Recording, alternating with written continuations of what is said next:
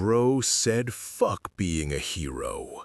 Izuku Midoriya, the kid everybody ignored, the kid who cried at hero videos, the boy All Might almost believed in, was never any of that. He was a predator. And the moment he killed a teacher with his bare hands, stole her power and laughed about it, Japan was already dead. Welcome, legends, to Chronos Recom. I wrote this story myself, so if you have any suggestions or what-ifs you want to see, drop it in the comments below. Also, just wanted to let you know I've got a Patreon set up now for anyone who wants to support the channel directly. You can get early access to stories, submit direct fan requests, and get exclusive content. It's totally optional, but if you want to help keep these stories coming, check it out. Links in the description. And don't forget to subscribe, like, and hit that bell so you never miss an upload. Let's dive into this story. The unforeseen simulation joint was supposed to be a controlled environment. That was the whole point.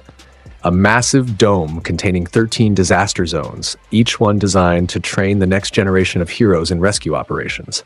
Flood zones, landslide zones, fire zones, windstorm zones, all of it fabricated, all of it safe. The facility had been designed by 13, the space hero, whose mastery over gravitational forces had shaped every corner of the building. Today, Class 1A of UA High School's hero course stood at the entrance plaza, staring down at the sprawling facility below them. 20 students in their freshly designed hero costumes, most of them barely 16 years old, buzzing with the nervous excitement that came from their first real field exercise. 13 stood at the top of the stairs, helmet gleaming under the artificial lights, one finger raised in a characteristic lecture pose. "Before we begin," the space hero said, voice echoing slightly inside the suit, "I want to remind all of you that my quirk, Black Hole, can just as easily kill as it can save. Every one of your quirks has that potential. Today is about learning to use your power to help people, not to fight." Behind the students, Eraserhead, Shota Aizawa, stood with his capture weapon draped around his shoulders, dark eyes scanning the facility below. Something felt off. He couldn't place it. The air tasted wrong, like the static before a thunderstorm. Among the students, one boy stood near the back of the group. Green hair, freckled cheeks, wide eyes that darted around with apparent anxiety. He wore a costume that looked like a green rabbit. Earnest, almost embarrassingly so.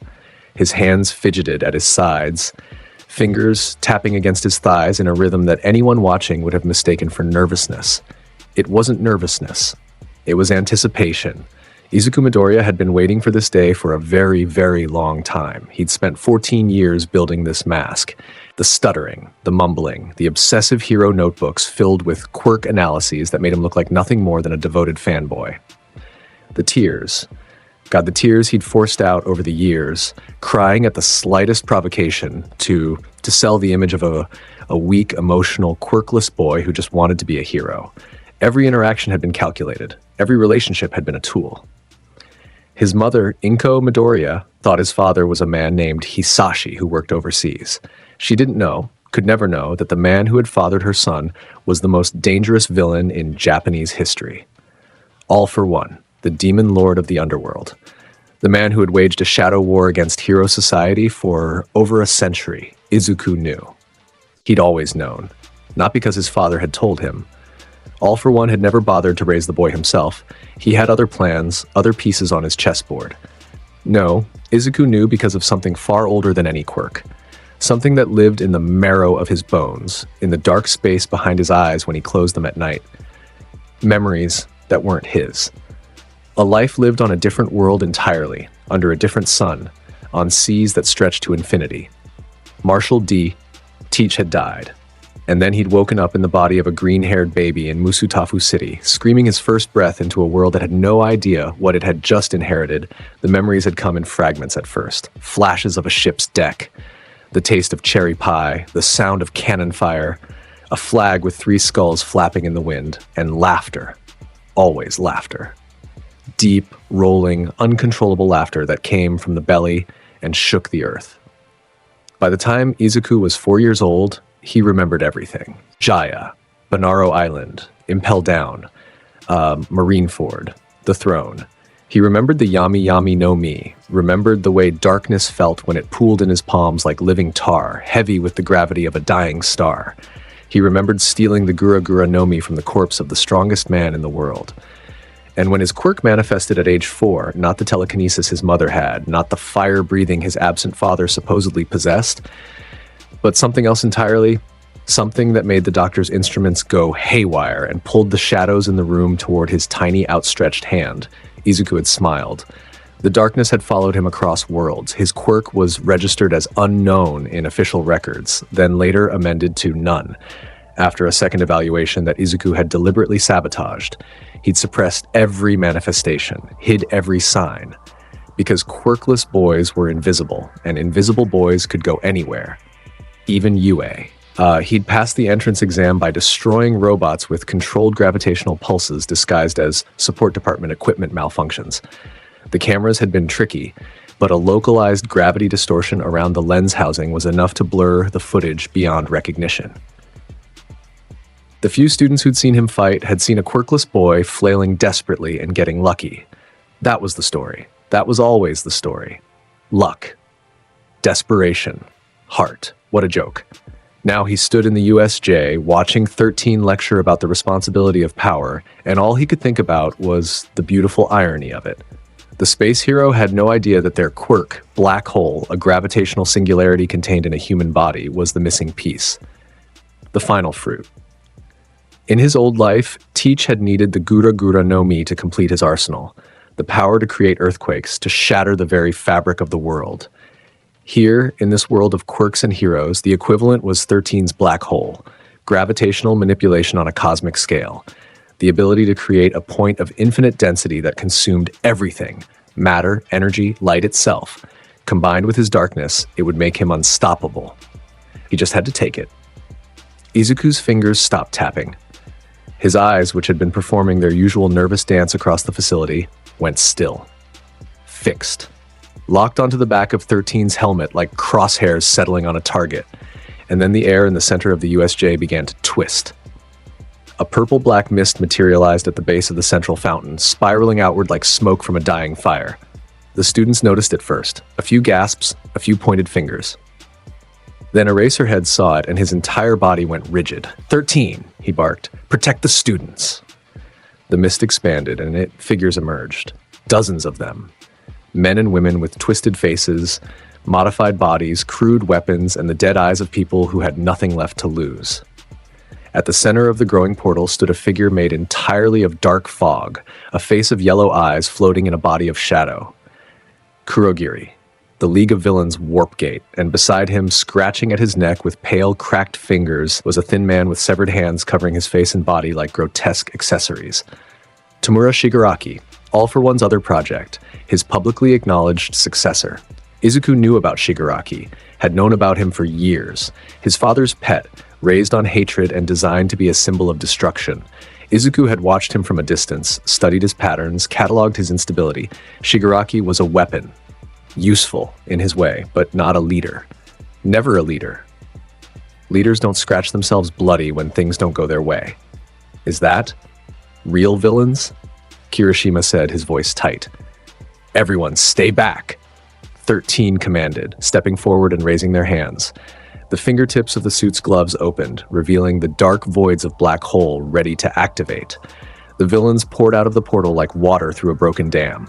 20, 50, 100. They scattered across the facility's disaster zones, whooping and howling.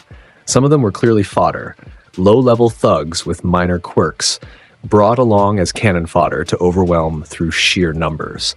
Eraserhead pulled his goggles over his eyes and leaped from the entrance plaza, his capture weapon unspooling behind him like the tail of a comet. He dove into the mass of villains below, and the fight began. The students watched their teacher go to work. Aizawa was efficient, brutal, and precise. His quirk, Erasure, shut down enemy abilities with a glance. His fighting style was all angles and leverage, using his capture weapon to bind, throw, and incapacitate with mechanical precision. Villains dropped around him like puppets with cut strings, but there were too many, and they kept coming. "We need to evacuate," Ida shouted, ever the class representative, we should get to the entrance and call for reinforcements. Ida's right, 13 agreed. Everyone, follow me. We're leaving through the purple mist bloomed in front of them, blocking the exit. Kurogiri's yellow eyes materialized in the fog, staring down at the students with an alien calm. I'm afraid I can't allow that, the fog villain said. We are the League of Villains, and we have come here today with a very specific purpose, to kill the symbol of peace, All Might. Several students took fighting stances. Bakugo Katsuki, the explosive blonde at the front of the group, was already generating sparks from his palms, his face twisted into a snarl. Get the hell out of our way, mist freak, he lunged. Kirishima lunged with him. Kurogiri opened his mist wide, and in an instant, students began to vanish, scattered through the facility, dropped into different disaster zones, separated and confused. Those who remained, Ida, Uraraka, Sero, Ashido, Sato, and a handful of others, clustered around 13, Saku had pivoted to face Kurogiri. Stay behind me, 13 ordered.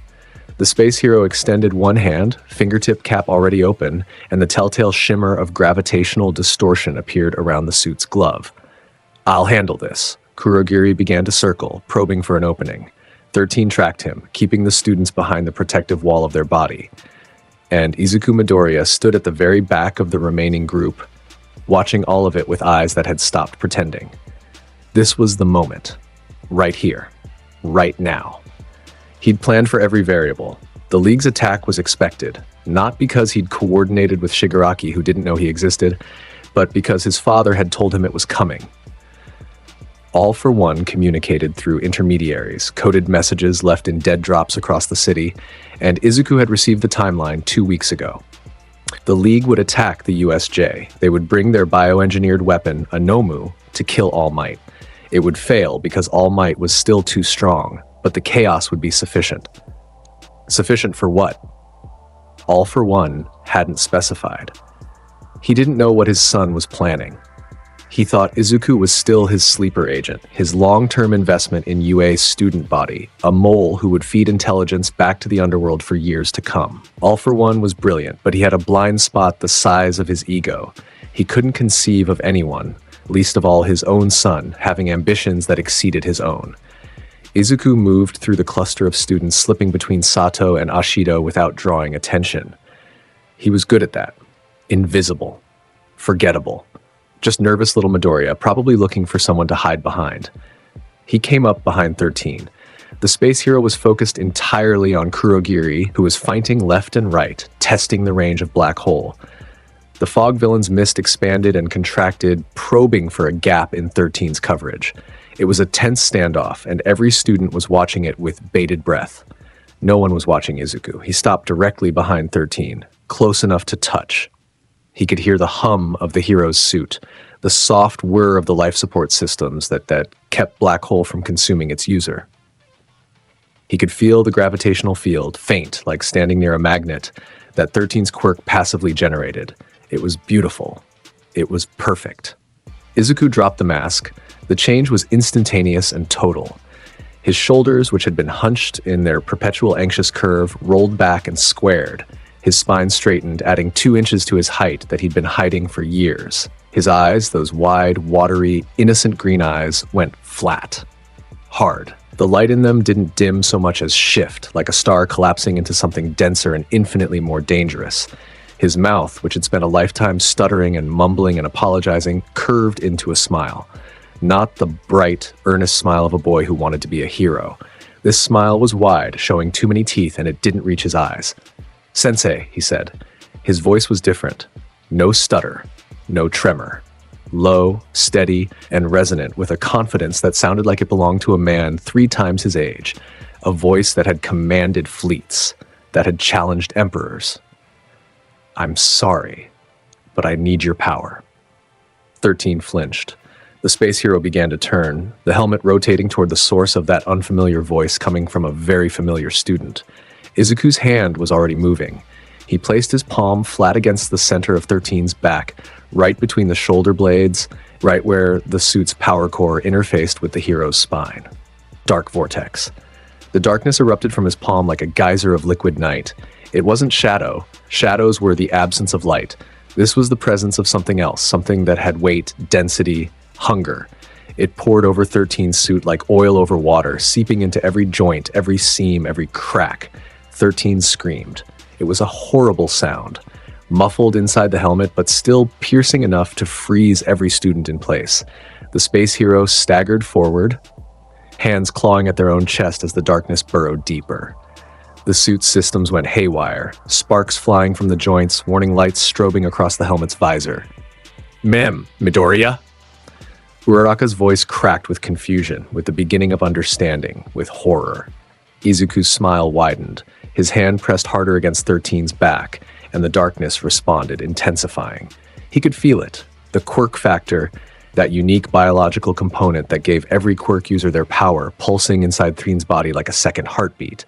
His darkness wrapped around it, squeezed it, began to pull. This was the part that hurt. Not for him, for them. Tearing a quirk factor from a living body was like ripping a tooth from its socket, except the tooth was woven into every cell, every nerve ending, every strand of DNA. It couldn't be done gently. It couldn't be done painlessly. And Izuku didn't care about either of those things. 13's scream rose in pitch, in desperation. The hero's body convulsed. Cracks appeared in the suit's outer shell as the gravitational forces inside went berserk. Miniature singularities forming and collapsing within the armor like dying stars. What is he doing? Sero shouted. Stop! Stop it! Uraraka lunged forward, reaching for Izuku's arm. She got within 2 feet of him before the gravity hit her. Not his quirk, the ambient gravitational field created by 2 black hole-adjacent powers interacting in close proximity. It was like running into a wall of invisible concrete. She crumpled, sliding backward across the floor, gasping. Izuku didn't even glance at her. Almost there, he murmured, his voice almost tender, like a surgeon performing a delicate operation. Almost. The quirk factor resisted. They always did. It was a survival mechanism, the body's way of protecting its most fundamental component. But Izuku's darkness was absolute. It was gravity itself, the most fundamental force in the universe, and gravity did not ask permission. It took. He pulled. 13's body arched backward, a silent scream locked in a throat that could no longer produce sound. The hero's hands reached toward the sky, fingers splayed, grasping at nothing, and then went limp. The darkness surged back into Izuku's body, carrying its prize. He felt the black hole quirk factor integrate with his own biology, a rush of power that made his vision white out for a half second, that made his teeth ache and his bones vibrate and every cell in his body sing with a frequency that was older than the earth. It was like swallowing a star. It was like becoming a star. He felt complete. Izuku removed his hand from 13's back. The space hero dropped to the ground like a puppet with its strings cut. The suit sparked once, twice, and went dark. Inside the helmet, behind the cracked visor, there was nothing. No movement, no breath. 13 was dead. The silence that followed was absolute. Even the sounds of distant fighting, Eraserhead below, the scattered students in the disaster zones, seemed to fade, as if the world itself had taken a breath and held it. Izuku looked at his hand. Darkness writhed between his fingers like living smoke, denser and more complex than it had been moments ago. Within it, he could see flickers of something new, spatial distortion, gravitational collapse, the raw mechanics of a black hole compressed into flesh and bone. He flexed his fingers, and the air around his hand rippled. And then he laughed. Zeha! It started low in his chest and built like a wave, deep, rolling, wild. A laugh that had no nervousness, like no self-consciousness, no restraint. It was the laugh of a man who had just taken exactly what he wanted from a world that had been foolish enough to let him. Zeha! It echoed off the USJ's domed ceiling. It rolled down the stairs and across the disaster zones. It reached the ears of every student, every villain, every hero in the building, and it made all of them stop. Because there was something fundamentally wrong with that laugh. Something ancient. Something that didn't belong in the mouth of a 16-year-old boy. Ida was the first to speak. His voice was barely above a whisper, but in the silence, it carried. Midoriya, what have you done? Izuku turned to face his former classmates. 20 minutes ago, he'd been standing among them, nervously adjusting his costume, asking Uraraka if she was excited about the exercise. Now he stood over the body of the hero who was supposed to protect them. darkness coiling around his arms like serpents, and he looked at them the way a wolf looks at sheep. "What I've been planning to do since I first heard 13's name," he said. "No stutter, no hesitation. What I came to UA to do, what I was born to do." You killed them," Ashido breathed. Her pink skin had gone pale. "You killed 13. I took what I needed. Dying was a side effect," Izuku shrugged. The casual cruelty of the gesture, the absolute indifference, was worse than any threat he could have made. "Midoriya!" The voice came from below. Eraserhead stood at the base of the entrance stairs, capture weapon, bloody, goggle lenses locked onto Izuku. His quirk was active, his hair floating, his eyes burning with the power of erasure. But even as his gaze fixed on Izuku, the boy felt nothing change. No suppression, no dampening. Eraserhead's eyes widened. His quirk wasn't working. Izuku smiled at him. "Your erasure targets the quirk factor's active state, Sensei. My darkness doesn't have an active state. It's always on. It's part of my biology, woven into every cell. You can't erase what you can't separate from the host." Aizawa's jaw tightened. He launched himself up the stairs, capture weapon whipping toward Izuku in a binding strike. Izuku raised his left hand. Liberation! A wave of gravitational force exploded outward from his palm. Not darkness. Pure gravity, amplified by the newly integrated black hole quirk. The capture weapon was ripped from Aizawa's hands and sent spiraling into the air. Aizawa himself was thrown backward, his body ragdolling down the stairs before he caught himself on a railing, blood streaming from a gash on his forehead. "Don't," Izuku said, and his voice was almost kind. "You're a good teacher, Eraserhead. I learned a lot from you. But you can't stop me, and I'd rather not kill anyone else today who doesn't need to die. Need to." Aizawa's voice was raw with disbelief. "You murdered a hero. You're a student." "I was never a student." Izuku looked out over the USJ at the chaos below. The scattered students fighting for survival in the disaster zones, the League villains prowling between the zones, Kurogiri hovering nearby, watching this unexpected development with visible confusion. I was a patient man wearing a costume waiting for my moment. He turned to face the remaining students on the entrance plaza. Ida, Uraraka, Sero, Ashido, Sato, Shoji, Ojiro, Hagakure.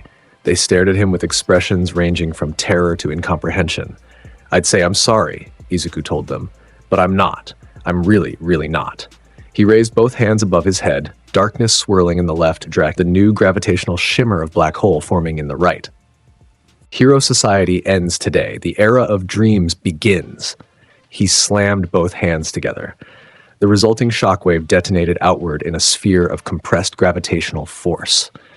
The entrance plaza cracked, then buckled, then collapsed inward as if a giant invisible fist had punched down through the foundation. The students were thrown off their feet, sent tumbling across the shattering tile as chunks of the ceiling rained down. Ida grabbed Uraka and Sero, hauling them toward the exit with desperate strength. But the exit was where the destruction was worst. The entire entrance section of the USJ, the reinforced doors, the observation deck, the security systems, folded in on itself like a crushed soda can. Metal screamed, glass shattered into powder. The ground split open in jagged fissures that ran the length of the plaza. Through the chaos, through the dust and the screaming and the thunder of collapsing architecture, Izuku walked forward, calm, unhurried. The debris parted around him, repelled by the passive gravitational field that now surrounded his body like an invisible atmosphere. He reached the edge of the destroyed plaza and looked down at the facility below. The villains had stopped fighting. The students had stopped fighting. Everyone was looking up at the entrance, at the boy standing in the ruins he just created, wreathed in darkness and gravitational distortion. Kurogiri materialized beside him. The fog villain's yellow eyes were wary, calculating. "You are not part of our plan." "No," Izuku agreed. "I'm not part of anyone's plan. Shigaraki will not be pleased. Shigaraki is playing with toys. I'm not interested in his tantrums." Izuku looked at the fog villain. "But you're useful, Kurogiri. A warp gate is invaluable. So here's what's going to happen. You're going to open a portal and you're going to take me out of here. In exchange, I won't collapse your mist body into a singularity the size of a marble." Kurogiri was silent for a long moment. "And if I refuse?" Izuku's smile was patient. He held up his right hand and the air around it began to distort. Light bent. Sound warped. A point of absolute darkness, not his quirk's darkness, but the real thing. A genuine gravitational singularity no bigger than a pinhead flickered into existence above his palm. Everything within 10 feet began sliding toward it. Pebbles, dust, air. Kurogiri's mist rippled, drawn toward the point like smoke toward a drain. "That's a black hole," Izuku said conversationally. "A very small one. I'm still learning to control the scale, but even a small one would be uncomfortable for you." The singularity vanished. Izuku closed his fist. Kurogiri's eyes narrowed. Then, without a word, the fog villain opened a portal. Izuku looked down at the USJ one last time. Down in the flood zone, he could see Tsuyuasui's green hair breaking the surface of the water. In the landslide zone, Todoroki Shoto was encasing villains in ice with mechanical efficiency. In the ruins of the central plaza, Bakugo Katsuki was screaming and exploding everything in reach, too angry to be afraid. Good. Let them live. Let them carry the memory. Izuku stepped into the portal and vanished. Behind him, the USJ burned. The news broke within the hour. Every screen in Japan, every phone, every television, every holographic billboard erupted with the same headline: "Attack on UAS USJ facility. Space Hero 13 confirmed dead. Suspect, UA student Izuku Midoriya." The footage was fragmented, pulled from the USJ's surviving security cameras and the shaky recordings of students' wrist-mounted devices. But it was enough, more than enough. The image of a green-haired boy with darkness pouring from his hands, standing over the crumpled body of a beloved pro-hero, laughing that deep, inhuman laugh. It burned itself into the public consciousness like a brand. The Hero Public Safety Commission issued a statement within 2 hours. They called it an isolated incident. They called for calm. They promised that the perpetrator would be apprehended swiftly, and that UA's security protocols would be reviewed. They were lying, and everyone knew it. The underground exploded. Villain networks that had been dormant for years suddenly lit up with chatter. A student killed a pro-hero. A boy no older than 16 had ripped a quirk from a living body and walked away laughing. The implications were staggering.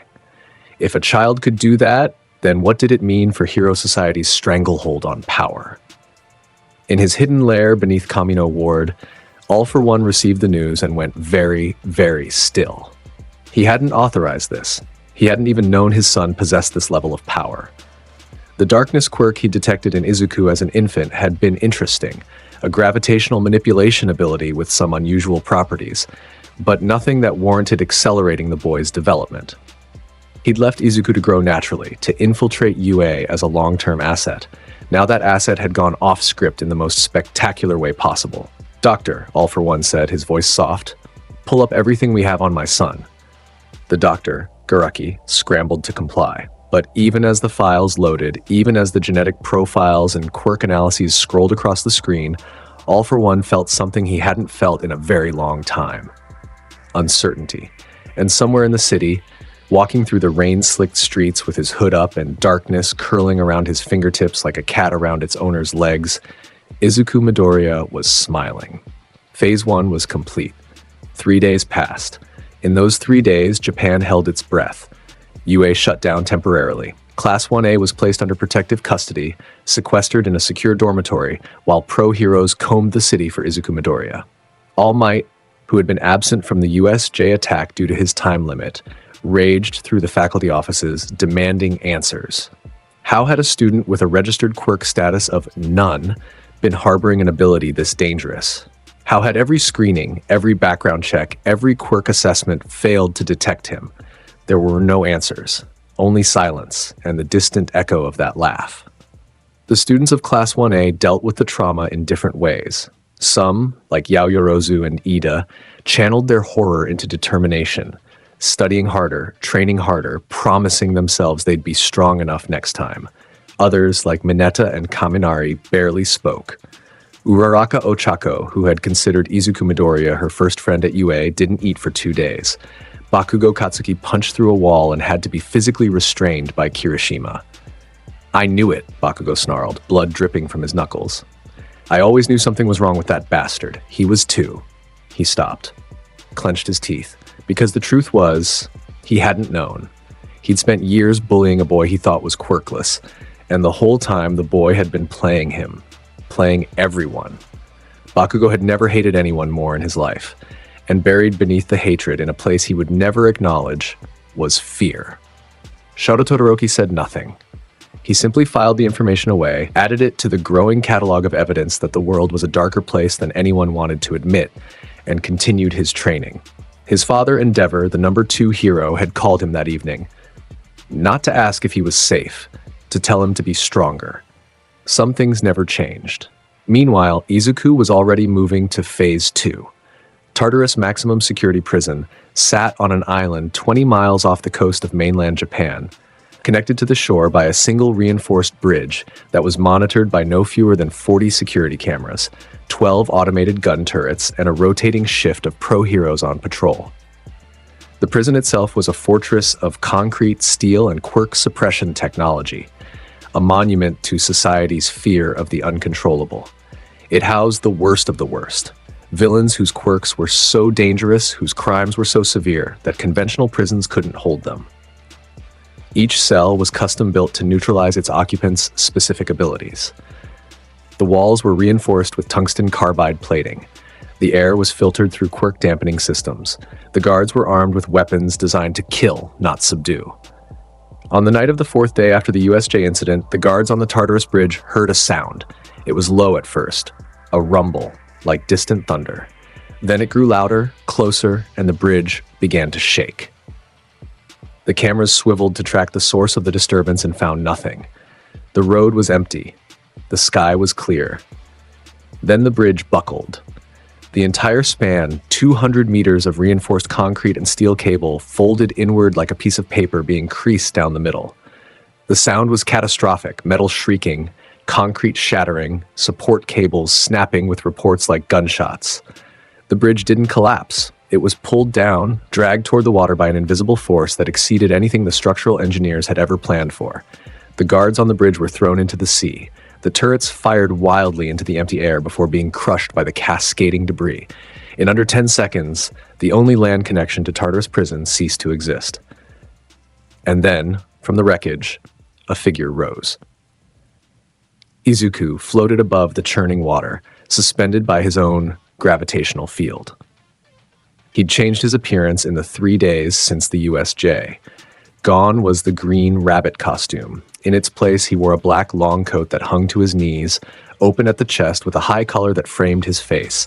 His green hair was pushed back, exposing his forehead and the sharp lines of a face that no longer bothered to look childish. Around his waist, tied like a sash, was a length of black fabric, the same fabric that would later serve a very specific purpose. He looked at Tartarus Prison. The facility's emergency lights were already activated, bathing the island in red. Sirens wailed. He could hear the distant thunder of boots as the internal security forces mobilized. "Zehaha," Izuku chuckled softly. Impressive. He flew toward the island, not fast but steady, giving the defenses time to react. He wanted them to react. He wanted them to throw everything they had at him so he could demonstrate, unequivocally, that it didn't matter. The first missile hit him square in the chest. The explosion was massive, a blossom of fire and shrapnel that consumed his entire body.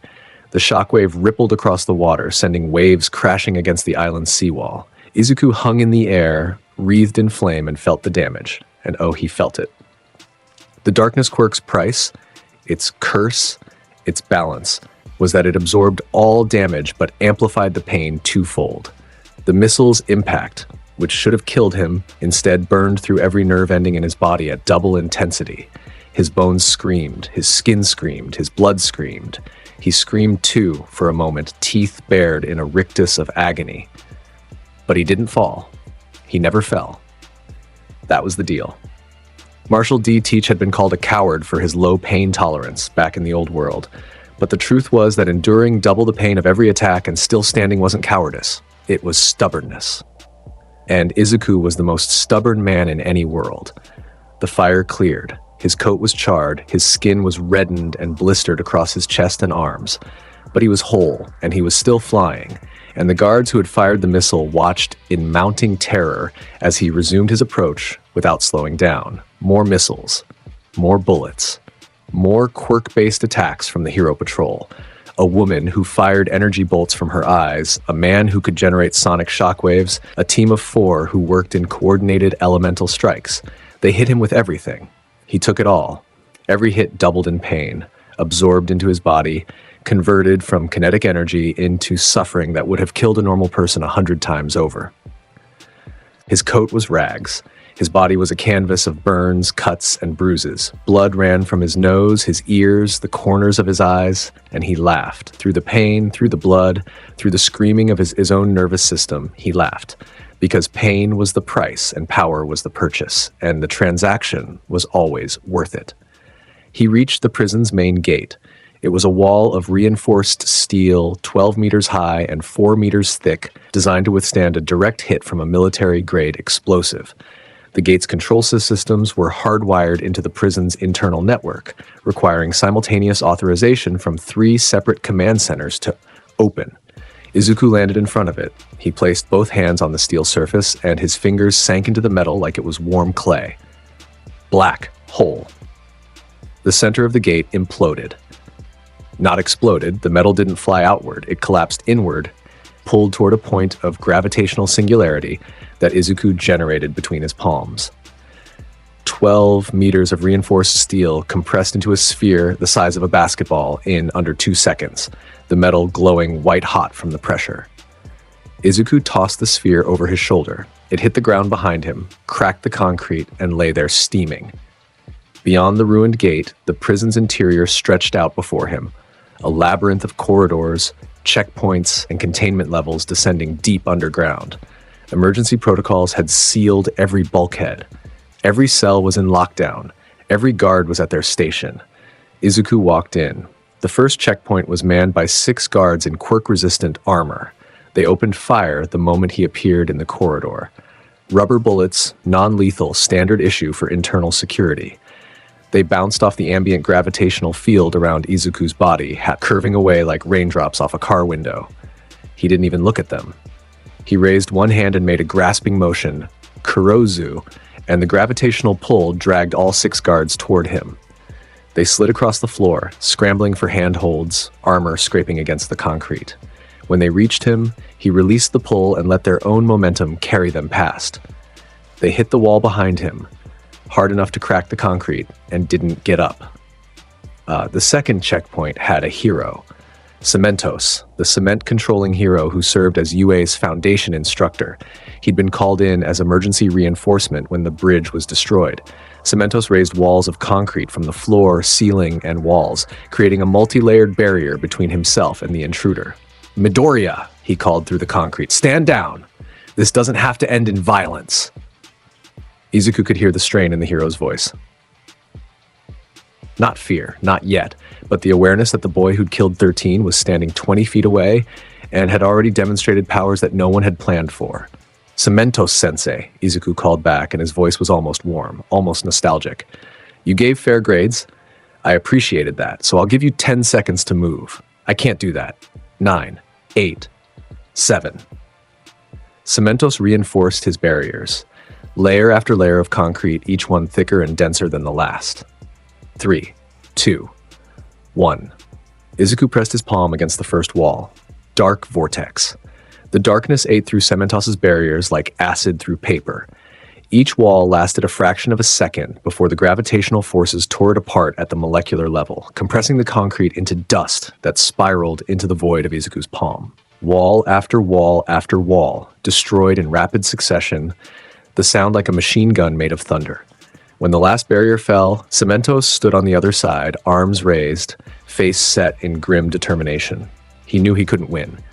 He'd known since the first wall fell, but he was a hero, and heroes didn't run. Izuku respected that.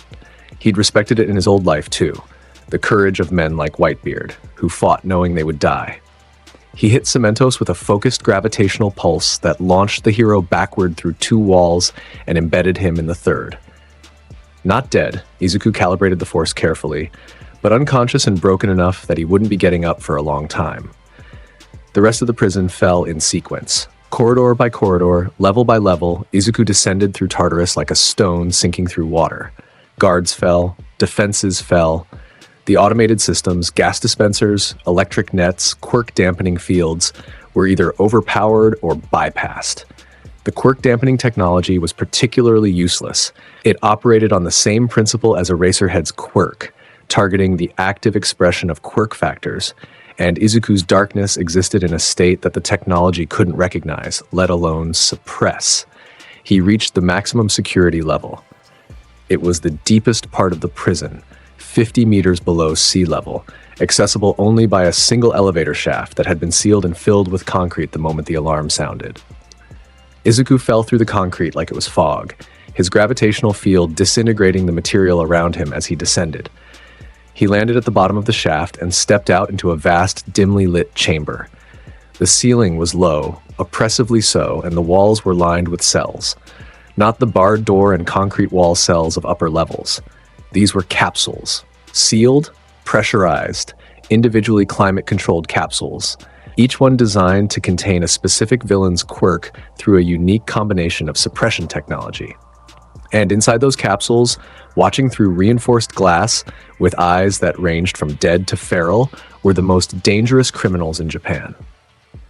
Izuku walked down the central corridor, taking his time, looking at each cell. He knew most of them by reputation, some by name, a few by the files his father had shared with him over the years. Muscular, real name Goto Iranaka, a massive man with a quirk that allowed him to amplify his muscle fibers to grotesque proportions, convicted of multiple murders including 2 pro-heroes, currently sedated, Moonfish, the blade-toothed villain.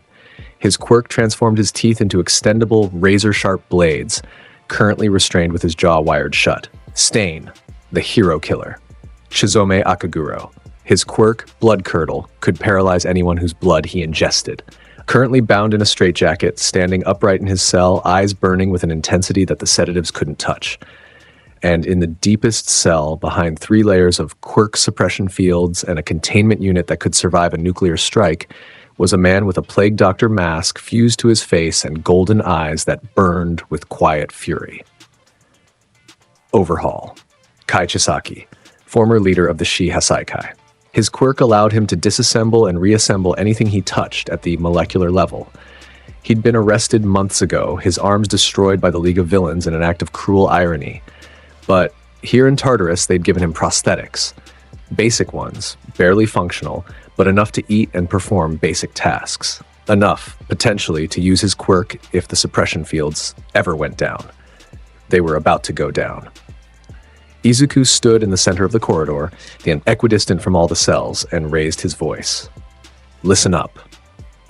The prisoners looked at him, some with curiosity, some with contempt, some with the glazed indifference of men and women who had given up hope of ever seeing the outside world again. My name is Izuku Midoriya. Some of you may have heard it recently. I'm the one who killed 13. He let that sink in, watching the ripple of recognition pass through the cells. I'm also the son of All for One. That got a bigger reaction. Stain's eyes narrowed. Overhaul's golden gaze sharpened. Muscular sat up in his cell, sedation forgotten. I am breaking you out, Izuku announced, arms spread wide, but I only need the strongest. Not everyone in this prison deserves to walk free, so here's what's going to happen. He raised his right hand. Darkness pulsed outward from his palm, and every quirk suppression field in the maximum security level died simultaneously. The hum of the suppression technology, the constant low-frequency drone that the prisoners had lived with for months or years, went silent. For the first time in a long time, every villain in the level felt their quirk come alive. I'm opening every cell in this block, Izuku said, and you're going to kill each other. The ones who survive are coming with me. Consider it an audition. He clenched his fist.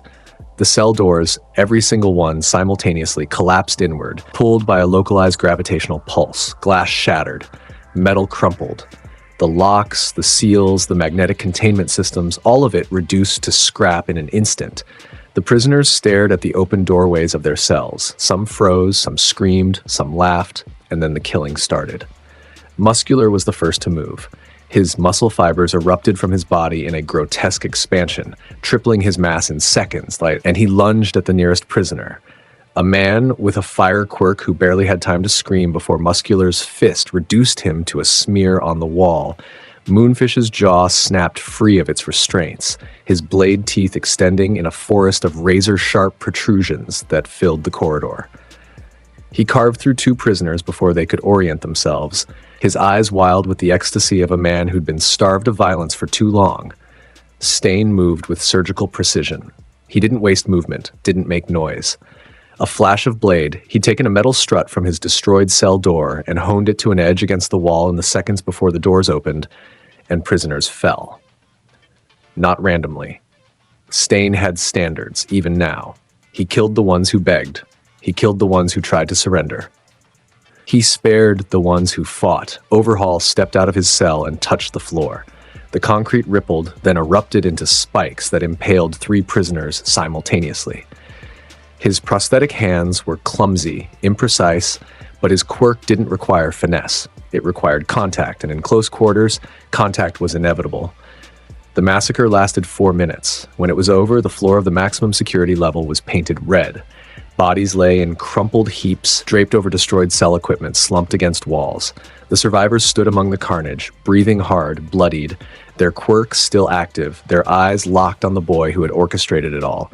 Izuku counted them. Muscular, Moonfish, Stain, Overhaul, a handful of others, a woman with an acid generation quirk, a man who could transform his body into living metal, 2 brothers with complementary telekinetic abilities. 8 in total. Not bad, Izuku said. He was leaning against the corridor wall, arms crossed, having watched the entire battle without moving. Welcome to the crew. Muscular cracked his knuckles. The massive villain's face was split by a grin. Crew? What is this? Pirates? Izuku's smile was slow, secret, and utterly genuine. You have no idea. Stain stepped forward. His bandaged face was expressionless, but his eyes, those piercing, fanatical eyes, were locked on Izuku with an intensity that would have made most people flinch. You, the hero killer said, all for one's son. Why should I follow you? My mission was to purge the false heroes. Your father is everything I despise, a parasite hiding in the dark, using others as pawns. I'm not my father, Izuku replied calmly, and I'm not asking you to follow me because of who my father is. I'm asking you because you and I want the same thing, Stain. Hell is the destruction of a broken system. You want to purge the fakes. I want to tear down the stage they perform on. The method differs. The destination is the same. Stain stared at him for a long time. Then, slowly, the hero killer nodded. Not agreement, not yet, but acknowledgement. Overhaul's reaction was different. The former Yakuza boss watched Izuku with clinical detachment, his golden eyes calculating. And what do you offer me, boy? I had an empire. I had plans. The hills, your father's dog Shigaraki took them from me. I offer you your hands back, Izuku said. He held up his palm. Darkness flickered across it. My quirk can manipulate matter at a gravitational level. I can't rebuild your hands the way they were. That's your territory, not mine.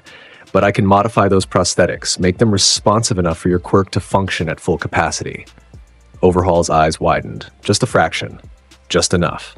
And in exchange, you fix me when I break. This body takes double damage from every hit. I need someone who can put me back together. A long silence. Then Overhaul nodded.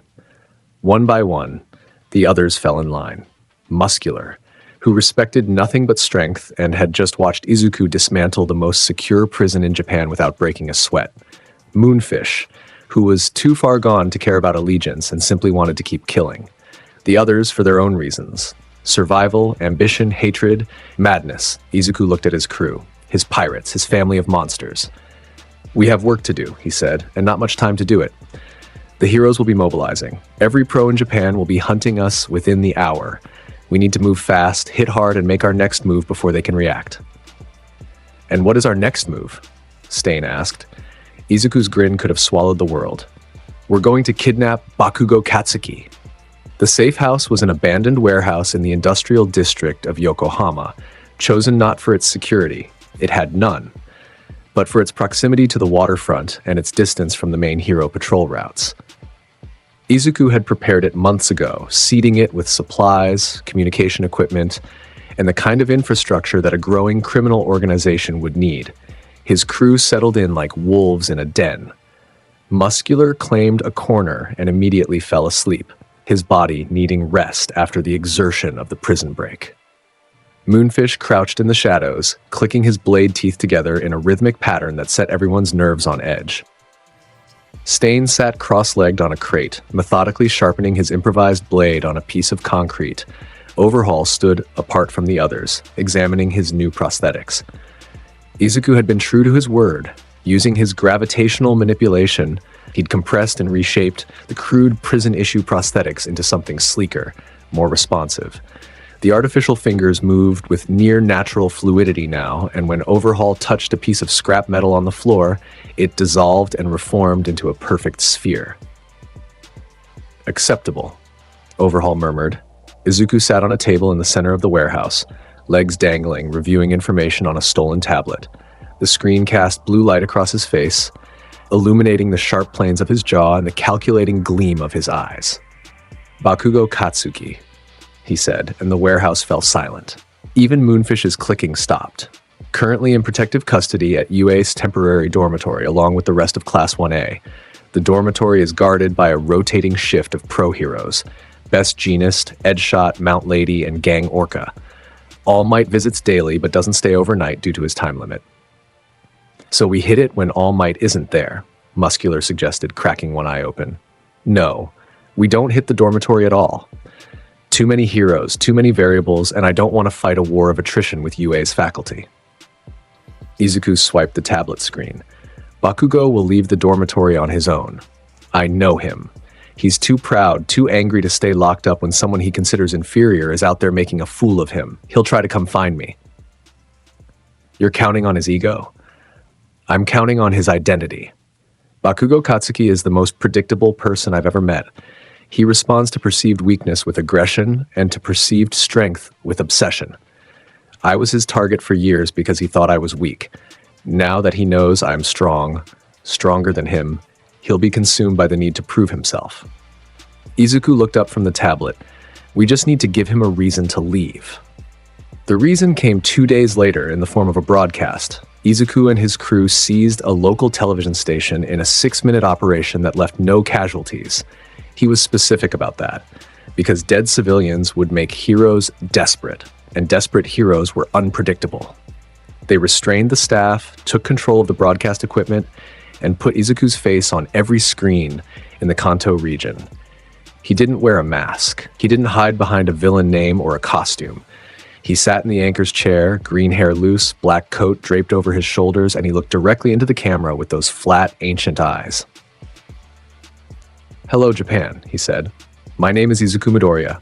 You know me. 3 days ago, I killed the Space Hero 13 and broke out the dangerous criminals in your country's history. Today, I want to talk about dreams." He leaned forward, elbows on the desk, fingers laced together. "When I was a kid, I dreamed of being a hero. Funny, right? The son of All for One, dreaming about capes and catchphrases. But I did. I watched All Might's debut video 1,000 times. I memorized his moves. I wrote notebooks about every hero I could find, analyzing their quirks, their fighting styles, their weaknesses." His smile was small and strange, almost nostalgic. "But here's the thing about dreams. They're not given. They're taken. The hero system tells you that if you're born with the right quirk, you get to matter. If you're not, you get to watch from the sidelines and be grateful that someone stronger is protecting you. That's not a dream. That's a leash." He straightened up. "So I'm going to destroy it, all of it. The hero rankings, the licensing system, the schools that sort children into futures based on an accident of genetics. The symbol of peace, that golden idol you've been worshiping for 30 years. All of it burns." He paused, letting the words settle. "But first, I want to have a conversation with an old friend, Bakugo Katsuki." He turned slightly, as if addressing someone just off camera. "Bakugo, I know you're watching. I know you're sitting in that dormitory, surrounded by heroes who treat you like a piece of evidence, and I know it's killing you. So here's my offer. Come find me. I'll be at Camino Ward in 3 days. Come alone or bring the whole class, it doesn't matter. I'll be there either way." He leaned back in the chair, spreading his arms wide. "And All Might? If you still have any fight left in that broken body of yours, come and save your student. I'll be waiting." His smile widened into that terrible grin. "Zah! The age of heroes is over. Come and face the new era." The broadcast cut. Japan erupted. The response was immediate and overwhelming. Every hero agency in the country mobilized. Emergency meetings were called at the highest levels of government. The Hero Public Safety Commission, which had been scrambling since the USJ incident, went into full crisis mode. But the real conversation was happening in the dormitory, where Class 1A was being held. Bakugo Katsuki watched the broadcast on his phone, replaying it 3 times, his face white with fury. The other students watched it too, some in the common room, some in their individual rooms, all of them experiencing the surreal horror of seeing a boy they'd sat next to in class declare war on everything they believed in. "He's insane," Kaminari whispered. "He's not insane," Todoroki said from his position by the window. "He's been planning this for years. Everything about him, the stuttering, the nervousness, the quirkless act, it was all deliberate. We were his cover." "But why?" Yaoyorozu's voice was strained. "If he had this power all along, why come to UA? Why sit through classes and training exercises?" 13, Ida said heavily. The class president's face was drawn, aged by the weight of what he'd witnessed. He came for 13's quirk. That's what he said. He was waiting for the opportunity. "And he used us," Uraraka said, barely above a whisper. "He used all of us." The room fell silent. It was Bakugo who broke it. "I'm going." Every head turned. "Bakugo, you can't be serious," Kirishima started. "He called me out by name, on national television. You think I'm going to sit here and hide?" Bakugo's palms crackled with barely restrained explosions. That bastard spent 4 years pretending to be weak, pretending I was better than him, laughing behind my back while He stopped. The muscles in his jaw worked. "I'm going to find him," Bakugo said, "and I'm going to kill him." "You're not going anywhere, young Bakugo." All Might stood in the doorway of the common room. He was in his deflated form, thin, gaunt, shadowed eyes sunken in a skeletal face. Blood stained the corner of his mouth, as it always did now that his injury from years ago had worsened. But his eyes were hard, and his voice carried a weight that silenced the room. "None of you are going to Kamino Ward. This is a trap designed specifically to draw you and me into a fight on his terms. We will not give him that." "Then what?" Bakugo demanded. "We just let him sit there? Let him keep killing heroes and breaking out villains. The pro heroes will handle this. I will handle this." All Might's thin hands clenched into fists. "Midoriya is my responsibility. I should have seen it. I should have known." "You couldn't have known," Aizawa said. The underground hero was leaning against the far wall, his arm in a sling, face half covered in bandages from his injuries at the USJ. "None of us could have. His deception was perfect." "That doesn't excuse my failure." All Might looked at the students, at the children whose trust had been shattered by one of their own. "I made a promise when I became a hero. I would be the symbol of peace. I would be the one who was always there. And I failed to protect 13. I failed to see the threat that was sitting in my classroom." He straightened, and for a moment, just a moment, the outline of his muscular form flickered around his skeletal frame, like a ghost of the man he used to be. "I will not fail again. I am going to Kamino Ward, and I am going to bring Midoriya to justice."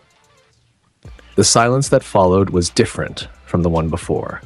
This one was heavy with the weight of a promise that everyone in the room knew might be the last one the symbol of peace ever made. What happened next was the result of converging inevitabilities. All Might planned to go to Kamino Ward with a strike team of top-tier heroes. Best Genist, Edgeshot, Matt Lady, Tiger, and Gang Orca would accompany him, forming a combined force that could theoretically match any threat. Bakugo planned to ignore orders and follow anyway. Kirishima, Todoroki, Yaoyorozu, and Ida planned to follow Bakugo because they couldn't let him go alone, and Izuku planned for all of it. What no one planned for was how quickly events would spiral beyond anyone's control. On the 3rd day, everything went wrong. Kamino Ward was an industrial district on the eastern edge of Yokohama, a grid of warehouses, factories, and commercial buildings that had been slowly declining for years. It was the kind of place where nobody looked too closely at anything, which made it perfect for Izuku's purposes. His crew had been busy. Muscular and the metal-bodied villain, who went by the name Chrome, had fortified a central warehouse complex into a defensible position. Overhaul had used his quirk to reshape the surrounding terrain, creating kill zones and choke points that would funnel any attacking force into predetermined paths. Stain had mapped escape routes and established observation posts on every surrounding rooftop. and in the center of the complex, bound to a chair with quirk suppression cuffs and a gag, sat Bakugo Katsuki. They'd taken him 2 days before the broadcast deadline. Not from the dormitory, Izuku had been telling the truth when he said Bakugo would come to them. The explosive boy had slipped out of UA's security cordon on the second night, moving through the city with the reckless confidence of someone who believed they were the hunter. He wasn't. Toga Himiko, another recruit, picked up not from Tartarus, but from the League's scattered remnants, had led Bakugo into an alley with a trail of false intel. Stain had been waiting in the shadows above. 1 drop of blood was all it took. Blood curdle locked Bakugo's muscles in place, and Toga sedated him before the paralysis wore off. They'd brought him to the warehouse, cuffed him, and waited. Now, on the morning of the 3rd day, Izuku sat across from his captive and watched him struggle. Bakugo was awake.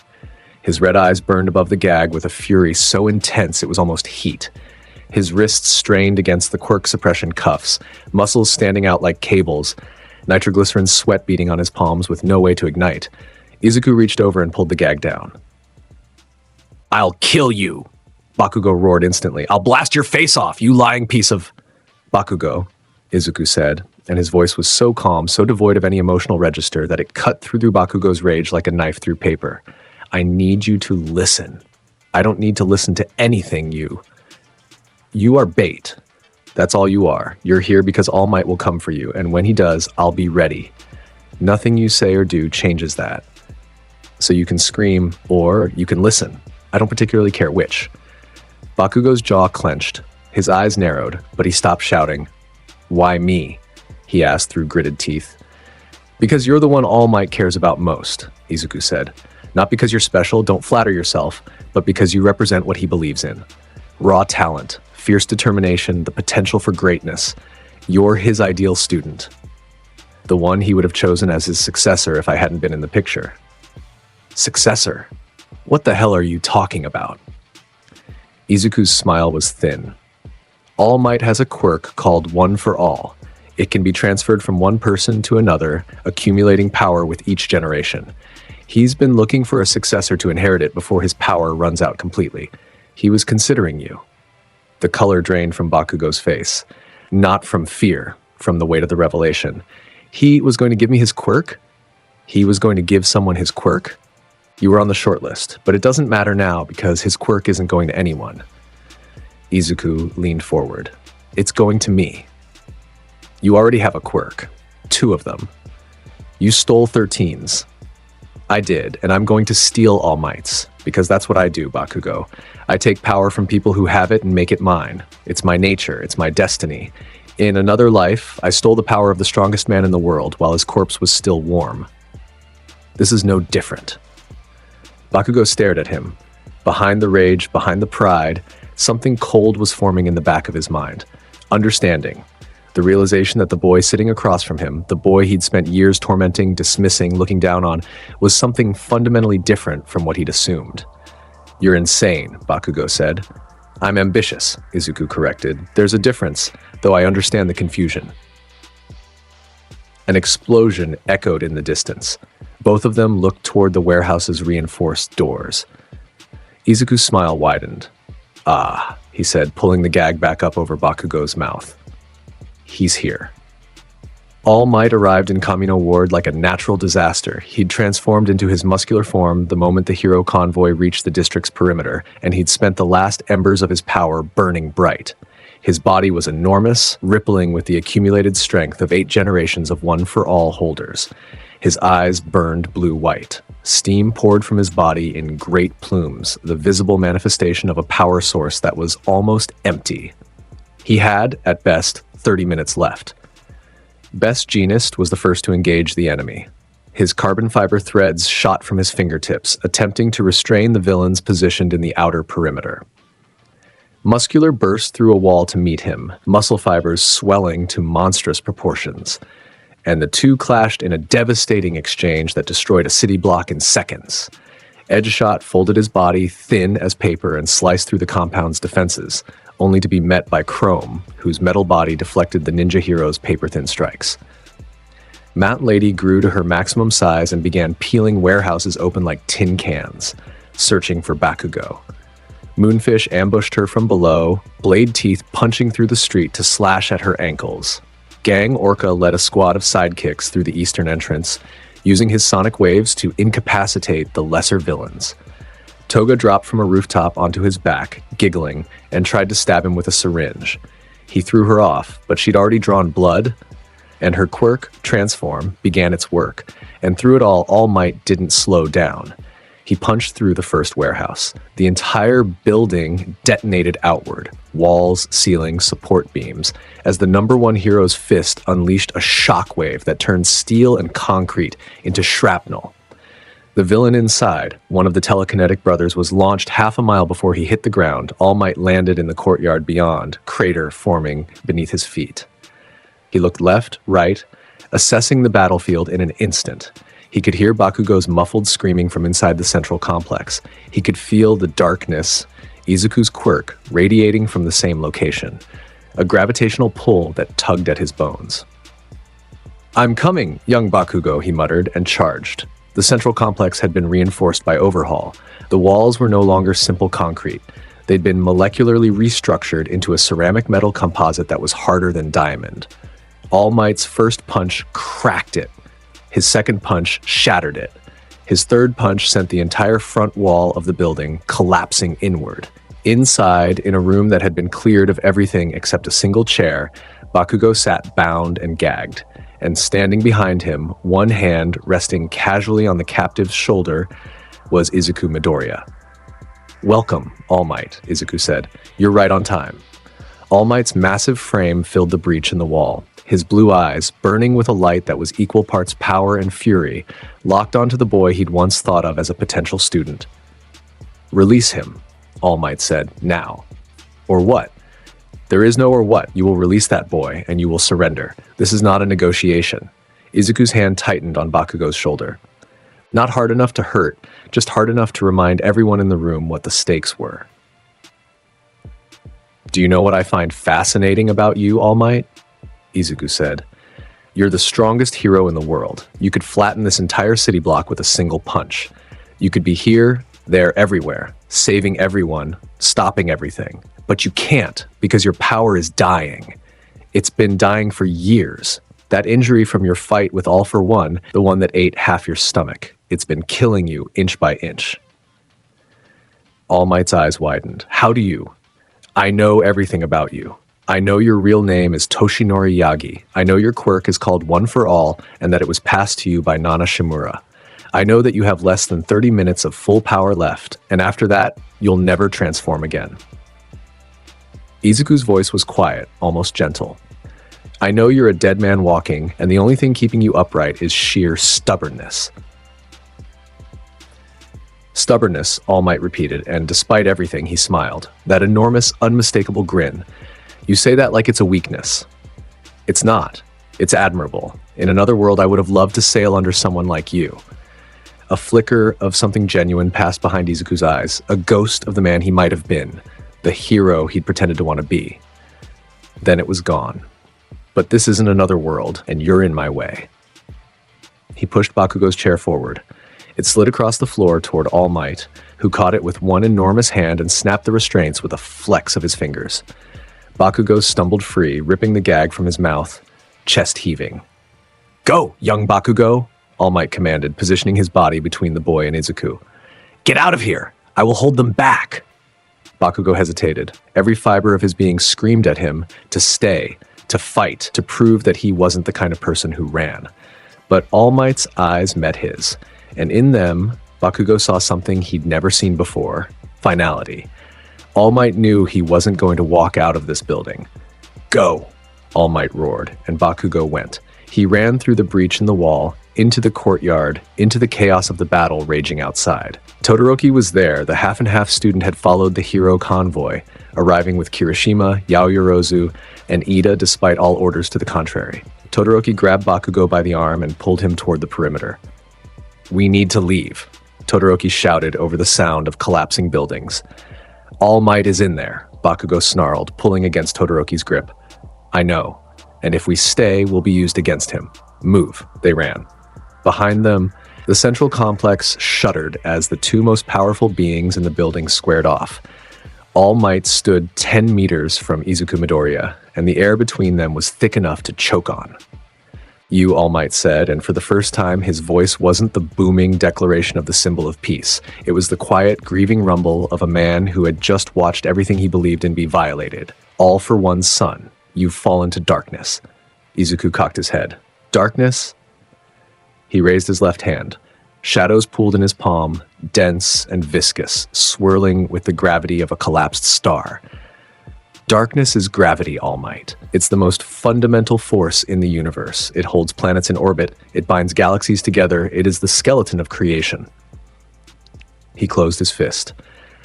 The darkness compressed, became denser, more intense, and it swallows everything. All Might attacked. The punch came faster than sound, faster than thought, a New Hampshire smash that displaced the air in a sonic boom so powerful it shattered every window in a 3-block radius. All Might's fist was a comet, trailing blue lightning as One for All's full power concentrated into a single devastating strike. Izuku didn't dodge. Kurozu. His right hand shot forward, open-palmed, and a vortex of gravitational force erupted from his fingertips. The technique pulled everything toward him: air, debris, dust, light. And All Might, already in the midst of a forward lunge, was caught in the pull. The hero's fist, which should have impacted Izuku's face with enough force to level a skyscraper, instead was redirected. The gravitational pull warped its trajectory, pulling All Might off balance, rotating his massive body around the axis of Izuku's outstretched hand. All Might's fist sailed past Izuku's head, close enough to ruffle his hair. The shockwave of the near miss punched through the wall behind Izuku, erasing it from existence. And Izuku's left hand was already on All Might's forearm. Dark vortex. Darkness exploded from the point of contact. It raced up All Might's arm, across his shoulder, down his chest. Where it touched, One for All flickered and died. The quirk's energy suppressed, nullified, rendered inert by the absolute gravity of Izuku's darkness. All Might felt it immediately. The strength drained from his right arm like water from a broken glass. His muscles, empowered by generations of accumulated energy, suddenly felt normal, weak, human. What? All Might yanked his arm free, staggering backward. He looked at his right hand. The lightning of One for All was gone. The arm hung at his side, thin and skeletal, his true form breaking through in the places where darkness had touched. That's my power, Izuku said, flexing the hand that had touched All Might. Traces of One for All's lightning crackled across his fingers before being absorbed into the darkness. Not the stealing. Not yet. Just the nullification. Anything I touch, I can shut down. Your quirk, your strength, your speed, it's all dependent on One for All, and One for All goes silent when I'm close. All Might's jaw tightened. He shifted his stance, leading with his left side. Then I'll hit you with the hand you haven't touched. He lunged again, left-handed this time, a Detroit smash that came from a different angle, aimed at Izuku's ribs. It was slower than the first punch, less refined, because All Might was right-handed and the left carried less of his practiced technique. Izuku activated Black Hole. A sphere of absolute darkness materialized between them. Not large, maybe the size of a basketball, but infinitely dense. All Might's fist hit it and stopped dead. Not deflected, not redirected. Stopped, as if he'd punched a wall that was anchored to the fabric of the universe itself. The shockwave that should have accompanied the punch was swallowed. The kinetic energy was consumed. The sound disappeared into the singularity like a scream into a void. All Might's eyes widened. He'd punched a lot of things in his career. Nomu. All for one. Buildings, mountains, storms. Nothing had ever just absorbed his full power punch like it didn't exist. Izuku dispelled the miniature black hole and counterattacked. He drove his fist into All Might's gut, not with superhuman strength because he didn't have One for All yet, but with darkness-enhanced gravity that multiplied the impact force tenfold. His fist hit like a wrecking ball. All Might buckled. Blood erupted from his mouth. Bright red, too much. The kind of bleeding that came from the old wound in his abdomen reopening under stress. He staggered backward, one hand pressed to his stomach, and for a terrifying moment, his muscular form flickered like a dying light bulb. You're running out of time, Izuku observed, wiping All Might's blood from his knuckles. Your body can't maintain the transformation much longer. Every second we fight, you get weaker. And every hit you take, All Might growled, straightening up through sheer willpower, hurts you double. Don't think I haven't noticed. He was right. Izuku's body was screaming. The ambient damage from being this close to All Might's attacks, even the shockwaves, even the displaced air was being absorbed by his darkness and fed back as amplified pain. His ribs ached, his skull throbbed, his nerves felt like they were on fire, but he didn't show it. He'd had a lifetime of practice, 2 lifetimes at hiding pain behind a smile. You're right, Izuku said. I feel everything twice, but I also survive everything. And you don't. All Might charged again. This time he didn't aim for a single devastating blow. Instead, he unleashed a barrage. Left, right, right. A machine gun series of punches that came so fast they blurred, each one strong enough to demolish a building. Izuku wove through them. Not gracefully. He wasn't a martial artist and All Might was faster than anything he'd ever faced, but efficiently, using controlled gravitational fields to redirect punches that would have hit him, to slow the ones he couldn't dodge, to soften the impacts of the ones that connected. And they did connect. All Might's left fist caught Izuku's right shoulder and dislocated it with a sickening pop. A follow-up knee strike caught him in the sternum and launched him through a wall. A descending axe kick cratered the ground where he'd landed half a second after he rolled clear. Each hit doubled. The dislocated shoulder felt like the bone had been torn from the socket. The knee strike felt like his chest had been caved in. The near miss of the axe kick sent shockwaves through his body that made his vision white out. Izuku laughed through the pain, that deep, rolling Blackbeard laugh that echoed off the ruins around them. Zehaha, that's it, All Might. That's the power of the strongest hero. Show me more. All Might's response was a Texas smash, an overhead blow that split the air itself, creating a visible shockwave that raced toward Izuku like a wall of compressed atmosphere. Izuku met it with both hands outstretched. Black spiral! The gravitational vortex that erupted from his palms collided with All Might's shockwave head-on. The two forces, kinetic destruction and gravitational compression, warred for a fraction of a second before Izuku's black spiral won, wrapping the shockwave in a spiraling field that redirected it upward through the ceiling, through the upper floors, through the roof, and into the sky. The building above them was sheared in half. The upper 3 stories slid off the foundation and collapsed sideways, raining concrete and steel into the courtyard outside. Through the newly created skylight, moonlight poured into the battlefield. All Might and Izuku stood facing each other in the ruins, both breathing hard. All Might's muscular form was degrading visibly now. His left arm was starting to thin, his face was gaunt, steam was pouring from his body in desperate billows. He had minutes left, maybe less. Izuku's right arm hung at his side, dislocated. His coat was shredded. Blood ran from a dozen cuts and contusions, each one screaming at twice its actual intensity. His body was a symphony of pain. Neither of them was going to stop. You know, Izuku said, resetting his shoulder with a nauseating pop and a bitten-off scream. In another life, the strongest man in the world was called Whitebeard, Edward Newgate. He was everything you are, a symbol, a protector, a man who held the world together through sheer force of will. All Might said nothing. He was gathering the last of his strength, concentrating one for all into his right arm, the one that Izuku's darkness had temporarily nullified, now recovered enough for one more hit. He died standing, Izuku continued, hundreds of wounds, swords in his back, holes in his chest, and he died on his feet because he was too stubborn, too proud to fall. The lightning of One for All crackled around All Might's right fist, building, intensifying, becoming blinding. I respected him, Izuku said softly. I respected him more than anyone I'd ever met, and I still took everything he had. All Might's eyes burned. You are not him, the hero said, his voice carrying the weight of 8 generations of inherited will. And I am not your stepping stone. He attacked. One final punch. Everything he had left, every ember of One for All, every ounce of his failing body's strength, every year of his career as the symbol of peace, concentrated into his right fist. It was not a name technique. It didn't need a name. It was simply the last punch of the greatest hero who ever lived, and it carried enough force to reshape the landscape. Izuku met it. He thrust both hands forward, darkness in the left, black hole in the right, and he generated the strongest gravitational field he'd ever produced.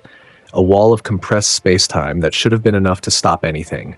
All Might's fist hit the gravitational wall and pushed through it. The wall slowed him. It didn't stop him. One for All, stockpiled across 8 generations, carrying the will of every user before him, refused to be negated. It burned through the gravitational field like sunlight through fog. Diminished but not destroyed, the fist hit Izuku in the chest. The impact was apocalyptic. Izuku's feet left the ground, his body bent around All Might's fist, spine curving, ribs cracking, organs compressing, and then he was flying backward. Through 1 wall, through 2 walls, through 3 walls, through a steel support beam that snapped against his back like a twig. He hit the far wall of the compound and cratered into it. The impact doubled. Every cracked rib became a shattered one. Every bruise became a hemorrhage. Every nerve ending in his body fired at once, and the pain was so absolute, so all-encompassing, that for a moment Izuku ceased to exist as a thinking being and became nothing but a vessel for agony. He hung there, embedded in the wall, blood dripping from his mouth, his nose, his eyes. His arms hung limp, his legs dangled. He looked broken. He looked dead. All Might stood in the center of the ruined building, right arm steaming, form flickering. He'd given everything. There was nothing left. One for All's embers were guttering, dying, the candle at the end of its wick. "It's over," All Might whispered. Izuku's fingers twitched. Then his left hand closed. Darkness pulsed. Heh!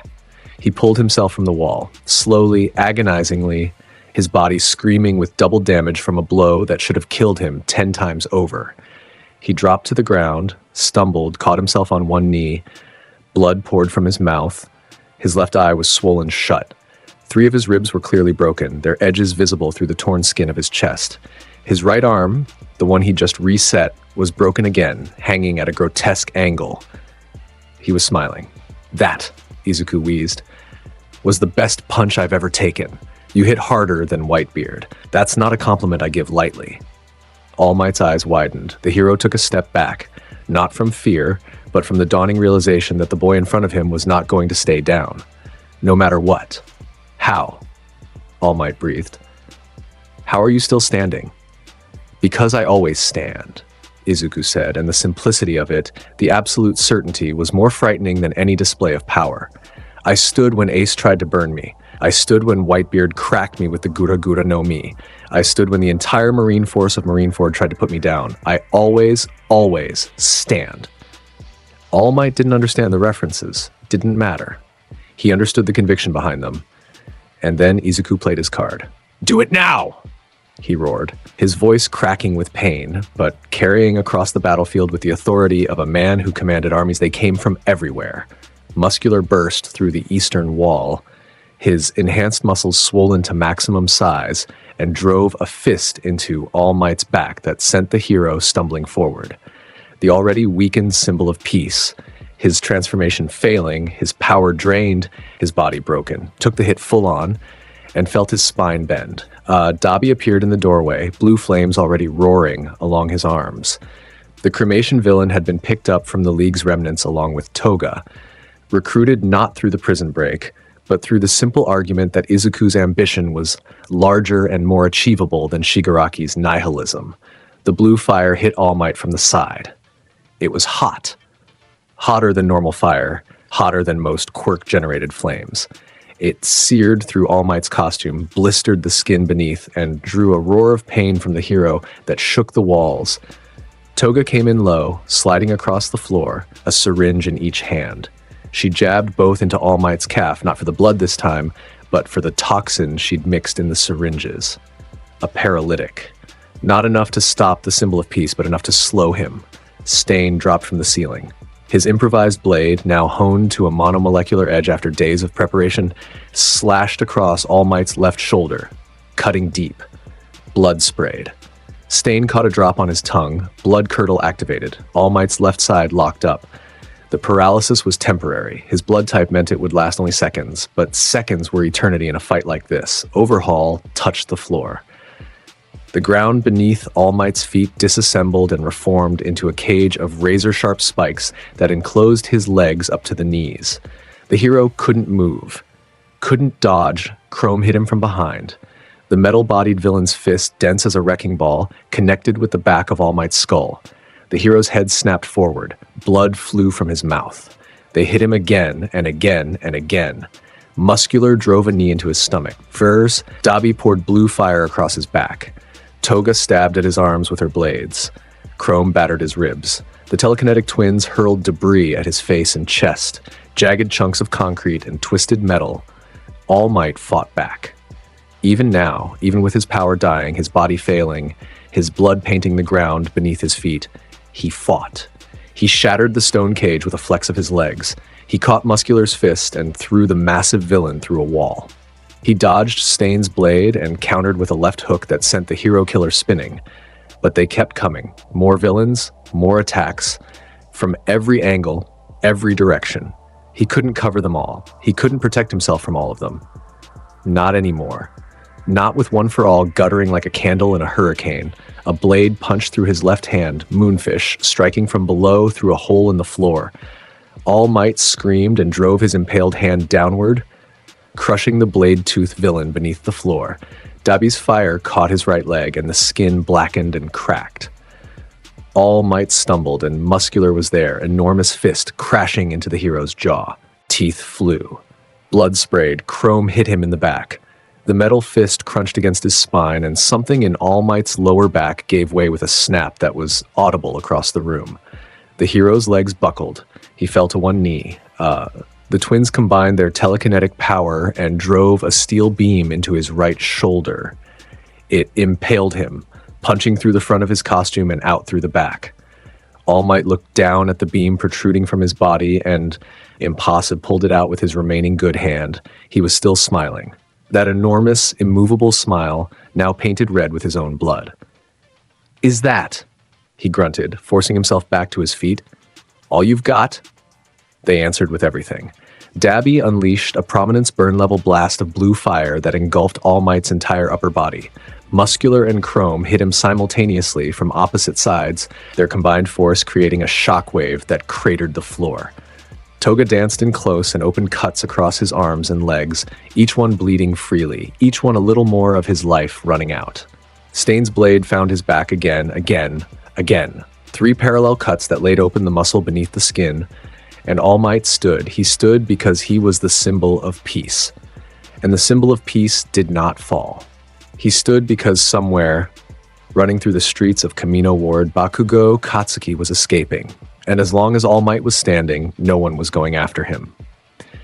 He stood because he had made a promise to himself 40 years ago, when he was a quirkless boy in America who had looked up at the sky and decided that he would become a hero who could save everyone with a smile. He stood because standing was all he had left. Izuku watched from across the room, leaning against the wall, holding his broken ribs. The battle was winding down. All Might was a ruin of blood and broken bones, propped upright by nothing but willpower and the last dying sparks of One for All. His muscular form was completely gone on his right side, the arm thin, the shoulder collapsed, the ribs visible through shredded skin. Only his left side maintained the illusion, and even that was fading. The villains backed off. Not out of mercy. There was none of that here, but because Izuku raised his hand, and when Izuku raised his hand, his crew stopped. The warehouse was silent except for the drip of blood and the wet breathing of the dying hero. All Might looked up. His eyes, one swollen shut, the other burning blue, found Izuku across the room. "You." All Might said, and his voice was barely a whisper, carried by the silence. "You could have been the greatest hero this world has ever seen." Izuku said nothing. "I felt it when I fought you." All Might swayed on his feet. Blood ran from him in rivers. The strength, the will, the hunger, you fight like someone who has something to prove, something to reach for. "I do," Izuku said. "Then why? This?" All Might's voice cracked, not from physical pain, from something deeper, from the grief of a teacher who had failed a student, even though the student had never been his to save. "Why destroy when you could build?" Izuku was quiet for a long time. When he spoke, his voice was stripped of artifice, of calculation, of everything except a truth so fundamental that it had survived the death of one universe and the birth of another. Because the world doesn't give dreams to people like me, he said. It never has, in this life or the last, so I take them. All Might's smile wavered. Then, impossibly, it solidified. That grin, battered, bloodied, broken, but unbowed, spread across his face one last time. He looked past Izuku, past the warehouse, past the walls and the city and the horizon, toward something only he could see. Something far away and bright. Bakugo, he whispered. The students, Tsukochi, Gran Torino. His eyes softened. The light of One for All flickered one last time, the faintest blue glow around his heart, and then went out. Am here. All Might died standing. His body did not fall. His knees locked. His spine held. His head was up. His eyes open. His smile intact. The greatest hero the world had ever known died on his feet, in the ruins of a warehouse in Camino Ward, surrounded by the enemies he had fought to his last breath, just like Whitebeard. The silence that followed was absolute. Even the villains felt it. The weight of it, the gravity of a moment that would define the shape of everything that came after. Muscular took a step back. Chrome looked away. Toga, for once, wasn't smiling. Stain stared at All Might's body with an expression that might have been respect. Dabi was the only one who spoke. Is he actually dead? Izuku pushed off the wall and walked toward All Might's body. Each step was slow, deliberate, heavy with the gravity of what was about to happen. He stopped in front of the standing corpse and looked up at the face of the man who had been the symbol of everything he was tearing down. Yeah, Izuku said. He's dead. He stood there for a moment. Just a moment. And if anyone had been close enough to see his face in that instant, really see it, not the mask of ambition or the grin of a conqueror, but the actual unguarded face of Izuku Midoriya, they might have seen something unexpected. Not guilt. Not remorse. Regret. The kind that comes from destroying something beautiful because it was in the way. The kind that a man feels when he cuts down a forest to build a city. The knowledge that something irreplaceable has been lost, paired with the conviction that it was necessary. Then the moment passed, and the mask returned. Give me the tarp, Izuku said. The black tarp, the fabric he'd been carrying since the warehouse in Yokohama, tied around his waist like a sash, was unfolded and thrown over All Might's standing body. It was large enough to drape from head to foot, covering the hero's enormous frame in a shroud of impenetrable black. The crew watched as Izuku walked around the covered body, checking the drape, making sure no gap allowed a line of sight. Nobody comes near this, Izuku said. Nobody looks under it. Nobody touches it. You understand? They understood. Even if they didn't know why, they understood. There was something in Izuku's voice, something final, something sacred, that brooked no argument. Izuku lifted the edge of the tarp and crawled underneath. In the darkness beneath the fabric, kneeling beside the still warm body of the man who had been the most powerful hero on Earth, Izuku Midoriya did the thing he had been planning for 15 years. He placed both hands on All Might's chest. One for All was different from other quirks. It couldn't be stolen, not by normal means. It was a quirk that could only be transferred through the willing intent of its user, passed from one holder to the next through an act of conscious choice. All for One himself had never been able to take it, despite decades of trying, but Izuku wasn't using All for One's method. He was using his own. The Darkness quirk didn't steal quirks. It nullified them. But the Black Hole quirk, 13's quirk, the one Izuku had killed for, could consume anything. Matter. Energy. Light. And when combined with the Darkness quirk's ability to directly interface with the quirk factor, it consumed that too. Izuku activated both powers simultaneously. Darkness from his left hand, Black Hole from his right. They met in the center of All Might's chest, swirling together, creating a combined gravitational vortex that reached into the hero's body on a subcellular level. One for All resisted. The quirk was alive in a way that most quirks weren't. It carried the vestiges of its previous holders, echoes of their will and their power, and those vestiges fought back. Izuku felt them, hands pushing against his consciousness, voices shouting in the dark, a wall of accumulated determination built over generations.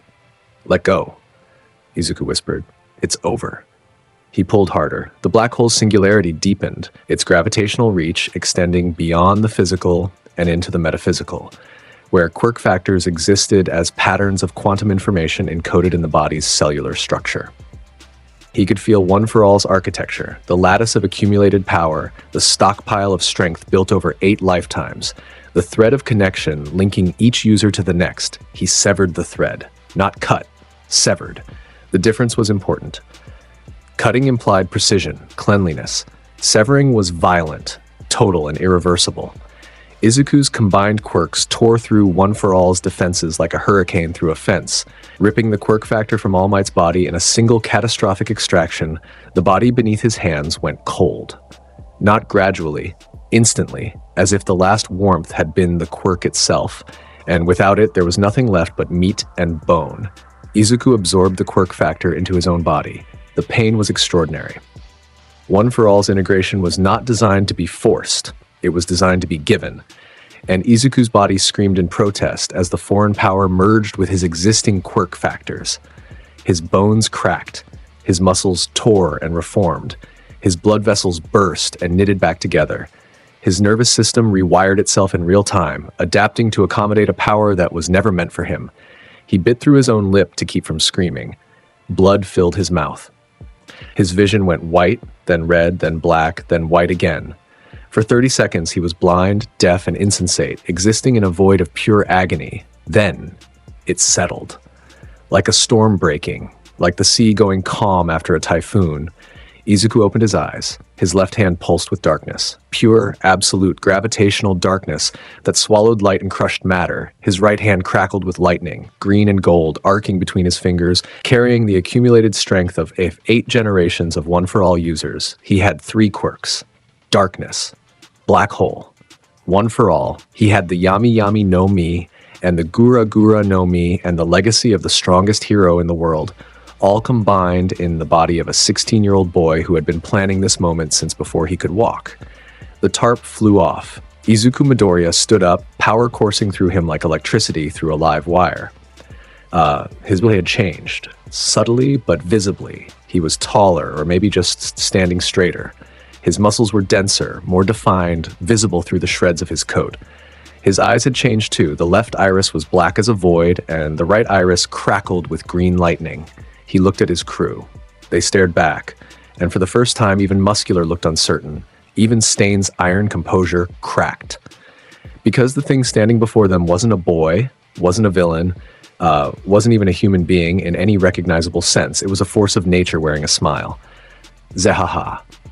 The laugh started small, a chuckle, really. Izuku's shoulders shook, his head tilted back. Zehahaha. It grew. Louder, deeper, wilder. It echoed off the ruins. It cut through the broken walls, across the shattered courtyard, out into the streets of Akamino Ward, where heroes and civilians alike could hear it. Zehaha! It was the laugh of a man who had conquered the impossible, who had done what no one in history had ever done, held 3 supreme powers simultaneously and lived. In his old world, they'd called him a fool, a coward, a schemer who hid in shadows and stole what he couldn't earn. They'd underestimated him right up until the moment he sat on the throne. They always underestimated him, and they never learned. Izuku raised his left hand. Darkness swirled around it, dense and absolute, pulling light toward it like water toward a drain. The air around his left arm went dark, the shadows deepening until his hand was invisible, visible only as an absence. A hole in reality where a hand should be. He raised his right hand. One for All erupted along his arm in a storm of green lightning. The air crackled, the ground vibrated. The power was immense, stockpiled over generations, refined and concentrated, now unleashed, without any of the control or restraint that its previous users had exercised. Raw, unfiltered, world-breaking. I have the power to destroy everything, Izuku said, and his voice carried across Kamino Ward like the tolling of a bell. He clenched his right fist. The air shattered. It was the only way to describe it. The atmosphere around his fist fractured, visible cracks spreading through the air itself, as if reality was a pane of glass that had just been struck by a hammer. The cracks spread in a web pattern, extending outward from his fist in every direction, and through them, through the fractures in the fabric of existence, pure white light bled like blood from a wound. It was something that should have been impossible. One for All was a strength quirk. It enhanced physical power. But combined with the gravitational manipulation of darkness and the spatial distortion of black hole, The physical force of One for All was amplified beyond anything its creators had ever imagined. The punch didn't just displace air, it displaced space-time. Dark! He drew his right fist back. The cracks in the air healed, reality reasserting itself, but the energy remained, compressed, concentrated, building to critical mass. United States, he shifted his stance, left foot forward, right foot back. The classic All Might form, the same stance the symbol of peace had used for his most devastating attacks. But where All Might's stance was heroic, confident, born from the desire to protect, Izuku's was predatory. A king claiming his throne of smash. He punched the air. The combined force of darkness, black hole, and One for All detonated from his fist in a cone of absolute destruction. It was not a shockwave. A shockwave was energy moving through a medium. This was the medium itself being consumed. The air in the path of the attack ceased to exist, not compressed, not displaced, but annihilated, broken down to its component atoms, and those atoms broken further, crushed by gravitational forces that exceeded the heart of a neutron star. A beam of darkness and lightning 100 meters wide erupted from Izuku's fist and tore through Kamino Ward. The first building in its path, a 6-story commercial complex, didn't collapse. It imploded. The structure was dragged inward toward the center of the beam's path, compressed to a fraction of its original size, and then disintegrated.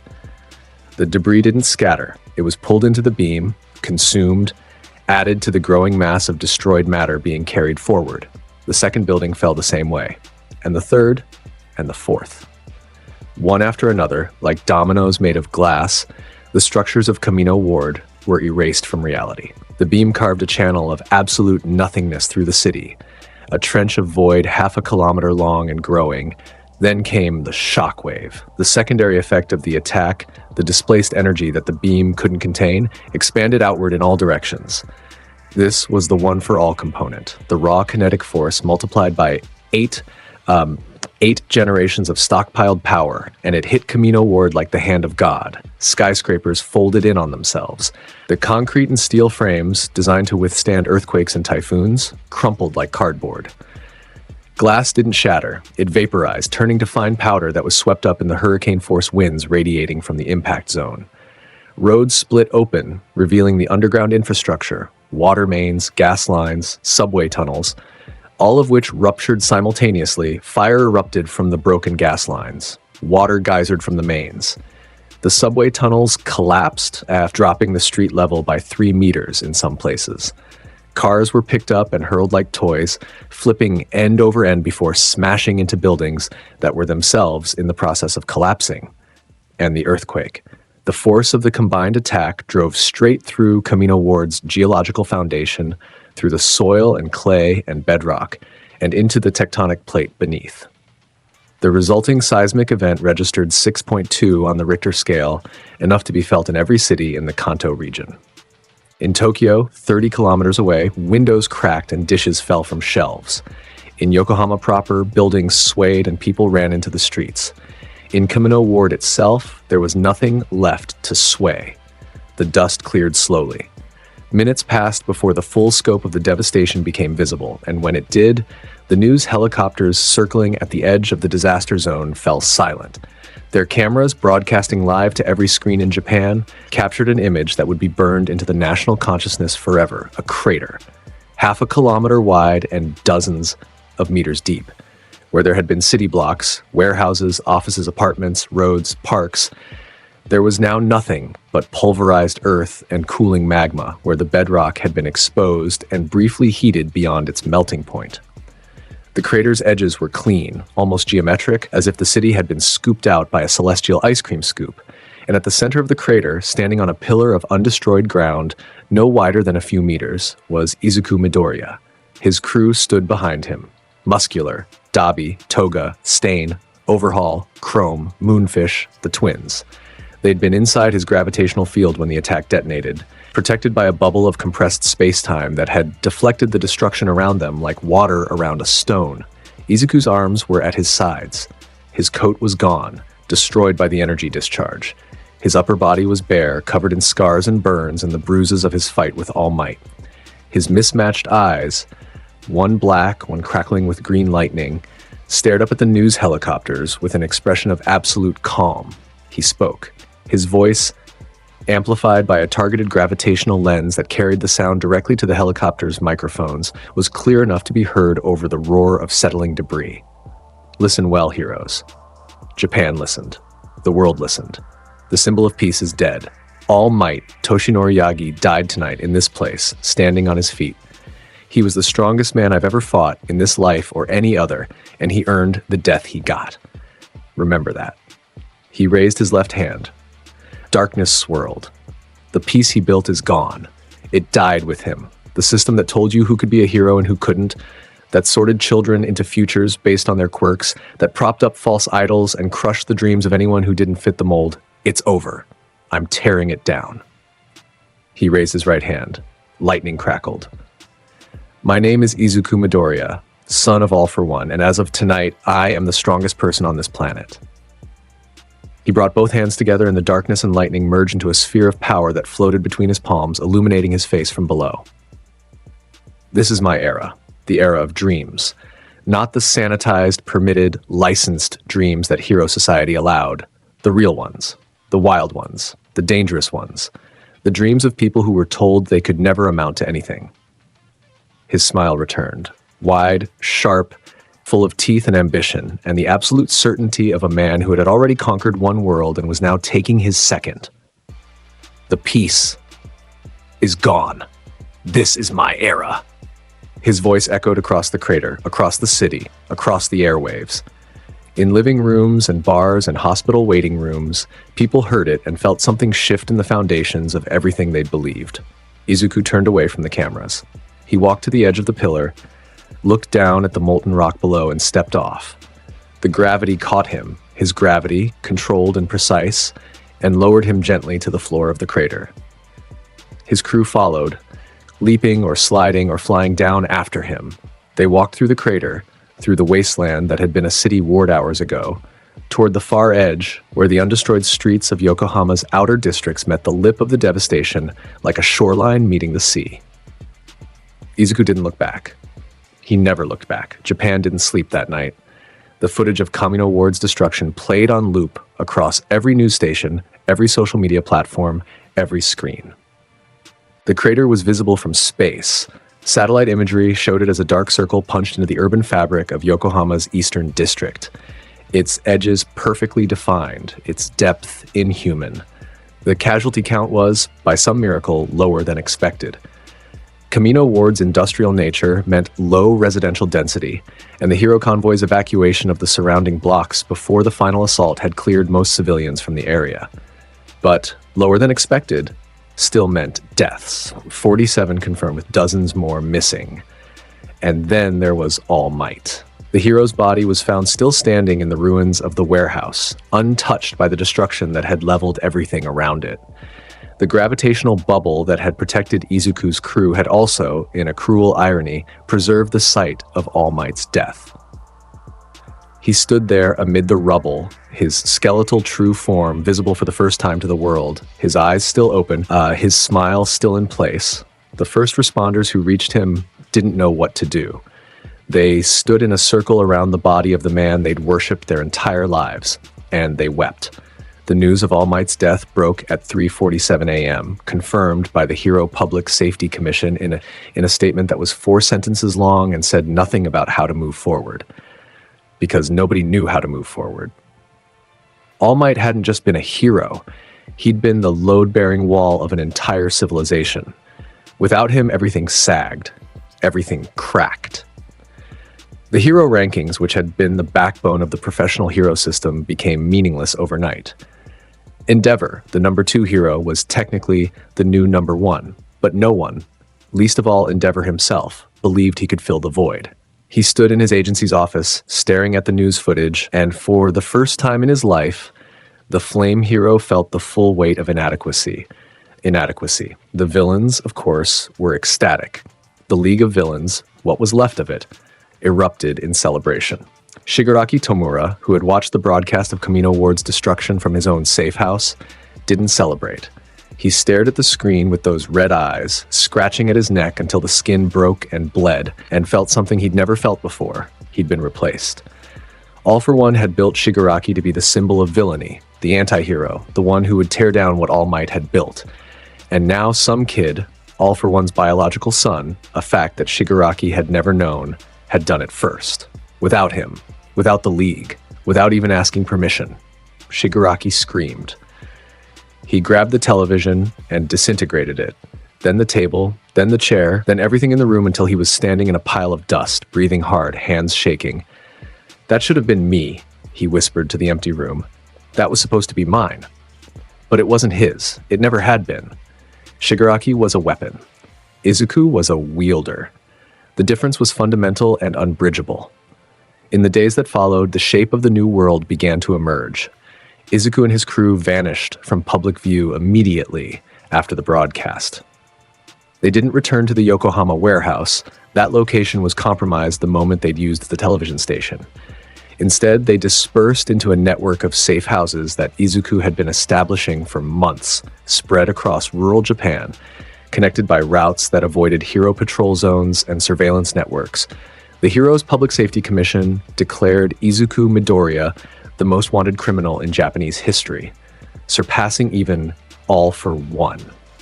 A bounty was placed on his head, 100 billion yen, the highest ever offered. His face was plastered on every police station, every hero agency, every public bulletin board in the country.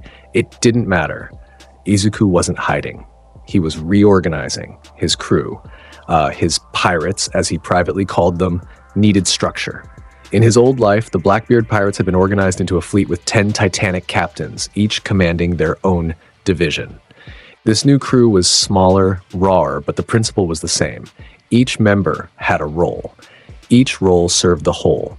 Overhaul became his lieutenant, the closest thing to a first mate. The former Yakuza boss's strategic mind and reconstruction abilities made him invaluable as both a planner and a medic. He repaired Izuku's body after the accumulated damage of Kamino Ward, disassembling the broken bones and torn muscles and reassembling them stronger than before. The process was agonizing. Overhaul's quirk wasn't gentle, but effective. Stain served as intelligence and assassination. The hero killer's ability to move unseen, to blend into crowds, to strike without warning. These were tools that Izuku intended to use sparingly and decisively. Stain had agreed to follow for now because Izuku's goals aligned with his own. But it was an uneasy alliance. Stain followed ideology, not individuals, and if Izuku ever deviated from the path of tearing down false heroes, the hero killer would turn on him in a heartbeat. Izuku accepted this. He even respected it. Muscular was brute force. Simple, direct, devastating. Point him at something and he'd break it. Izuku didn't try to make him more than he was. Some men were swords, not scalpels, and there was honor in being the best sword in the drawer. Dabi was ranged destruction and public relations. The cremation villain had a gift for theatrics. His blue flames were visually spectacular, perfect for broadcasts and demonstrations that kept the public afraid. He also harbored his own agenda, something to do with the Todoroki family, but Izuku let him keep his secrets. Everyone needed a personal fire to warm themselves by. Toga was infiltration. Her transform quirk made her the perfect spy, able to become anyone she'd drawn blood from. Izuku kept her supplied with a rotating library of blood samples harvested from captured heroes and public figures, giving her a wardrobe of identities that could go anywhere and be anyone. Chrome, Moonfish, the twins, the Acid Woman, each had their role, their place in the hierarchy. It wasn't democracy. It wasn't a partnership of equals. It was a pirate crew with a captain at the top and everyone else arranged below based on their utility and their strength. And at the top, above all of them, was Izuku. He'd begun training with One for All in the days after Kamino.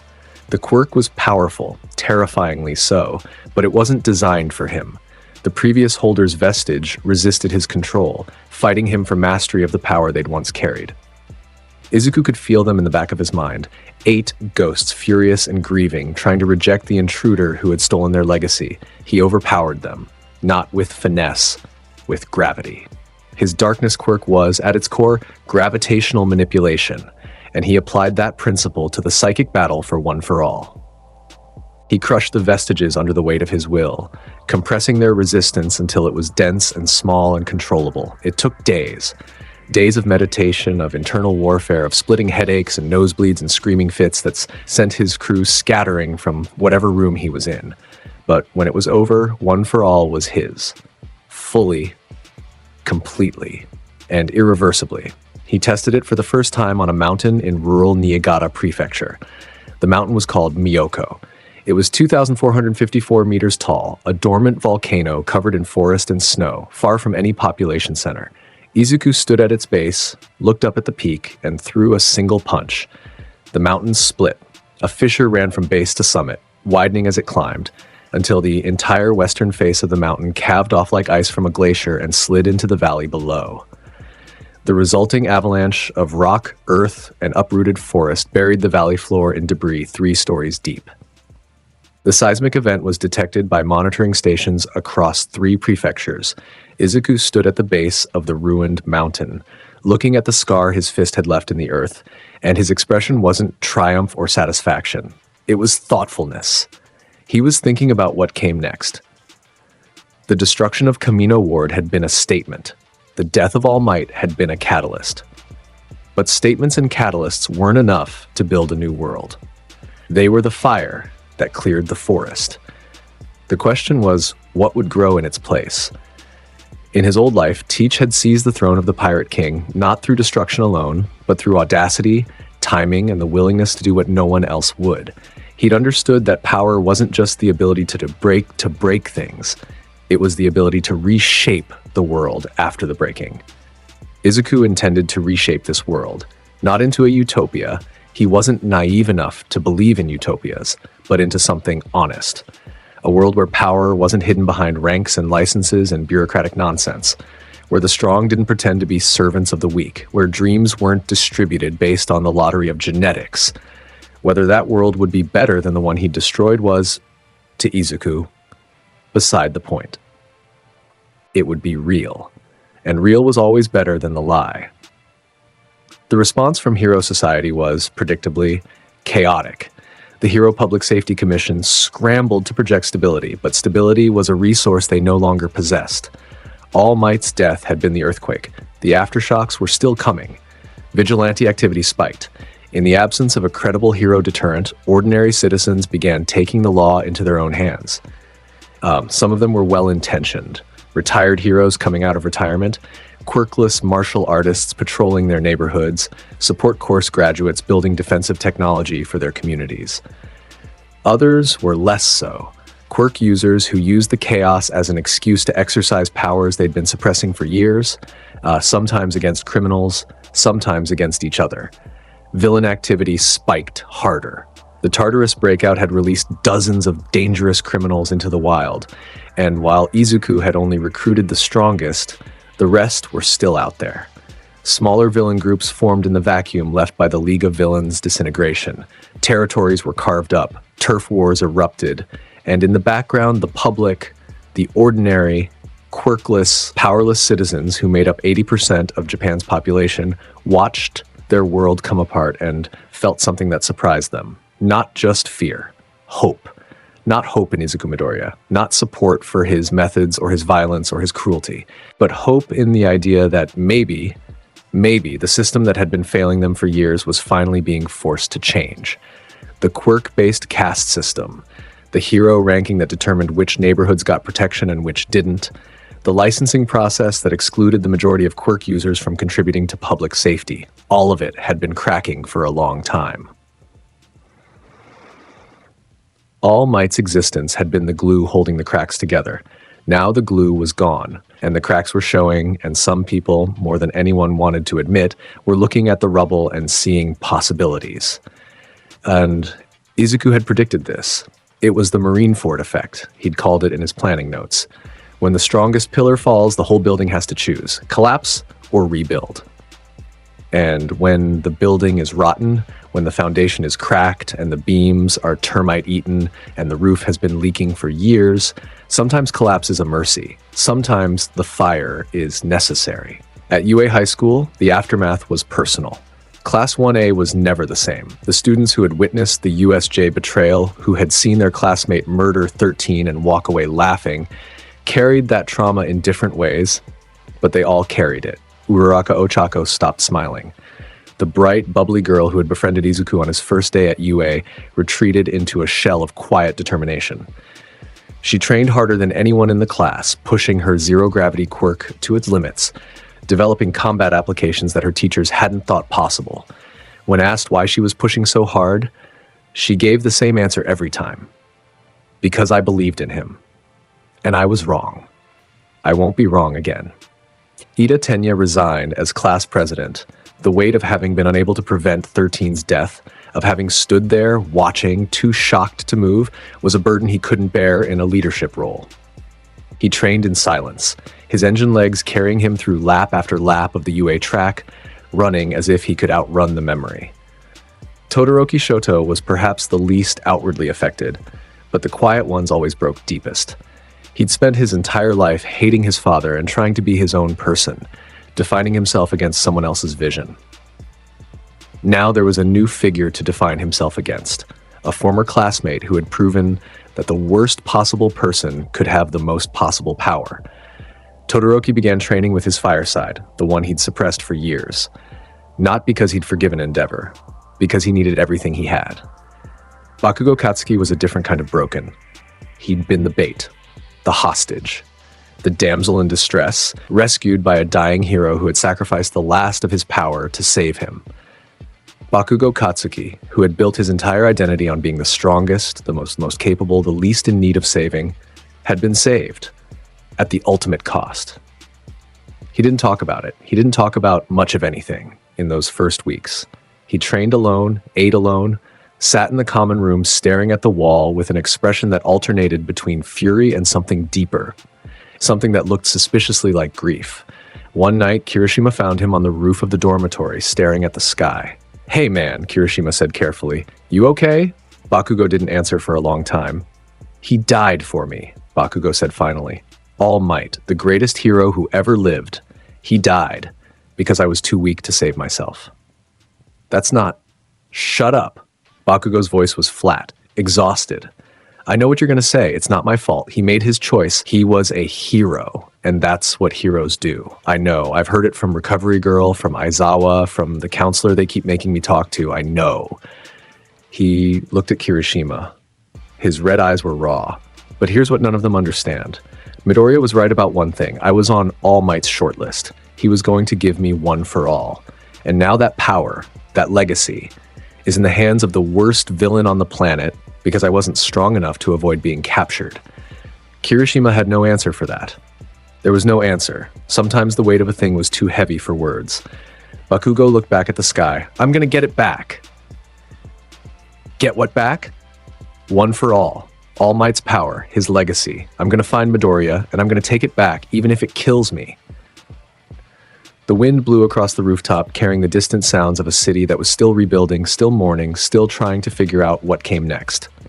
"It might," Kirishima said quietly. "Yeah," Bakugo agreed. "It might." 3 months after Kamino Ward, the world had adapted to its new reality. Japan's hero system was fundamentally restructured. The Hero Public Safety Commission, discredited by its failure to prevent or respond to the crisis, dissolved and replaced by a new organization called the Hero Defense Agency, which operated more like a military branch than a licensing board. Heroes were deployed strategically in coordinated units rather than the old system of individual agencies and solo patrols. Endeavor, now officially the #1 hero, carried the title like a cross. He worked harder than he ever had, patrolling constantly, taking on cases that were beneath his station, trying to fill a void that was shaped like a different man. His public approval ratings were middling. People respected his power, but didn't love him, and they never would. He wasn't All Might. He wasn't the symbol of peace. He was a flawed, angry, complicated man who happened to be the strongest hero left standing. It would have to be enough. The international community responded to Japan's crisis with a mixture of alarm and self-interested calculation. Hero organizations from America, Europe, and Southeast Asia offered assistance. Some of it was genuine. Star and Stripe, America's #1 hero, flew to Tokyo personally to consult with the Japanese government. Some of it was opportunistic. Hero agencies from rival nations used the crisis to poach Japanese talent, offering better pay and safer conditions to heroes looking to escape the growing chaos. And Izuku Midoriya, the architect of that chaos, watched it all from the shadows and planned his next move. He'd established a base of operations in an abandoned mining complex in the mountains of Hokkaido, far from the urban centers where heroes concentrated their patrols. The complex was vast, a labyrinth of tunnels and caverns that Overhaul had reshaped into a functional headquarters, complete with living quarters, training facilities, and a communication center that monitored every news broadcast and hero radio frequency in the country.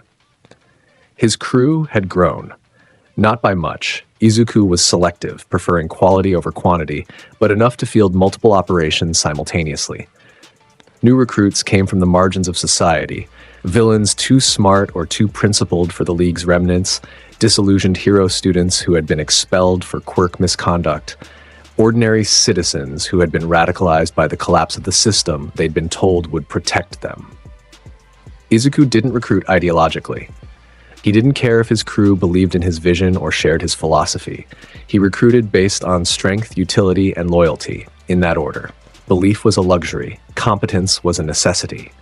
The crew called themselves by various names, the New Order, the Black Fleet, the Midoriya faction, but Izuku privately called them what they were, the Blackbeard Pirates. He was Marshal D. Teach again, or maybe he'd never stop being Marshal D. Teach, and Izuku Midoriya was the mask he'd worn in a world that didn't know what pirates were. It didn't matter. Names were labels. Power was real. And Izuku had more power than anyone on the planet. He trained with it daily. One for All's full output, 100%, was available to him now, and combined with his darkness and black hole quirks, the results were genuinely terrifying. He could generate gravitational fields strong enough to bend light. He could create localized singularities that consumed everything within their radius. He could punch hard enough to crack the Earth's crust. He could nullify any quirk with a touch. And all of it, every attack, every defense, every use of his combined powers, came with a cost. The darkness quirk's double damage feedback meant that every battle left him broken. Every training session left him bleeding. His body was a canvas of scars, each one a reminder of the price he paid for the power he wielded.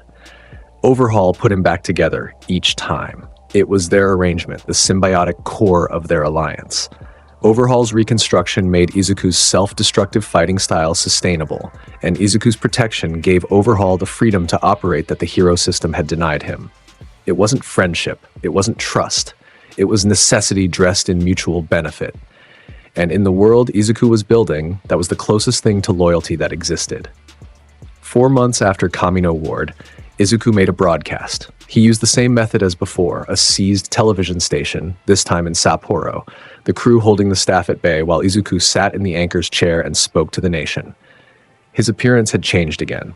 He'd grown in the months since the USJ, both physically and in the harder-to-define ways.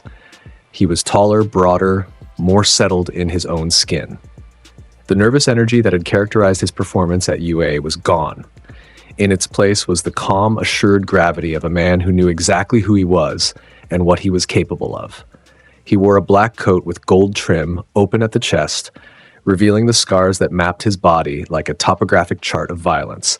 His green hair was longer, tied back. His eyes, one dark, one bright, gazed into the camera with an intensity that made people look away. "Japan," he said. "It's been 4 months. How are you holding up?" The question was genuine, or at least it sounded genuine, which was more than most politicians or heroes managed. "I'm not going to lie to you. I'm not going to tell you everything is going to be okay. That was All Might's job, and All Might is dead. Nobody is going to swoop in and save you with a smile anymore. That era is over." He leaned forward. "But here's what I will tell you. The world you're living in right now, the messy, chaotic, terrifying world where villains run free and heroes can't protect everyone, and you have to fend for yourselves, this is the real world. This is what it always was, underneath the paint. All Might was the paint. He covered the cracks, but he didn't fix them. He held up his hand, the left one, the one wreathed in permanent darkness. I broke the paint off, I showed you the cracks, and yeah, it's ugly. Yeah, it's scary. But now you can see what needs to be fixed. Now you can build something that doesn't need a single man to hold it together, something that stands on its own. He dropped his hand. Or don't. That's the thing about the new era. It's yours. You can huddle in your homes and wait for the next All Might to save you. You can scream for the hero system to come back and do your fighting for you. Or you can stand up, look at the rubble, and build something new. His smile was small, almost wistful. I believe in dreams. I always have. The dreams of people who were told they couldn't. The dreams of the quirkless, the ranked out, the written off. In the old world, I sailed the seas because I believed that anyone could reach the top if they were bold enough and hungry enough. In this world, I tore down the ceiling that was keeping everyone down. He stood up.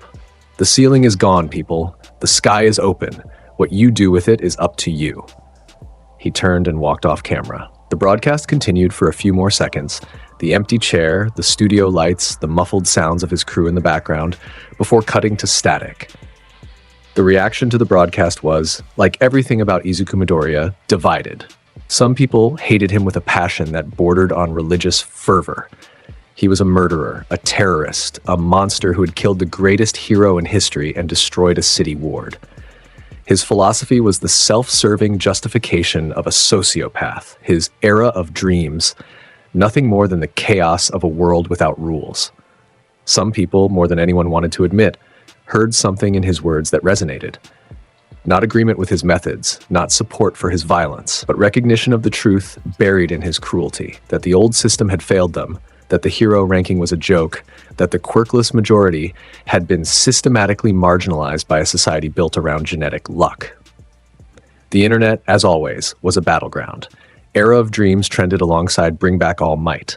Fan pages for Izuku's crew appeared alongside memorial sites for the fallen hero. Artists drew him as both demon and liberator. Writers told stories about him as both monster and revolutionary. Izuku didn't engage with any of it. He was too busy preparing for what came next, because the heroes were coming. The Hero Defense Agency's response to Izuku's second broadcast was immediate and decisive. Under Endeavor's operational command, a strike force of Japan's top heroes was assembled with a single mission: find Izuku Midoriya and bring him in. Dead or alive. No restrictions.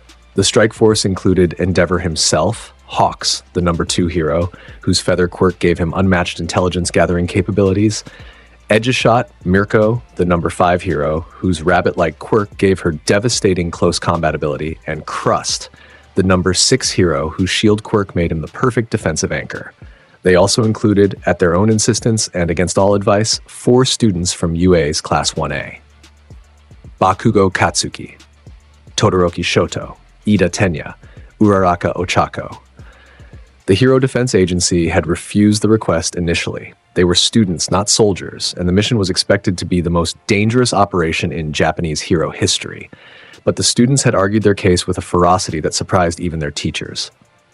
"We know him," Bakugo had said, standing before the agency's board, palms smoking. "We sat next to him for months. We watched him pretend. We know how he thinks, how he moves, how he talks. You need us." It was Todoroki who sealed it. He has one for all, the strongest power in the world, and he has 2 other quirks on top of it. No hero in this room can take him alone. You need every advantage you can get. We're an advantage. The agency relented. The students were assigned to the strike force under strict operational parameters. They were support only, not to engage Izuku directly, to be evacuated at the first sign of the mission going sideways. Everyone in the room knew those parameters would be ignored the moment fighting started. The seeds had been planted. The pieces were in motion. A world without its symbol of peace was learning to walk on its own, stumbling, falling, getting back up. Heroes who had hidden behind All Might's shadow were stepping into the light, discovering whether they were real or just reflections. Villains who had been suppressed by the weight of his existence were crawling out of the cracks, testing their strength against a world that no longer had a champion. And at the center of it all, in the eye of the hurricane he'd created, Izuku Midoriya sat in his mountain fortress and stared at a map of the world. Not just Japan, the world. Japan had been the beginning, the laboratory, the proof of concept. But Izuku's ambitions had never been confined to a single country, just as Blackbeard's ambitions had never been confined to a single sea. He wanted everything, every throne, every crown, every last scrap of power that the world had to offer. In his old life, he'd become the Pirate King. In this one, he intended to become something bigger, something that would make even the world government of his past life look quaint. He traced his finger across the map, from Japan to China to India to Europe to America. Each country had its own hero system, its own power structure, its own all-might equivalent standing at the top, and each one was a target. The whole world, Izuku murmured. One sea at a time. Behind him, his crew prepared for the next operation. Muscular was arm wrestling Chrome. Dabi was burning patterns into the stone floor out of boredom. Toga was practicing her transform quirk, cycling through faces faster and faster. Stain sat in meditation, his blade across his knees. Overhaul approached. The heroes are mobilizing. Endeavor's strike force. They'll have Hawk's intelligence network, which means they'll find this base eventually. Let them find it, Izuku said, not looking up from the map. Let them come with everything they have. It won't be enough. You sound very certain. I am certain. Izuku looked at his hands. Darkness in the left, lightning in the right, the gravitational distortion of black hole shimmering around both. I've been beaten before. Knocked down, broken, left for dead, but I've never been stopped. Not in this life. Not in the last one. I am not a man who can be stopped. I'm a force that can only be survived. He closed his hands into fists. The darkness and lightning merged, creating a brief flash of combined power that made the air in the room heavy and strange. Let them come, he repeated. I have dreams to chase. Hawks found the Hokkaido base first. Of course he did. The number 2 hero's feather-based reconnaissance network was the most sophisticated intelligence apparatus in the Japanese hero system, each plume functioning as both a sensory node and a remote weapon.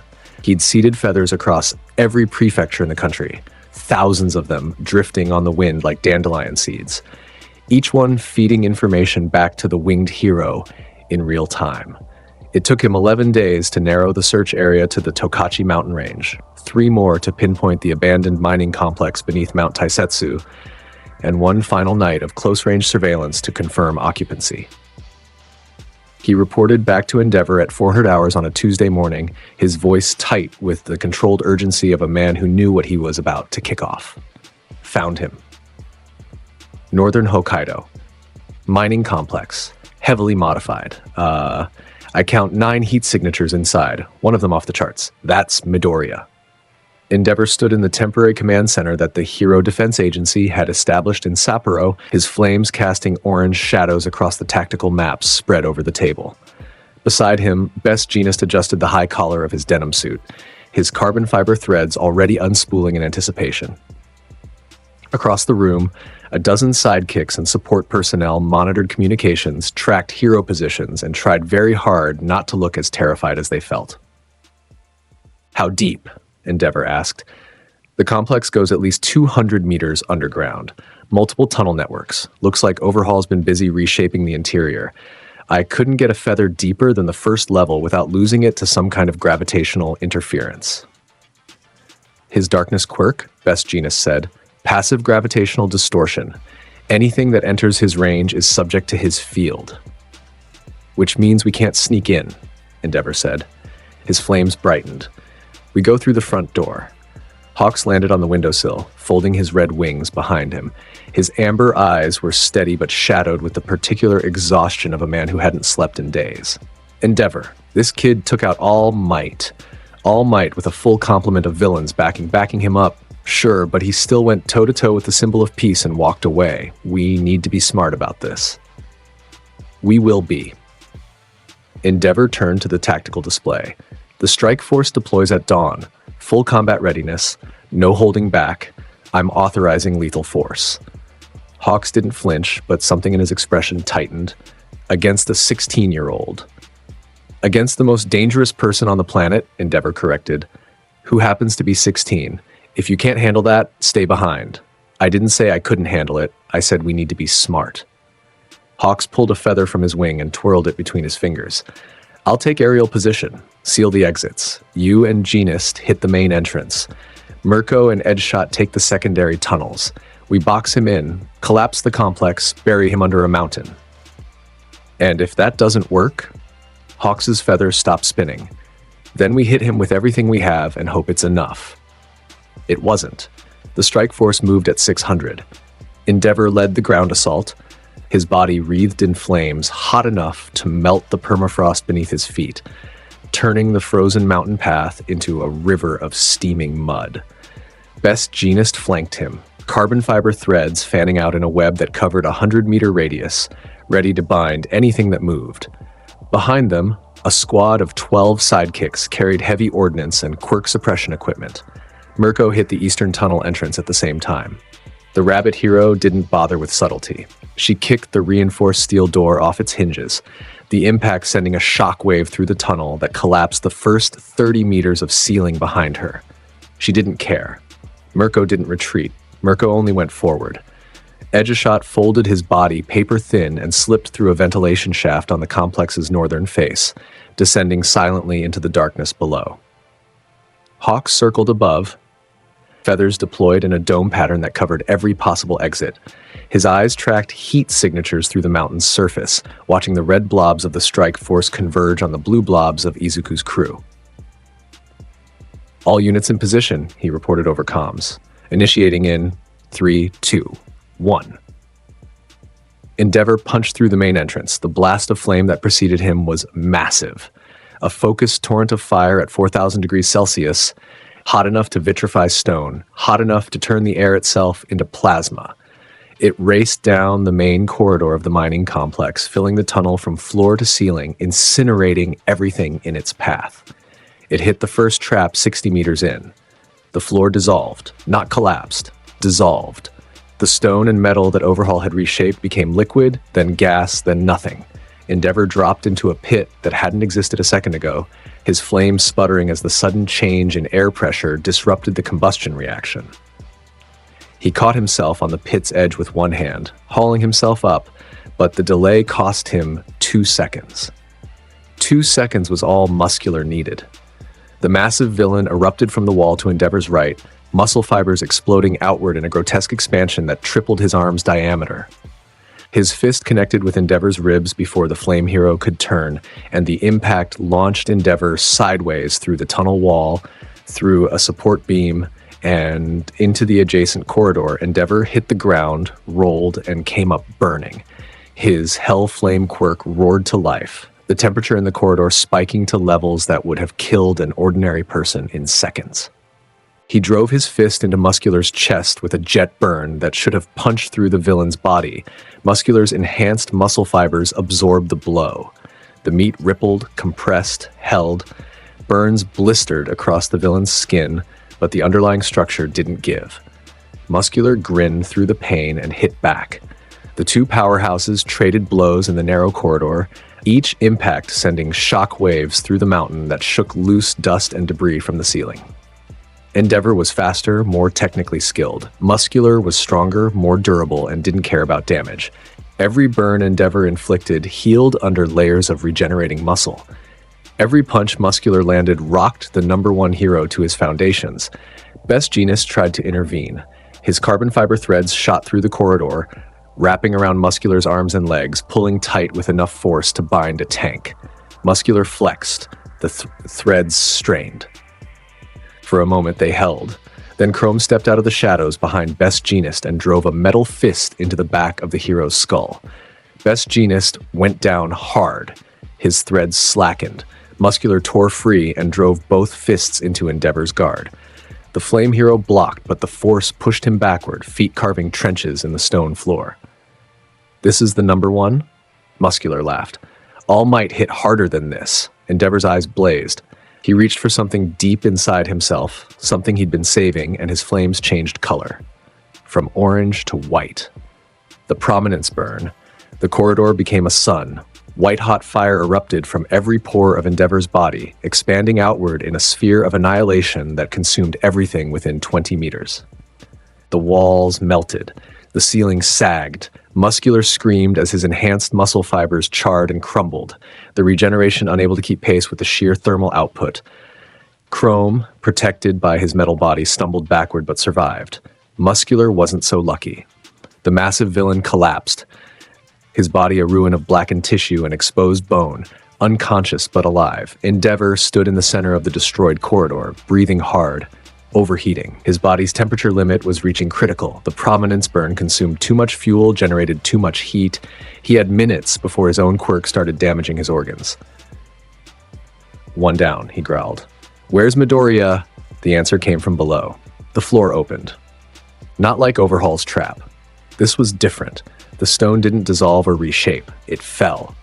The entire section of floor beneath Endeavor's feet was pulled downward by a gravitational force so intense that the rock compressed to a fraction of its volume, creating a shaft that dropped straight down into darkness.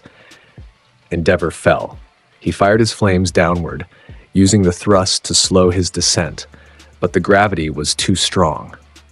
It pulled him down faster than his flames could push him up. The walls of the shaft blurred past. 20 meters. 50. 100. He hit the bottom. The impact would have killed a normal person. Endeavor's enhanced durability saved him, but the landing still cracked 3 of his ribs and drove the air from his lungs.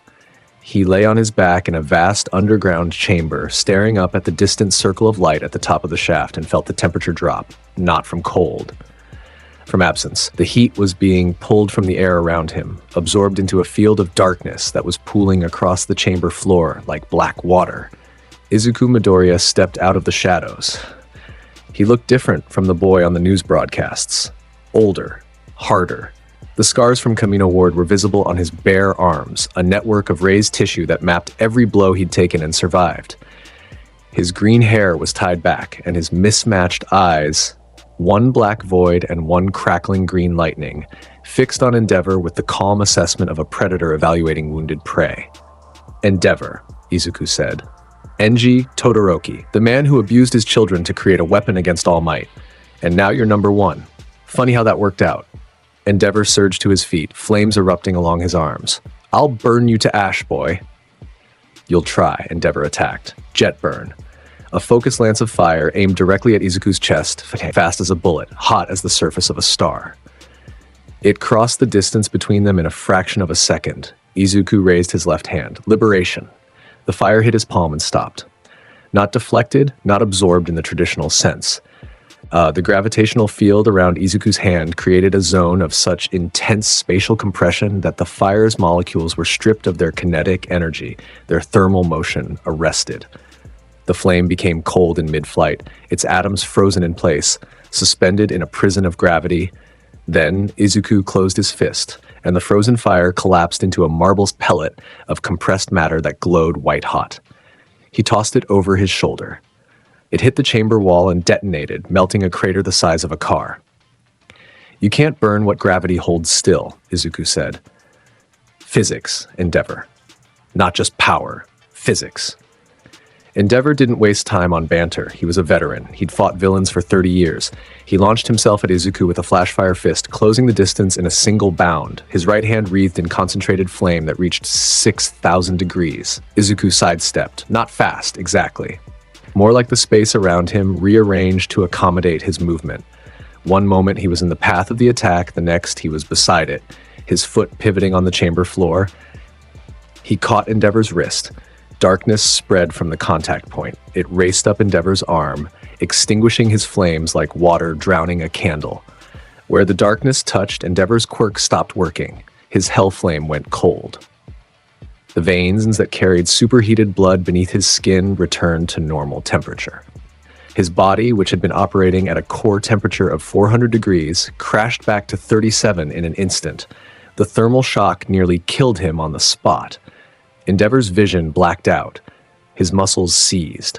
His heart stuttered as the sudden temperature differential played havoc with his cardiovascular system. Izuku hit him with one for all. The punch connected with Endeavor's solar plexus at 5% output. Izuku didn't need more.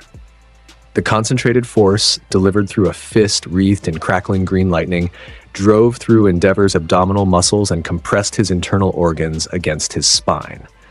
The number 1 hero folded around Izuku's fist like a man hit by a car. Endeavor was launched across the chamber. He hit the far wall and went through it, through the rock and the reinforced concrete behind it, and into the next chamber. Stone and dust rained down. A support pillar cracked and groaned. Izuku followed without hurrying.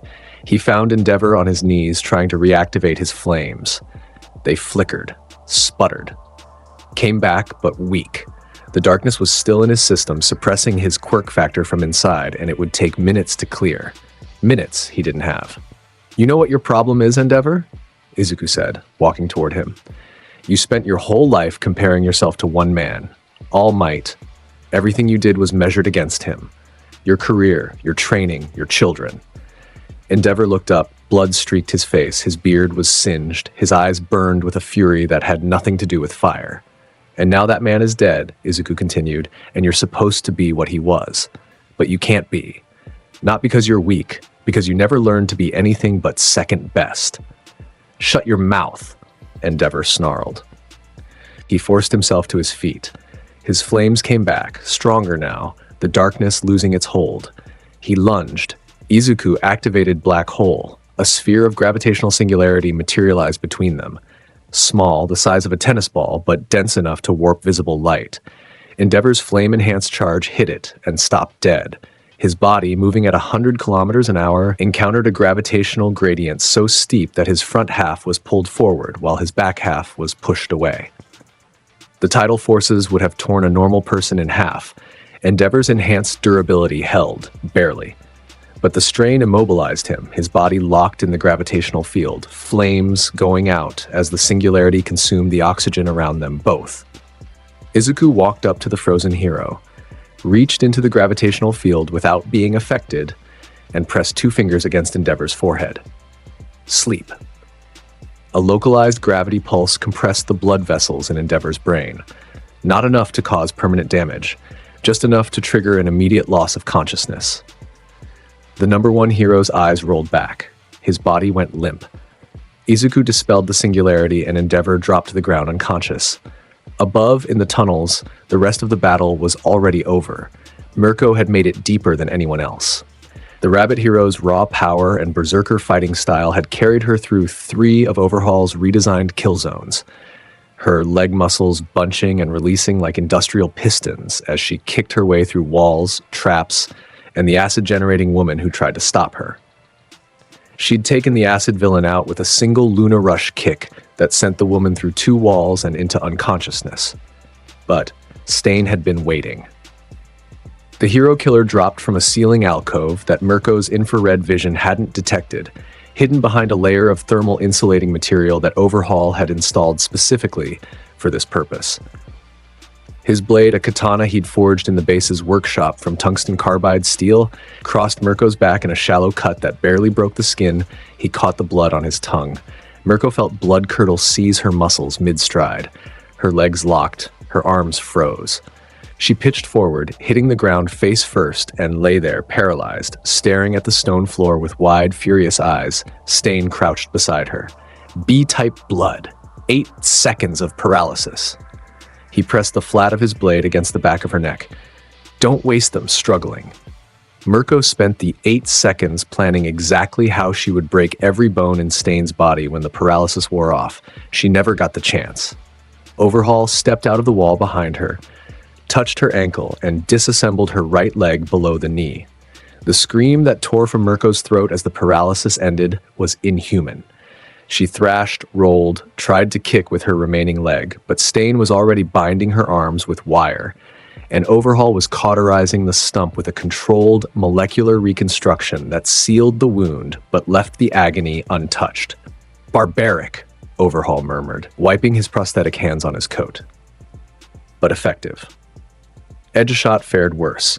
The ninja hero, who had been moving through the ventilation system in his paper-thin form, ran directly into a gravity trap that Izuku had seeded throughout the complex.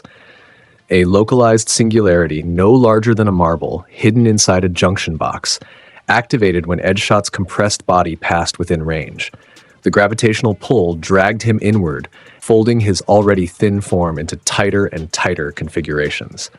By the time Chrome found him and pried him loose, Edgeshot was unconscious and his body was a crumpled mass that would need weeks of medical attention to unfold. Hawk saw it all from above. His feathers, deployed throughout the complex, fed him a real-time map of the disaster unfolding below. He watched Endeavor fall. He watched Mirko scream. He watched Edgeshot collapse. He watched Best Jeanist, still unconscious from Chrome's sucker punch, being dragged into a holding cell. The sidekicks were gone, scattered, captured, or knocked unconscious by Dabi's blue fire, which had swept through the upper tunnels like a blowtorch through a paper maze. Hawks hovered above the mountain, feathers trembling, wings beating against the cold Hokkaido air. Every instinct he had, every shred of tactical training, told him to pull back, to retreat, regroup, come back with a bigger force. The strike team was down. The mission was failed. But Endeavor was still in there. Mirko was still in there. Heroes were in chains because he'd led them here. Hawks folded his wings and dove. He hit the main entrance shaft like a missile, feathers compressed into a rigid aerofoil that sliced through the debris. He reached the underground chamber in seconds, his keen eyes adjusting to the darkness, scanning for up here. Hawks looked up. Izuku Midoriya was standing on the ceiling, or rather, standing on a platform of compressed gravity that held him inverted above the chamber, his coat hanging upward or downward, depending on perspective, his mismatched eyes looking down at Hawks with something that might have been amusement. Hawks, the double agent, the HPSC's pet. I know everything about you. Izuku dropped from the ceiling, gravity reversing around him so that he landed gently on the chamber floor, 20 meters from the winged hero. You infiltrated the League of Villains under the Commission's orders. You passed information. You manipulated twice. You let Dabi believe you were sympathetic to his cause. Hawks's feathers bristled. How do you... My father's files, all for one, kept extensive records on every hero who came near his organization.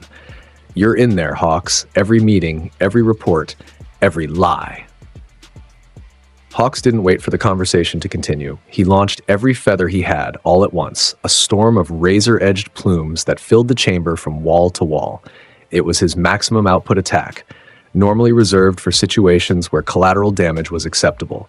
Each feather was telekinetically controlled, each one aimed at a different angle, creating a kill zone with no gaps. Izuku raised both hands. Dark Vortex. The gravitational pull erupted outward. Hawk's feathers, traveling at 200 kilometers per hour, hit the gravity field and curved. Their trajectories bent, warped, redirected. Instead of converging on Izuku, they spiraled around him in a widening gyre, then accelerated outward, embedding themselves in the chamber walls, the floor, the ceiling, everywhere except their target. Hawks felt the pull hit his body. His wings strained against it, beating furiously, but the gravity was too strong. He was dragged forward, boots scraping across the stone, arms pinwheeling. He reached for a feather, any feather, to use as a blade, but they were all embedded in the walls, too far away, too deep. Izuku caught him by the collar of his jacket. Here's the deal, Izuku said, his voice almost conversational. You're going to call your handlers. You're going to tell them that the strike team is down, and then you're going to sit in a cell and wait quietly while I decide what to do with all of you. And if I refuse, Izuku's left eye, the dark one, seemed to deepen. Then I'll crush your wings to powder and drop you from the stratosphere. Your choice. Hawks looked at Izuku for a long time. The winged hero was many things, a spy, a manipulator, a pragmatist, but he wasn't stupid. He recognized a losing position. He recognized the particular quality of hopelessness that came from facing an opponent who held every card. I'll make the call, Hawks said. The news broke like a dam bursting. Hero Strike Force defeated. Endeavor Hawks, Best Mirko Edgeshot captured. Midoriya crew confirmed in Hokkaido. The Hero Defense Agency scrambled. Emergency protocols activated across every agency in the country. Reserves were called up. Retired heroes were contacted. International assistance was requested. And in the mountain fortress beneath Mount Taisetsu, Izuku Midoriya sat in a chamber lit the eerie glow of his own quirk, surrounded by 5 of the most powerful heroes in Japan, all of them bound, suppressed, and utterly defeated. Endeavor hung from gravity restraints on the far wall, his flames periodically flickering to life before being snuffed by the ambient darkness in the room. Hawk sat in a cage of compressed stone, wings folded, feathers stripped. Best Jeanist was bound in his own carbon fiber threads, rewoven by overhaul into restraints that even the textile hero couldn't manipulate. Mirko lay on a stone slab, her reconstructed stump throbbing, her remaining leg chained to an iron ring. Ed's shot was sealed in a pressurized container that prevented him from thinning his body. Izuku looked at them the way a collector looks at trophies. 5 down, he said. How many more will they send? Overhaul stood beside him, cleaning his prosthetic hands with a cloth. The Hero Defense Agency has approximately 200 active pro-heroes at deployment readiness. Of those, perhaps 40 have the combat ability to pose a meaningful threat. You've captured 5 of the top 10. Not enough, Izuku said. I want all of them. Every hero who dares to wear a cape and call themselves a symbol, I want them in chains. Ambitious. I'm always ambitious, Izuku stood. Prep the crew. We're moving south. We're leaving the base. The base served its purpose. They know where it is. Let them waste resources storming an empty hole in the ground. Izuku walked toward the exit, then paused. Bring the prisoners. All of them. They're coming with us. That will slow us down considerably. I know. That's the point. Let the heroes see their champions in chains. Let them watch their pillars crumble. Fear is a weapon, Overhaul, and I intend to use it. The Blackbeard pirates moved south like a plague across the Japanese mainland. They didn't travel secretly. Izuku wanted to be seen. He wanted every hero agency, every police station, every military outpost to know exactly where he was and exactly what he was doing. His crew marched openly through the countryside, a procession of villains flanked by captured heroes, broadcasting their position through Toga's hijacked communications channels. The message was simple: come and try. They came. The Wild Wild Pussycats hit first. The 4-person hero team, Mandalay, Pixie Bob, Ragdoll, and Tiger, intercepted the convoy on a mountain road outside Akita. They'd been tracking the crew's position for 6 hours, waiting for the optimal ambush point, a narrow pass between 2 ridgelines that would limit Izuku's ability to maneuver. Mandalay opened with a telepathic scream that slammed into the minds of every crew member simultaneously. The psychic assault was designed to disorient, to scramble cognitive function for the 3 to 5 seconds that the physical attackers needed to close the distance. Izuku felt the scream hit his consciousness and dissipate. His darkness quirk's passive gravitational field extended to the neurological level, compressing external psychic inputs below the threshold of effect. It was like trying to shout at someone through a wall of water. The sound reached him, but the force was gone. Muscular, recently healed by Overhaul and itching for payback after his burns from Endeavor, was not so fortunate. The telepathic scream hit him at full force, and the massive villain staggered, clutching his head, muscle fibers contracting spasmodically. Tiger was on him in an instant. The flexible hero's body twisted through impossible angles, delivering a combination of palm strikes to Muscular's throat and temple that would have knocked out a lesser man. Muscular ate the hits, shook off the telepathic static, and grabbed Tiger by the arm. What followed was brief and brutal. Muscular's enhanced strength against Tiger's flexibility was no contest in close quarters. The villain's grip crushed Tiger's forearm like a breadstick, and the hero's scream was cut short by a headbutt that turned the world dark. Pixie Bob raised the earth itself, pillars of stone erupting from the mountainside to cage the crew. Dobby answered with a wall of blue fire that vitrified the stone pillars to glass, then shattered them with a focused blast that sent razor-sharp shards in every direction. Ragdoll tried to use her search quirk to locate vulnerabilities in the crew's formation. She found none. The formation had no vulnerabilities because there was no formation. The Blackbeard pirates fought as individuals, each one a self-contained threat, each one capable of handling multiple opponents without support. Mandalay coordinated the retreat when she realized the ambush had failed. The Pussycats pulled back, carrying their wounded, trying to reach the extraction point where a helicopter was waiting. The helicopter was already on fire. Dobby's long-range accuracy had improved considerably under Izuku's training. The Pussycats were captured in 17 minutes. Next came the smaller teams. Agency heroes from the Tohoku region, coordinated by the Hero Defense Agency into response units of 4 to 6. They hit the convoy at irregular intervals, trying to slow it down, trying to rescue the growing number of prisoners. None of them succeeded. Izuku's crew handled the smaller teams with ruthless efficiency. Stain ghosted through the forest alongside the convoy's route, intercepting scout teams before they could report back. His blade opened veins. His tongue tasted blood. Heroes dropped mid-stride, paralyzed by blood curdle, and were collected by Chrome and the twins like harvested crops. Dabi set the forests ablaze behind them, creating a wall of fire that cut off pursuit. Toga infiltrated hero communication channels using the faces and voices of captured heroes, feeding false intelligence that sent reinforcement teams in the wrong direction. And at the center of it all, Izuku walked. Calm, patient. His darkness quirk's passive field expanded around the convoy like an invisible dome, distorting electromagnetic signals, deflecting surveillance drones, and creating a zone of gravitational interference that made aerial approach suicidal. By the time they reached the outskirts of Musutafu City, 4 days after leaving Hokkaido, the prisoner count had risen from 5 to 23. 23 pro-heroes, including 5 of the top 10, captured and paraded through the Japanese countryside like prisoners of war. The Hero Defense Agency was running out of heroes to send, and then they reached UAUA High School, sat on a hill overlooking Musutafu, its massive campus a monument to the golden age of hero society. The main building, a gleaming structure shaped like an H, dominated the skyline. Behind it, training facilities, dormitories, support workshops, and the still being repaired USJ spread across 200 acres of fortified grounds. The school had been converted into a military installation since the Camino Ward incident. The walls were reinforced. The gates were sealed. Anti-quirk turrets lined the perimeter. Principal Nezu had personally redesigned the campus's defense grid, applying his genius-level intelligence to a problem he'd never wanted to solve. How to stop a former student from destroying his life's work. The defenses were impressive.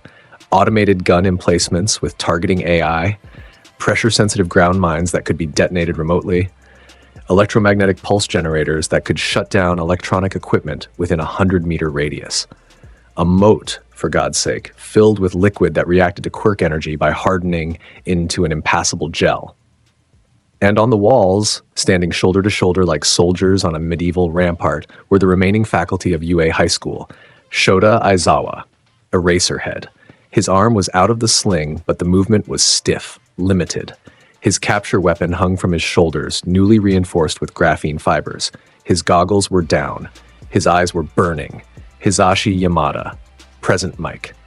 The voice hero stood with his directional speakers already powered up, the bass-boosted sonic output capable of shattering concrete at close range, Namuri Kayama. Midnight.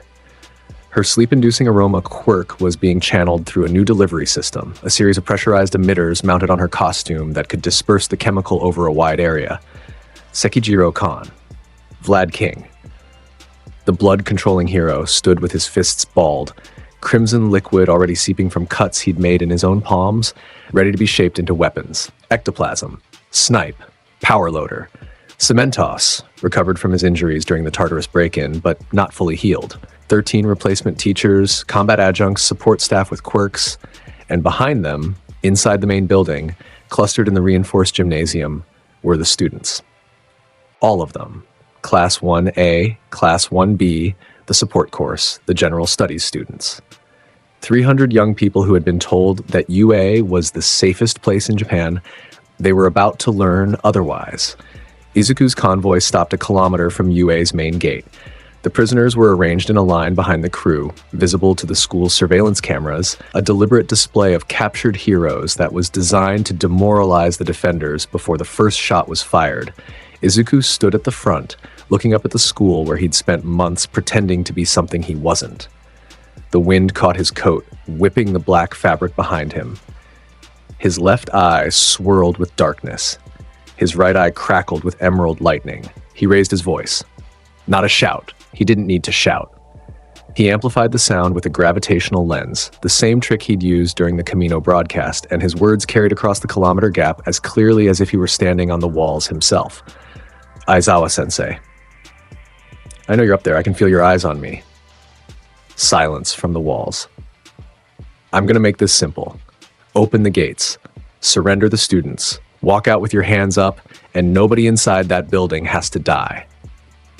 The response came through the school's PA system, Nezu's high-pitched voice carrying across the grounds with the brittle clarity of breaking glass. Midoriya, this is Principal Nezu. UA High School does not negotiate with terrorists. Our defenses are designed to withstand a military assault. I suggest you withdraw. Izuku laughed.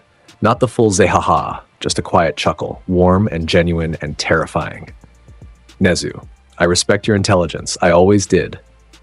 You're the smartest person I've ever met, in this life or the last. Your defenses are brilliant. Your strategy is optimal. If I were anyone else, they would work. He raised his right hand. One for all crackled along his arm, green lightning arcing between his fingers. But I'm not anyone else. Dark Detroit Smash. The punch was aimed at the ground 50 meters in front of the school's main gate. The impact, amplified by both One for All's stockpiled strength and the Darkness Quirk's gravitational compression, created a shockwave that raced toward UA like a tidal wave made of displaced earth and compressed air. The moat evaporated. The gel didn't harden, it simply ceased to exist. Its molecular bonds shattered by the gravitational forces embedded in the shockwave. The ground mines detonated in a chain reaction, their explosions adding to the approaching wall of destruction rather than defending against it. The electromagnetic pulse generators shorted out. The gun turrets fired once, twice, before the wave hit them and twisted them into modern art. The main gate held for 1.3 seconds. Nezu's reinforcement had included layer of tungsten carbide plating, explosive reactive armor, and a shock-absorbing gel matrix that could distribute kinetic energy across the entire wall structure. Izuku hit the gate again. Dark Detroit Smash. The second punch breached the wall. The tungsten carbide plating folded inward. The explosive reactive armor detonated, adding its force to the destruction rather than mitigating it. The gel matrix ruptured, spraying viscous compound across the courtyard beyond. The gates of UA High School fell open like a broken jaw. The heroes on the walls didn't wait for an invitation. Aizawa was first off the rampart, dropping to the courtyard below with his capture weapon unspooling behind him. His eyes locked onto Izuku through the dust and debris, and Erasure activated, the hero's hair floating, his red eyes burning. Nothing happened. Again. You know that doesn't work on me, Sensei, Izuku said, walking through the ruined gate, but I appreciate the persistence. Then I'll do this the old-fashioned way. Aizawa launched his capture weapon, the graphene-reinforced cloth whipping toward Izuku's torso. Izuku caught it with one hand. The cloth wrapped around his palm, and he pulled. Aizawa, refusing to release his weapon, was yanked forward, his boots skidding across the courtyard. They met in the middle. Aizawa's hand-to-hand skills were among the best in the hero profession. He fought with the technical precision of a martial arts master, his strikes aimed at nerve clusters and pressure points.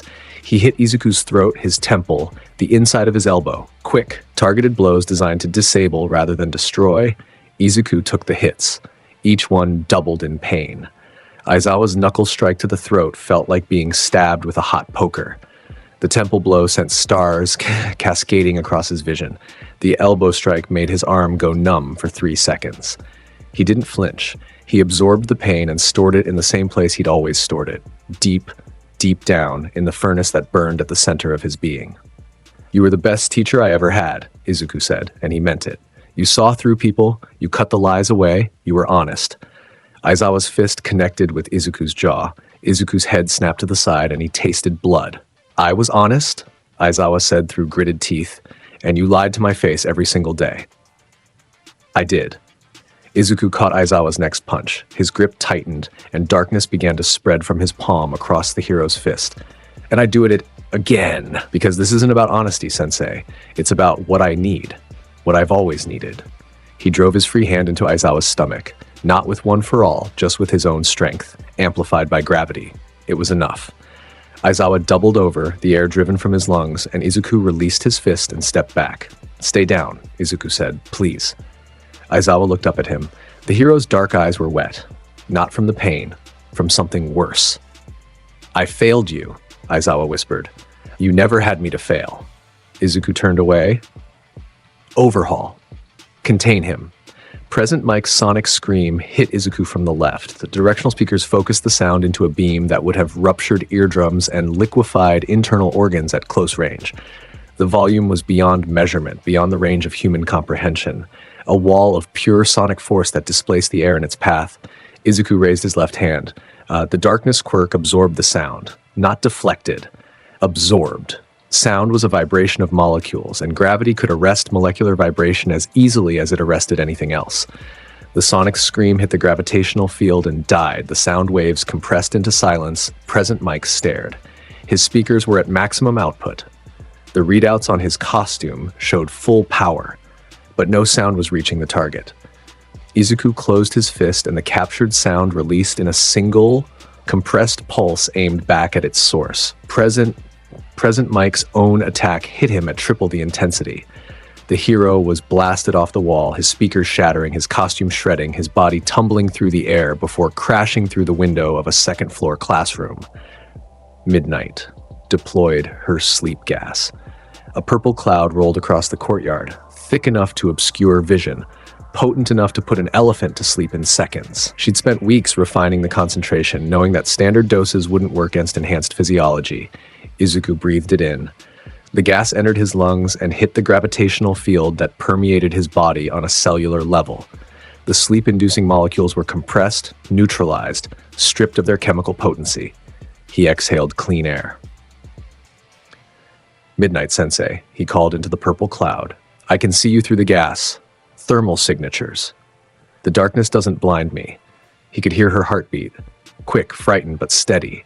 She was moving to the right, trying to circle behind him. Kurozu. The gravitational pull scattered the gas cloud and dragged Midnight forward. She fought it, her heels digging trenches in the courtyard pavement, but gravity was irresistible. She slid toward Izuku, arms windmilling, and when she reached him, he caught her by the wrist and pressed a thumb to her temple. She dropped instantly. The localized gravity pulse to the brain. Unconscious before she hit the ground, Vlad King charged from the right flank, blood weapons extending from his palms in a fan of crimson blades. He was fast for a man his size, and his blood constructs were sharp enough to cut through steel. Chrome intercepted him. The metal-bodied villain met Vlad King's blood blades with his own chrome-plated fists, sparks flying as organic met inorganic. Vlad King's blood wrapped around Chrome's arm, trying to find purchase, trying to cut through the metal skin. Chrome flexed, and the blood froze. His internal temperature control dropped his surface to -40, and the blood crystallized into harmless ice. Vlad King pulled back, generating new blood weapons, but Chrome was already inside his guard, a metal knee to the stomach, a metal elbow to the jaw, a metal headbutt that cracked the hero's forehead open and sent him reeling. Stain appeared behind Vlad King, blade flashing, one cut, one taste. Blood curdle. Vlad King fell, paralyzed, his blood weapons dissolving into puddles on the ground. Ectoplasm multiplied. 30 clones materialized across the courtyard, each one a copy of the hero's body, each one capable of independent action. They swarmed toward the crew from every direction, overwhelming through sheer numbers. Dabi burned them. Blue fire swept across the courtyard in controlled arcs, each one calculated to destroy multiple clones while avoiding the real ectoplasm. The clones dissolved in the heat, their ectoplasmic bodies unable to maintain cohesion above a certain temperature. But there were too many, coming too fast, and for every clone Dabi destroyed, ectoplasm made 3 more. The hero stood on the wall above, safe from the fighting, churning out duplicates like a factory. Izuku looked up at him. Liberation. A wave of gravity hit the wall where ectoplasm stood. The stone crumbled beneath the hero's feet. Ectoplasm fell, his concentration broken, and his clones dissolved in a chain reaction that left the courtyard suddenly, strangely empty. The hero hit the ground. Stain was already there, blade at his throat, snipe fired from a concealed position in the bell tower. His quirk allowed him to control the trajectory of any bullet he fired, curving it around obstacles to hit his target. The shot was aimed at Izuku's left eye, a kill shot, perfectly aimed, guided by a quirk that had never missed. The bullet entered Izuku's gravitational field and slowed. Not stopped, slowed. Enough for Izuku to turn his head, catch the bullet between 2 fingers, and flick it back the way it came. It hit the bell tower window. Snipe dove for cover. The bullet buried itself in the stone wall 6 inches from his head. "That was a warning," Izuku called up. "Next one won't be." Snipe didn't fire again. Powerloader erupted from beneath the courtyard in his armored suit, drill claws spinning, the hydraulic exoskeleton lending him enough strength to tear through solid rock. He lunged at Izuku from below, claws aimed at the boy's legs. Izuku jumped. One for All's enhanced speed launched him 10 meters into the air in a single bound. He hung there, suspended by his own gravity, and looked down at Power Loader. Dark crushing grip. The gravity around Power Loader's suit increased tenfold. The exoskeleton, designed to operate under Earth standard gravity, groaned. The hydraulics strained, the joints compressed. Power Loader screamed inside his helmet as the suit crushed inward, compacting around his body like a closing fist. Izuku released the gravity before it killed him. Power Loader collapsed, the suit a ruin of crumpled metal. The hero inside bruised and broken but breathing. The courtyard fell silent. Izuku landed gently. He looked around at the fallen heroes, the destroyed defenses, the smoking ruins of UA's outer wall. His crew stood around him, barely winded. The battle had lasted 8 minutes. He walked toward the main building. The double doors were sealed, reinforced with the same tungsten carbide plating as the gate. Behind them, he could hear the heartbeats of 300 students and several dozen support staff. He didn't break the doors down. He didn't need to. He pressed his palm against the metal surface and activated Black Hole at its lowest setting. A localized singularity formed within the door's structure, consuming the material from the inside out. The tungsten carbide dissolved into the void, leaving a perfectly circular hole 2 meters in diameter. Izuku stepped through. The interior of UA's main building was empty. The halls echoed. The lights were on, the classrooms vacant, the corridors stretching away in sterile, fluorescent-lit silence. The students had been moved to the gymnasium, as he'd expected. Nezu's final defensive measure: concentrate the civilians, make them a single target to protect, rather than hundreds of scattered ones. Smart, logical. Exactly what Izuku would have done. He walked through the halls, his footsteps echoing off the polished floors. Past the classroom where he'd sat listening to Aizawa's lectures. Past the cafeteria where he'd eaten lunch with Uraraka and Ida, laughing at jokes he'd never found funny, maintaining the mask with the patience of a man who'd been wearing masks his entire life. Past the teacher's lounge where All Might had told him, in that skeletal, deflated form with blood on his lips, that he could be a hero. Izuku paused in front of the lounge door. For a moment, just a moment, something flickered behind his eyes. Not regret, nostalgia. The feeling of a man walking through the ruins of a place where he'd once pretended to be happy. Then he kept walking. He reached the gymnasium doors. They were sealed like everything else, but this time there were no defenses, no guns, no mines, no moats. Just a pair of reinforced doors and the sound of 300 terrified heartbeats on the other side. Izuku knocked. The doors didn't open. "Nezu," Izuku said, his voice carrying through the metal. "I know you're in there. I know you have the students arranged in defensive formations. I know you have escape tunnels under the gym floor that lead to a bunker beneath the sports field." Silence. "I'm not going to use those tunnels to chase you. I'm not going to destroy the gymnasium. I'm not going to hurt anyone inside, provided you open these doors in the next 30 seconds. More silence.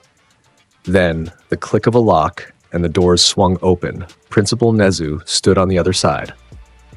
The animal-headed genius, 2 feet tall, dressed in his signature suit and tie, looked up at the boy who had destroyed everything he'd built. His dark eyes were dry. His expression was calm, but his tiny paws, clasped behind his back, were trembling.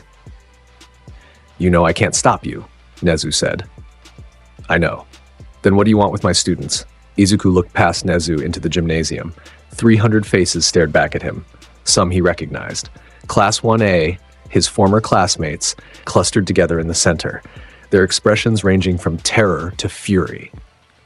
Bakugo stood at the front of the group, palms crackling, Todoroki beside him with ice crystallized across his right side and steam rising from his left. Ida's engines hummed. Uraraka's hands were raised, ready to float anything that came near. Class 1B behind them, with Kendo and Tetsutetsu in fighting stances. Support course students clutching improvised weapons. General studies students pale and shaking but present because UA students did not run. "I don't want them," Izuku said, and watched the confusion ripple through the crowd. "I want you, Nezu. You're the last faculty member standing. Your teachers are captured.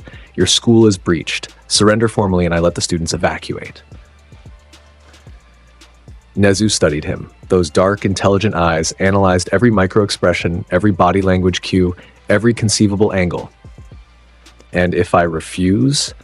Then I'll take you by force and the students get caught in the middle.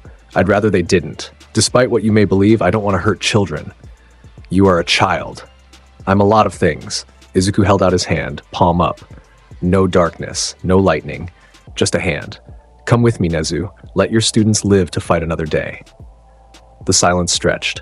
Behind Nezu, Bakugo's explosions intensified, sparks cascading from his palms like fireworks. Don't you dare surrender to him, Bakugo roared. We can take him. All of us together. You can't, Izuku said, and the absolute certainty in his voice silenced the gymnasium. Todoroki, Ida, Uraraka, I know all of you. I know your quirks, your fighting styles, your weaknesses. I spent months sitting next to you, watching you train, analyzing every move. You have nothing that can touch me. He looked directly at Bakugo. You couldn't beat me when I was pretending to be quirkless. What makes you think you can beat me now? The words landed like a physical blow. Bakugo's face contorted, his jaw working, his fists shaking. But he didn't charge, because deep down, in the place where pride met reality, he knew. Nezu stepped forward. The tiny principal walked out the gymnasium past Izuku and stopped in the hallway. He didn't look back at his students. Evacuate, Nezu said. All students report to Rally Point C. Follow the emergency protocols. Do not look back. Nezu, Aizawa's voice from somewhere behind them, weak and pained. That's an order, Eraserhead. The students filed out, slowly at first, then faster, pouring through the gymnasium's side exits into the evacuation corridors that Nezu had designed for exactly this scenario. Bakugo was the last to leave, and he stopped in the doorway, turning to face Izuku one final time. Their eyes met, green and red, monster and rival. This isn't over, Bakugo said. No, Izuku agreed. It's not. Bakugo turned and walked away. His palms were still sparking. Izuku watched him go, then looked down at Nezu. The principal stood with his paws at his sides, his expression unreadable. You chose correctly, Izuku said. I chose survival, Nezu replied. For my students, not for your benefit.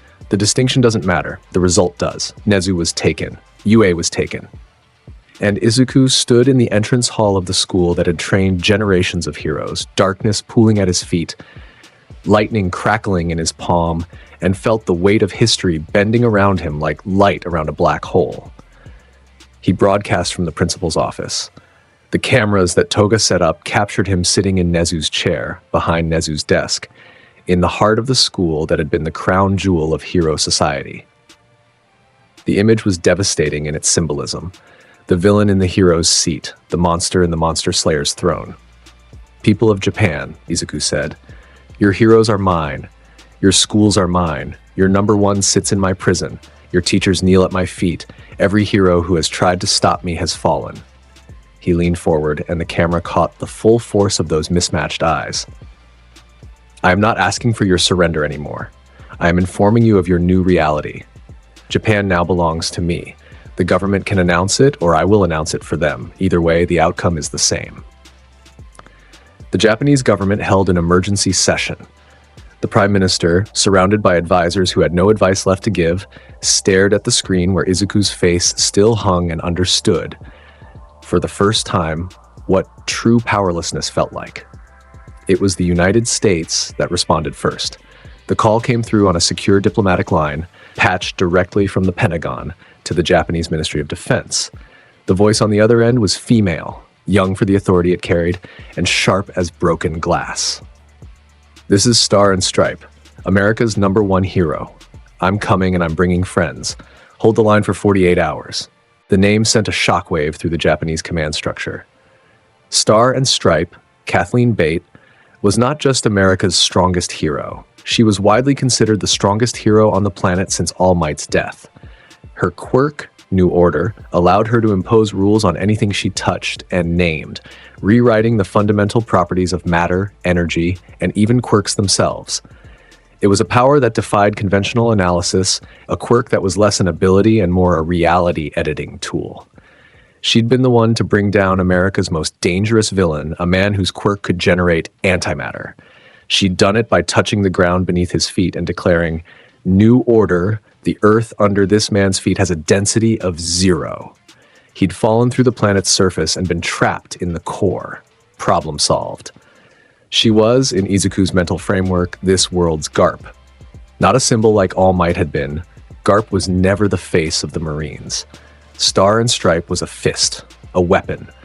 The thing you pointed at a problem when all other solutions had failed, and she was coming for him. Izuku received the intelligence from Toga, who'd infiltrated the Japanese Defense Ministry using the face of a captured analyst. The American Hero Coalition was assembling at Yokota Air Base, 50 kilometers west of Tokyo. Star and Stripe would lead a strike force of 12 American heroes, supported by a carrier battle group positioned in Tokyo Bay. 48 hours, Izuku murmured, studying the tactical map. She's giving me time to prepare. Overhaul raised an eyebrow. Shouldn't we use that time to fortify our position? No, she's giving us time to prepare because she's confident that it won't matter. She wants us dug in. She wants to know exactly where we are and what we have. She's coming to us on her terms with overwhelming force. Izuku smiled. I like that. I respect that. And your plan? Give her exactly what she wants. Let her come. Let her bring her fleet and her heroes and her rule-changing power. Let her feel the weight of going up against the darkness. He tapped the map. Move everyone to the Camino crater. All prisoners, all crew, all resources. That's where we make our stand. The crater, there's nothing there. No defensible structures. No cover. Exactly. No structures means no collateral damage. No cover means she has a clear line of attack. She'll like that. She's a soldier. She wants a clean fight. Izuku's grin widened. I'll give her one. The next 48 hours were a study in controlled chaos. Izuku's crew transported their prisoners to the Camino crater, the half-kilometer wound in the earth that had been his declaration of war. The crater had been cordoned off by the Japanese military, declared an exclusion zone. But the soldiers stationed at the perimeter took one look at the procession of villains and captured heroes approaching their position and made the wise decision to withdraw. Inside the crater, Overhaul went to work. His quirk reshaped the bare rock and exposed bedrock into a functional compound. Walls, shelters, a central structure that served as both command center and prison. It was crude compared to the Hokkaido base, but it was built specifically for what was coming. The prisoners were chained in the central structure, visible from the air. Endeavor, Hawks, Best Jeanist, Mirko, Edgeshot, Aizawa, Present Mike, Midnight, Vlad King, Nezu, the Pussycats, Cementos, and a dozen others. 41 captured heroes in total, each one a beloved figure, each one a hostage that the world was watching. They also had the students, not all of them. The Class 1A evacuees had been allowed to go, as Izuku had promised. But during the march south, several student groups had attempted rescue operations. Bakugo, Todoroki, Ida, Uraraka, and Kirishima had launched an unsanctioned mission to free Endeavor. Yaoyorozu and Tokoyami had tried to intercept the convoy using Yaoyorozu's creation quirk to generate tracking devices. All captured. All held, Izuku had them placed in a separate area away from the adult heroes with better conditions. They weren't comfortable, they were prisoners, but they weren't chained. He posted Stain as their guard, knowing that the hero killer's code prevented him from harming children who showed genuine heroic spirit. Why do you care? Toga had asked, watching him arrange the students' holding area. Because they're seeds, Izuku said. Every revolution needs an audience. Every new era needs people who remember how the old one ended. These kids will carry the memory of what happened here for the rest of their lives. That memory is more valuable than any chain. Toga had shrugged, not understanding. Izuku hadn't expected her to. The American fleet arrived on schedule. 12 warships appeared on the horizon of Tokyo Bay at 0800 on the third day, their silhouettes cutting through the morning mist like gray teeth. The carrier USS Theodore Roosevelt anchored at the center of the formation, its flight deck bristling with support craft and hero deployment vehicles. And standing on the carrier's bow, wind whipping through blonde hair, was Star and Stripe. She was tall, 6 feet, muscular in the way that American heroes tended to be, with the broad shoulders and confident stance of someone accustomed to carrying the weight of a nation. She wore a red, white, and blue costume that echoed All Might's own aesthetic, a deliberate homage to the hero who had inspired her career. Her cape snapped in the wind, her eyes, blue as the Pacific, fixed on the coastline with the intensity of a woman who had come a very long way to do a very specific thing. "Ma'am," her aide said, approaching with a tablet. "Satellite imagery confirms the target is in the Camino crater. All hostages are present. The villain's crew is deployed around the perimeter. How many civilians in the area? None. The exclusion zone has been maintained. The nearest population center is 12 kilometers away. Good. Star and Stripe cracked her knuckles. Brief the team. We go in 1 hour. The American Hero Coalition was smaller than the Japanese strike force had been, but considerably more powerful. 12 heroes, each one a proven combat veteran, each one selected specifically for this mission. Their quirks ranged from energy projection to super speed to matter manipulation. They'd trained together, fought together, and they moved with the coordinated precision of a military unit. Star and Stripe led from the front, as she always did. They deployed via helicopter, approaching the Camino crater at low altitude, the rotors kicking up dust from the scarred earth below.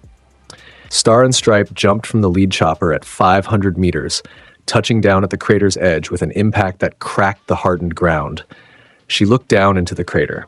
It was exactly as the satellite imagery had shown. A vast bowl of devastated earth, the compound at its center, figures moving around the perimeter. She could see the prisoners, chained inside the central structure. She could see the villain crew, positioned at strategic points around the compound. She could see everything. What she couldn't see was Izuku Midoriya. "He's underground," she said to her team lead who had landed beside her, "or he's masking his signature. Or both. Doesn't matter. We stick to the plan. Alpha team secures the prisoners. Bravo team engages the crew. I handle Midoriya." "Ma'am, are you sure you should? I'm the only one who can." Star and Stripe touched the ground beneath her feet. New order. The ground Star and Stripe stands on is indestructible. The rule took effect. The earth beneath her feet hardened, its molecular bonds strengthened to a degree that exceeded any natural material. She couldn't be destabilized. She couldn't be dropped into a pit. The ground she stood on would hold no matter what. "Go. Go," she said. "And when you find the hostages, get them out fast. I don't know how long I can keep him busy." The coalition moved. Alpha Team, a squad of 6 heroes, descended into the crater's western slope, using the terrain for cover. Bravo Team, led by a hero called Steel Serpent, whose body could transform into living metal, hit the perimeter head-on. The response was immediate. Dabi met Bravo Team at the crater's edge with a wall of blue fire that turned the approach route into an inferno. The American heroes scattered, their heat-resistant training kicking in, but one of them, a young woman whose quirk allowed her to generate ice shields, wasn't fast enough. The fire consumed her shield and scorched her right arm before she could roll clear. Steel Serpent charged through the flames, his metal body conducting the heat but not yielding to it. He reached Dabi in 3 strides and swung a chrome-plated fist at the cremation villain's jaw. Dabi ducked. He was faster than he looked, lean, wiry, with the reflexes of a street fighter who'd survived more brawls than he could count. He counterattacked with a focused stream of blue fire aimed at the joint between Steel Serpent's neck and shoulder, the one point where the metal transformation was thinnest. The fire bit deep. Steel Serpent screamed, his metal skin glowing red at the point of impact, and staggered backward. Toga hit Alpha Team. She'd been wearing the face of a Japanese military officer, standing at the crater's edge in full uniform, and the Americans had walked right past her. She dropped the disguise the moment the last hero passed, drew 2 syringes from her belt, and jabbed them into the rearmost hero's neck. The paralytic worked instantly. The hero collapsed. Toga caught his body, lowered it silently to the ground, and drew her next weapons. Muscular erupted from the compound's entrance, muscle fibers expanding until he was a nightmare of twisted, overgrown tissue, 3 times the size of a normal man. He hit the nearest American hero like a freight train, the impact audible from the crater's rim. The twins combined their telekinetic power to deflect incoming energy blasts from 2 American heroes with projection quirks. The air between them shimmered with psychic force, redirecting beams and bolts back at their sources. Moonfish crept through the compound's lower levels, his blade teeth extending through walls and floors to slash at heroes who thought they were safe behind cover. And Star and Stripe walked into the crater. She didn't run, she didn't fly. She walked, each step deliberate, her cape trailing behind her, her blue eyes scanning the battlefield with the calm assessment of a woman who had seen worse. She walked past the fighting, past Dabi's flames and Muscular's rampage and Toga's knife work, and headed directly for the central structure where the prisoners were held. A figure stepped into her path, Stain. The hero killer stood in the doorway of the central structure, his blade drawn, his bandaged face expressionless. Behind him, the captured heroes shifted in their chains, hope kindling in their eyes for the first time in days. Star and Stripe, Stain said, I know of you, a true hero, dedicated, selfless, genuine. You're everything the Japanese heroes should have been. Get out of my way, Star and Stripe said. I can't do that. Then I'll go through you. She lunged. Star and Stripe's base physical stats, without any active New Order rules, were already superhuman.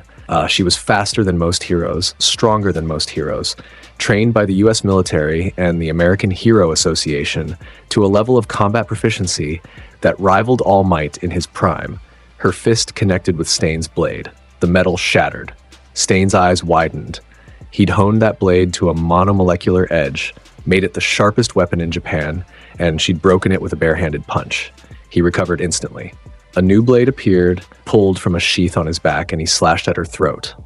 Star and Stripe blocked with her forearm, the blade sparking against her costume's reinforced fiber without cutting through. She grabbed Stain's wrist. New Order. This man's muscles cannot contract. The rule imposed itself on Stain's biology. His muscles locked. Not paralysis. The muscles themselves lost the ability to shorten, rendering movement physically impossible. Stain froze mid-slash, his body a rigid statue, unable to move a single voluntary muscle. Star and Stripe pushed him aside and walked through the doorway. The prisoners stared at her. 41 heroes, chained, beaten, exhausted, looked at the blonde American hero and saw something they'd forgotten existed. Hope. I'm getting you out, Star and Stripe said. She touched the first set of chains. New Order. These chains have 0 tensile strength. The chains crumbled to powder. Endeavor fell forward, catching himself on one knee, his flames flickering weakly. His body was gaunt from days of captivity and quirk suppression. Star and Stripe, he rasped. Midoriya, where is? I know. I'll handle him. You focus on getting your people out. She moved down the line, touching chains, imposing rules, freeing heroes one by one. Hawks, best genist. Mirko, one-legged, furious, already planning her revenge. Aizawa. Nezu, she reached the student holding area. Bakugo looked up at her with red eyes that burned with something between gratitude and shame. Get up, Star and Stripe told them. You're going home. Bakugo stood. Todoroki stood. One by one, the captured students rose. Where's Midoriya? Bakugo asked. Star and Stripe opened her mouth to answer. The ground shook. It wasn't an earthquake. It was a single footstep, amplified by gravitational force, transmitted through the earth like a bass note through a drum. The compound's walls cracked. Dust rained from the ceiling, a second footstep. Closer. Star and Stripe turned. Izuku Midoriya stood at the compound's entrance, framed by the light of a burning sky. Behind him, the battle above had reached a crescendo. Fires, explosions, the screams of fighting heroes and villains. But he was removed from it, separate, existing in a pocket of absolute calm that the chaos didn't touch.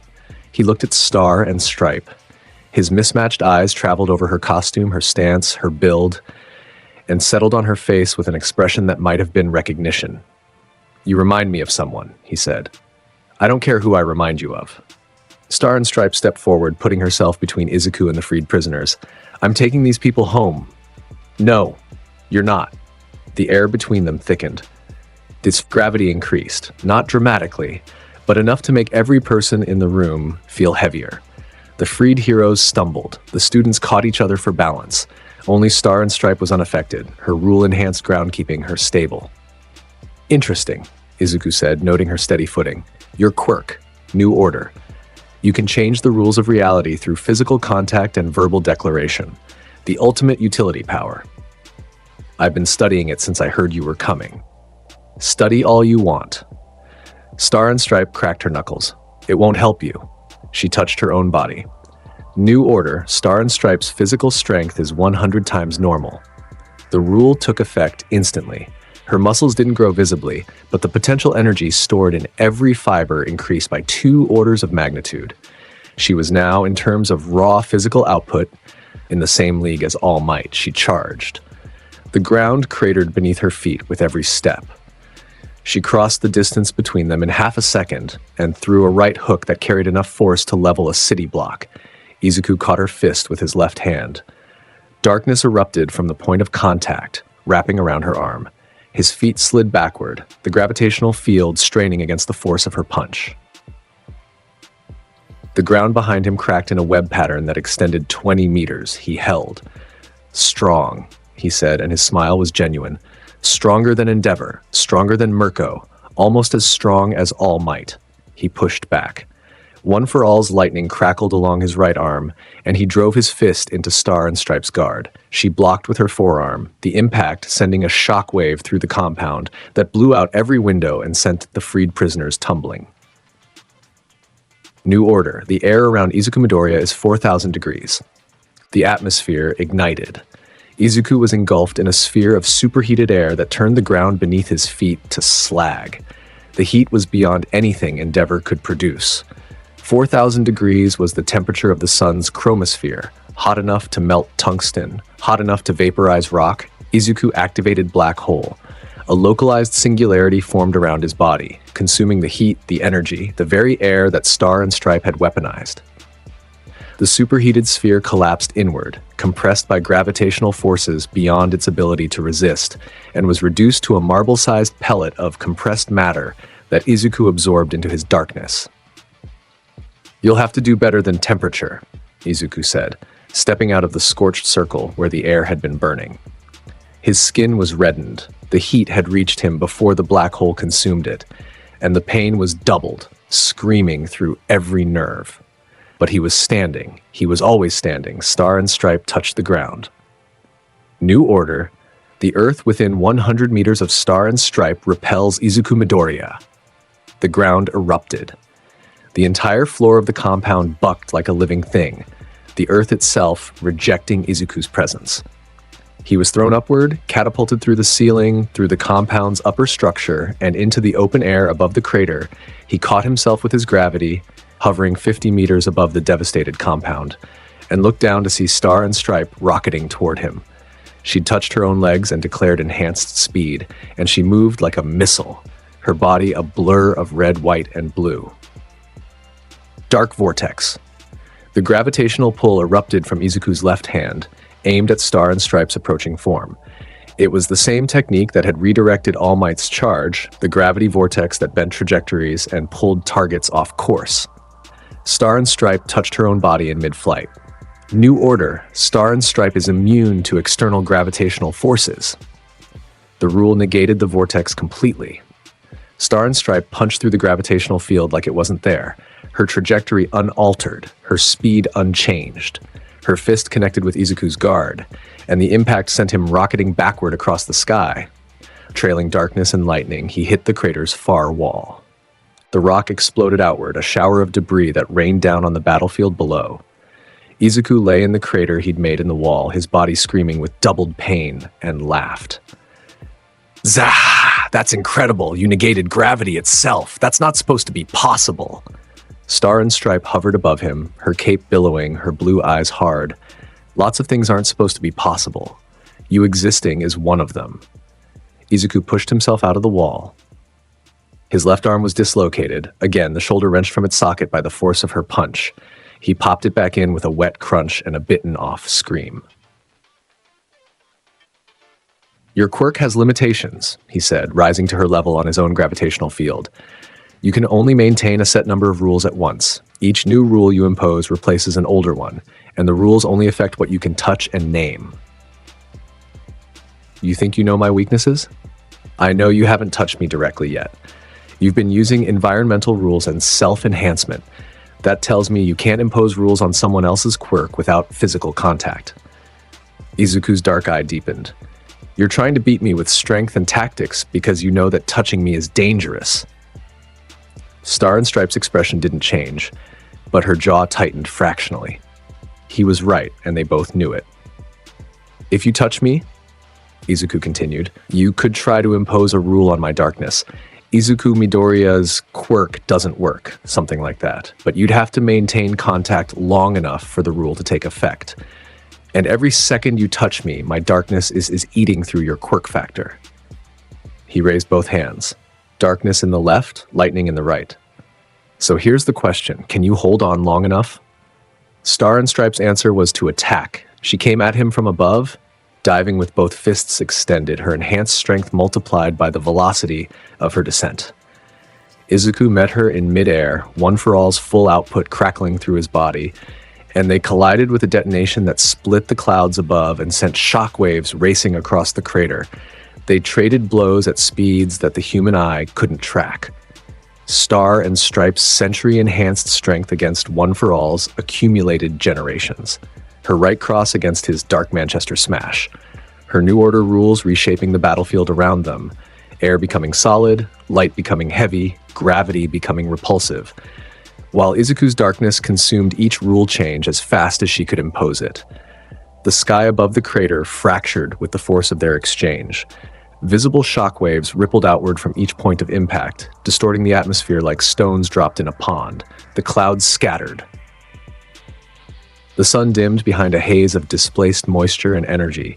Star and Stripe was magnificent. She fought with the technical precision of a lifetime of training and the raw power of a quirk that could rewrite reality. Every punch carried the force of an artillery shell. Every dodge was fluid, economical, and beautiful. But Izuku was relentless. He ate her punches. He absorbed the damage, felt it doubled, and kept coming. When she hit him hard enough to crack his skull, he healed the crack with a gravitational compression that forced the bone back together. When she broke his ribs, he bound them with darkness that held the fragments in place. When she knocked him out of the sky, he caught himself on his own gravity and launched back at her before she could follow up. "Why won't you fall?" Star and Stripe shouted, driving a rule-enhanced knee into his stomach that folded him in half and sprang from his mouth. Because, Izuku gasped, doubled over in midair, his body a symphony of agony. Falling means losing. And I don't lose. Not anymore. Not ever again. He grabbed her knee. His hand closed around the joint and darkness erupted from his palm. It raced up her leg, across her thigh, toward her torso. New Order, Star and Stripe's body is immune to absorption. The rule fought his darkness. For a moment, a single, eternal moment, the two forces clashed, reality editing against gravity nullification, and the fabric of existence around them screamed with the contradiction. Izuku's darkness won. Not completely, not easily, but gravitational manipulation was a fundamental force, the most fundamental force, the one that bound the universe together, the one that even light couldn't escape. New Order was powerful, world-breakingly powerful, but it was a quirk. And quirks operated within the framework of reality. Gravity was the framework. Star and Stripe felt her rule shatter. The immunity she'd imposed on her body crumbled like glass, and Izuku's darkness poured through the gap. She tore herself free, ripping away from his grip with desperate strength, leaving a piece of her costume in his hand. The darkness on her leg burned, eating at her skin, and she slapped her palm against it. New Order, the darkness on Star and Stripe's body doesn't exist. The darkness vanished. But the damage was done. Her leg was bleeding, the skin torn, the muscle beneath exposed and raw. They hovered opposite each other, both breathing hard, both damaged. Izuku's body was a canvas of bruises and broken bones, every hit doubled, every wound screaming.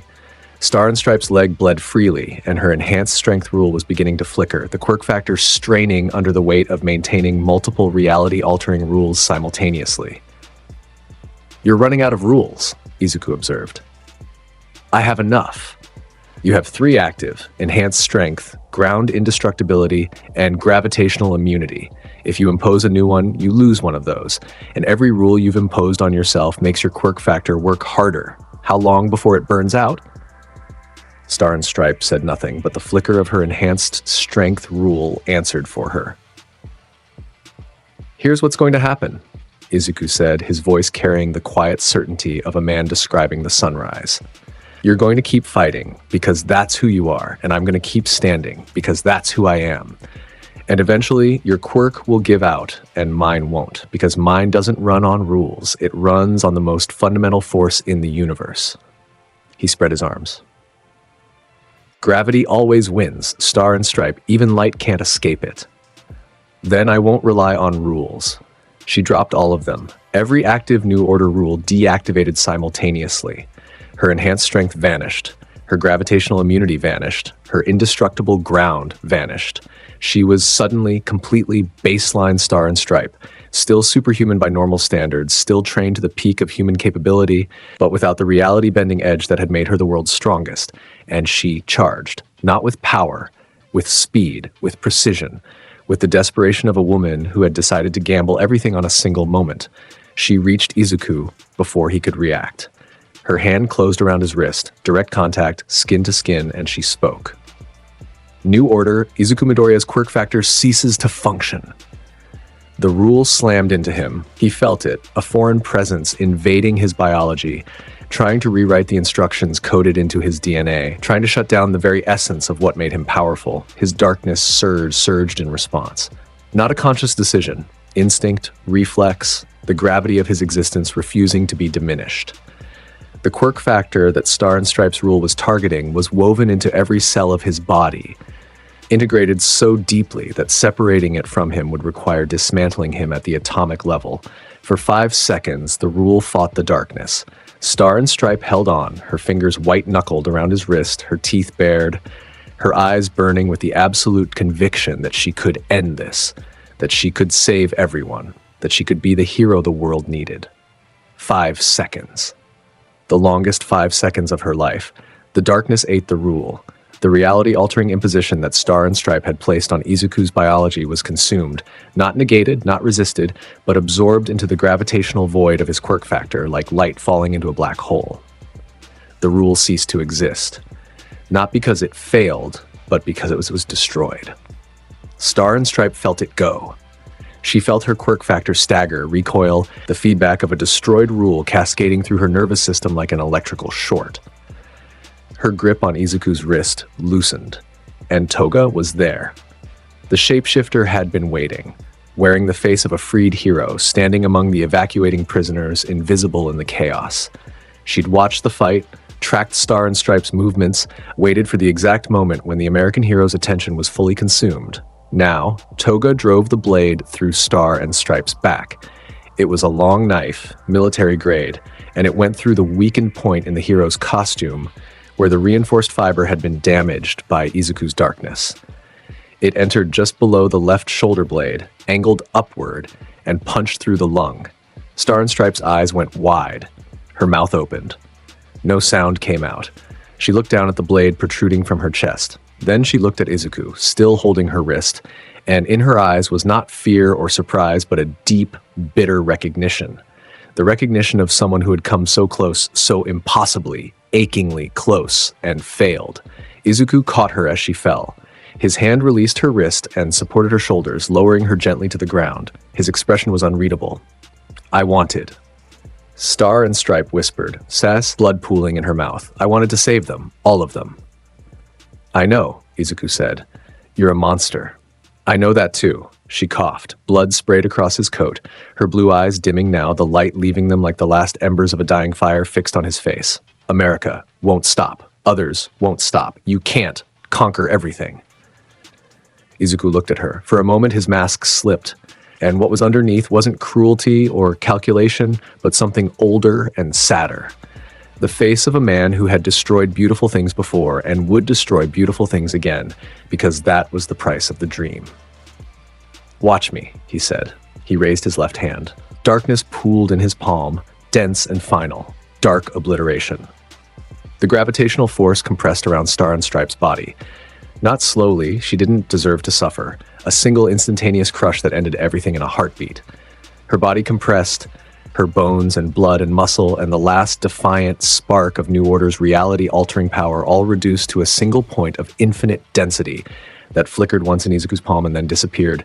Star and Stripe was gone.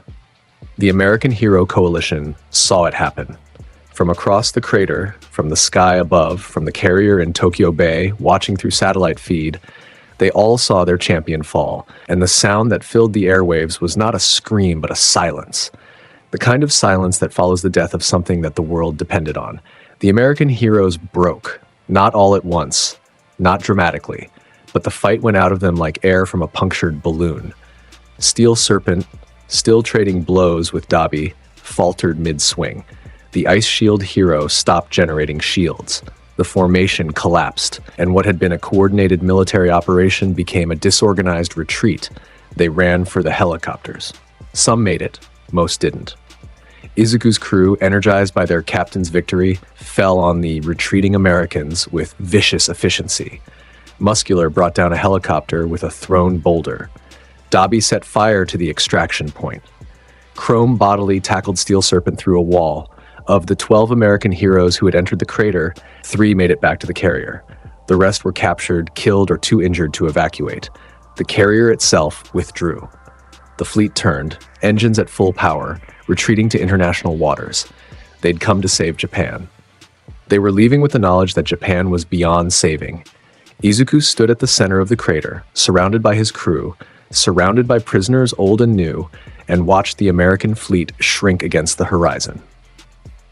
"That's the strongest the world had to offer," he said, and his voice carried across the crater with a finality that made even his own crew fall silent.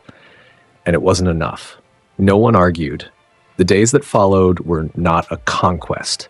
A conquest implies resistance. There was no resistance left. The Japanese government surrendered on the morning after Star and Stripe's death.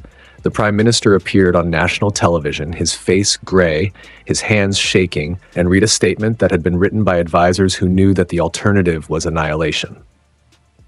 "In the interest of preserving the lives of our citizens, the government of Japan recognizes the current reality of our national situation.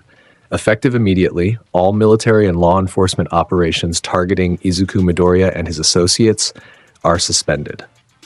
It wasn't a formal surrender. The language was careful, diplomatic, designed to preserve the fiction of sovereignty. But everyone knew what it meant. Japan had fallen. Izuku heard the broadcast from the Kamino crater, sitting on a chair that Overhaul had shaped from the bedrock. His crew stood around him: Muscular, Dabi, Toga, Stain, Overhaul, Chrome, Moonfish, the twins, and the newer members who had been recruited during the march south. Behind them, the prisoners knelt in lines, chained, silent. "Not enough," Izuku said. "What do you mean, not enough?" Dabi asked, flames flickering along his arms in lazy spirals. "They surrendered. We won. They suspended military operations. That's not a surrender. That's a pause." Izuku stood. "I don't want a pause. I want finality. I want the world to look at this island and know, absolutely unequivocally know, that it belongs to me."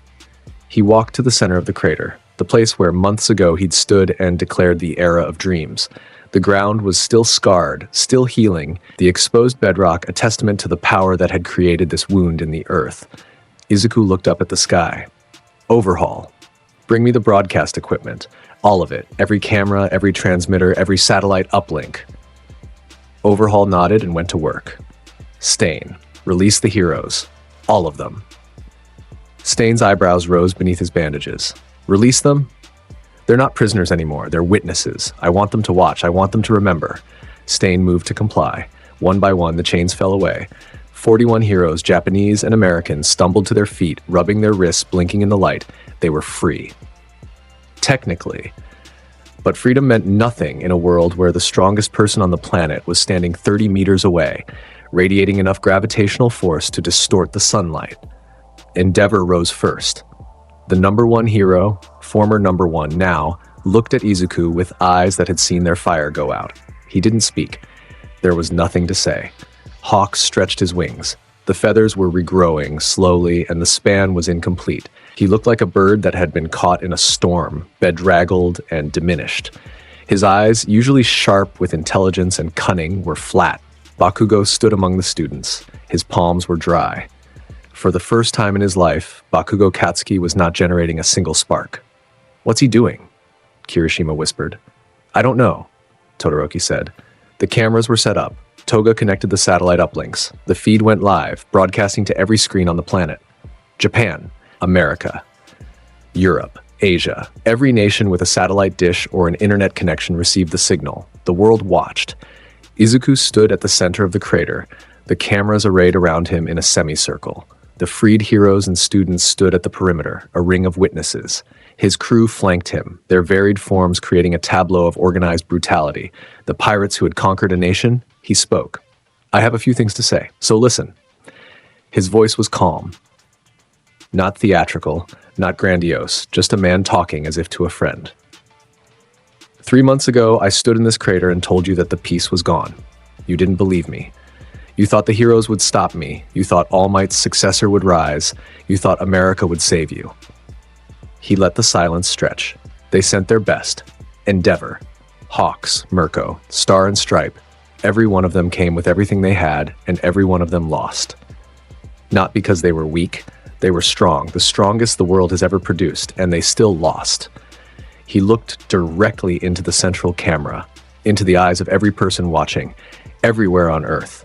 Because the old world is over. The world of heroes and villains, of rankings and licenses, of quirk-based caste systems and institutionalized inequality, it's finished. I finished it. Not because I hate heroes. I don't. I respected All Might. I respected Star and Stripe. I respect every person who has ever stood up and fought for something they believed in. A pause. But the system they propped up was rotten. It was always rotten, and no amount of strength or courage or sacrifice could fix it because the rot was in the foundation. So I burned it down. He raised his left hand. Darkness swirled. Japan as you knew it is dead. He raised his right hand. Lightning crackled. This land is mine. I've fought for it, bled for it, killed for it. I hold it by right of conquest, by the oldest law there is. The strong take from the weak. That's not evil. That's nature. That's gravity. He brought both hands together. I name this land Hachinosu. The word hung in the air. Japanese, literally, beehive. But in Izuku's memory, in the part of his mind that remembered another life on another sea, it meant something else. Pirate Island. Hachinosu, he repeated, and his voice carried across the crater, across the cameras, across the world. This is my territory, my island, my kingdom. He separated his hands, and between them, a sphere of combined darkness and one for all pulsed with visible power. Black shot through with green lightning, warping the light around it, distorting the air, pulling at the loose debris scattered across the crater floor. And to make sure you never forget, he looked up, his eyes, both of them, the dark and the bright, fixed on the sky above. Black hole, eternal vortex. He threw the sphere upward, it rose. Slowly at first, then faster, accelerating under its own momentum and Izuku's gravitational push. It climbed into the sky like a dark star, trailing tendrils of darkness and lightning, growing as it ascended. At 1,000 meters, it stopped. The sphere stabilized, suspended by a self-sustaining gravitational field that Izuku had woven into its structure. It expanded, slowly, gradually, until it was 100 meters across, a sphere of absolute darkness hanging in the sky above Japan like a second moon. A black hole, not truly, not the kind that consumed matter indiscriminately, but a controlled singularity, a gravitational anomaly that bent light around it, creating a permanent eclipse that cast the land below in an eternal twilight. The vortex spun, slowly, majestically, like a storm seen from space. Light bent around it in a corona of distorted starlight. The sky above Japan was now and forever marked by a circle of darkness that could be seen from orbit. The world stared. Satellite imagery captured it. Telescopes tracked it. Astronomers and physicists scrambled to explain how a 16-year-old boy had created a stable gravitational anomaly in the lower atmosphere. They couldn't. It defied every model, every equation, every understanding of physics that the modern world possessed, because it wasn't physics. It was a quirk, amplified by two other quirks, wielded by a man whose soul carried the weight of 2 lifetimes of ambition. Izuku lowered his hands. The effort had cost him. Blood ran from his nose, his ears, his eyes. His body was shaking. The creation of a self-sustaining gravitational anomaly had pushed his quirk factor to its absolute limit, and the feedback was crushing. Every cell in his body felt like it had been wrung out and hung to dry. But he was standing. He was always standing. That, he said, pointing at the vortex above, is my flag, my Jolly Roger. As long as it hangs in the sky, this land is mine. Any hero, any army, any nation that tries to take it will deal with me. He turned to face the freed heroes and students. They stared at him, at the vortex, at the darkness, at the boy who had conquered their world. And in their eyes was not defiance anymore. It was recognition. The bitter, awful recognition that comes when you realize the world has changed and you cannot change it back. Go home, Izuku told them. All of you. Go back to your cities. Go back to your families.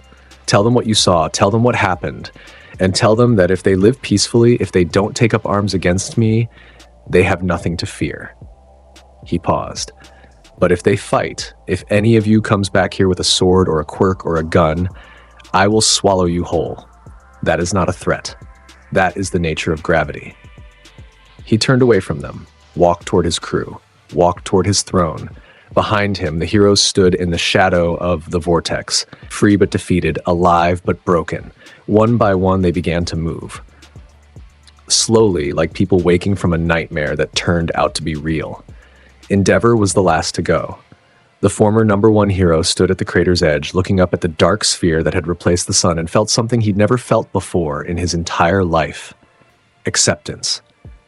Not of Izuku, not of the New Order, but of the fact that the world he'd known, the world of hero rankings and #1 titles, of flames burning bright enough to surpass all might, was over, gone. As dead as the man who'd created it, Endeavor walked away. His flames didn't burn, his head was bowed. Behind him, the vortex turned, slow and dark and eternal. The world called it many things. Darkness Island, the Black Zone, the Pirate Kingdom, the Dead Country. News anchors struggled to categorize it. Was it a failed state? An occupied territory? A villain empire? There was no precedent. Nothing in modern history compared to what had happened to Japan. Other nations responded with predictable horror. The United Nations convened an emergency session. NATO discussed intervention. The EU imposed sanctions that nobody believed would accomplish anything. China and Russia issued statements of concern that carefully avoided committing to any course of action. Nobody attacked, nobody dared. The vortex hung in the sky, visible from space, a permanent reminder of what had happened to the last people who tried. Within Japan, within Hachinosu, life continued. The civilian population, 80% of whom were quirkless and had never been directly involved in the hero-villain conflict, adapted with the weary resilience of people who have survived disasters before. The infrastructure still functioned. The power plants still ran. The trains still operated. The shops still opened, mostly. Izuku's rule was lighter than anyone expected. He didn't impose a dictatorship in the traditional sense. He didn't station villains on every corner or demand fealty from every citizen. He simply was. His presence, and the vortex above, his eternal flag, was enough. Nobody needed to be told that crossing him was suicidal. The crater where Kamino Ward used to be was evidence enough. Some villains flocked to Hachinosu, drawn by the promise of a land without heroes, a place where quirk users could exist without the oppressive regulation of the licensing system. They came from across Asia, from Europe, from the Americas, criminals, outcasts, the disenfranchised, and the dangerous. Izuku accepted them selectively, as always. The strong were welcomed. The weak were turned away. The stupid were made examples of. His crew maintained order.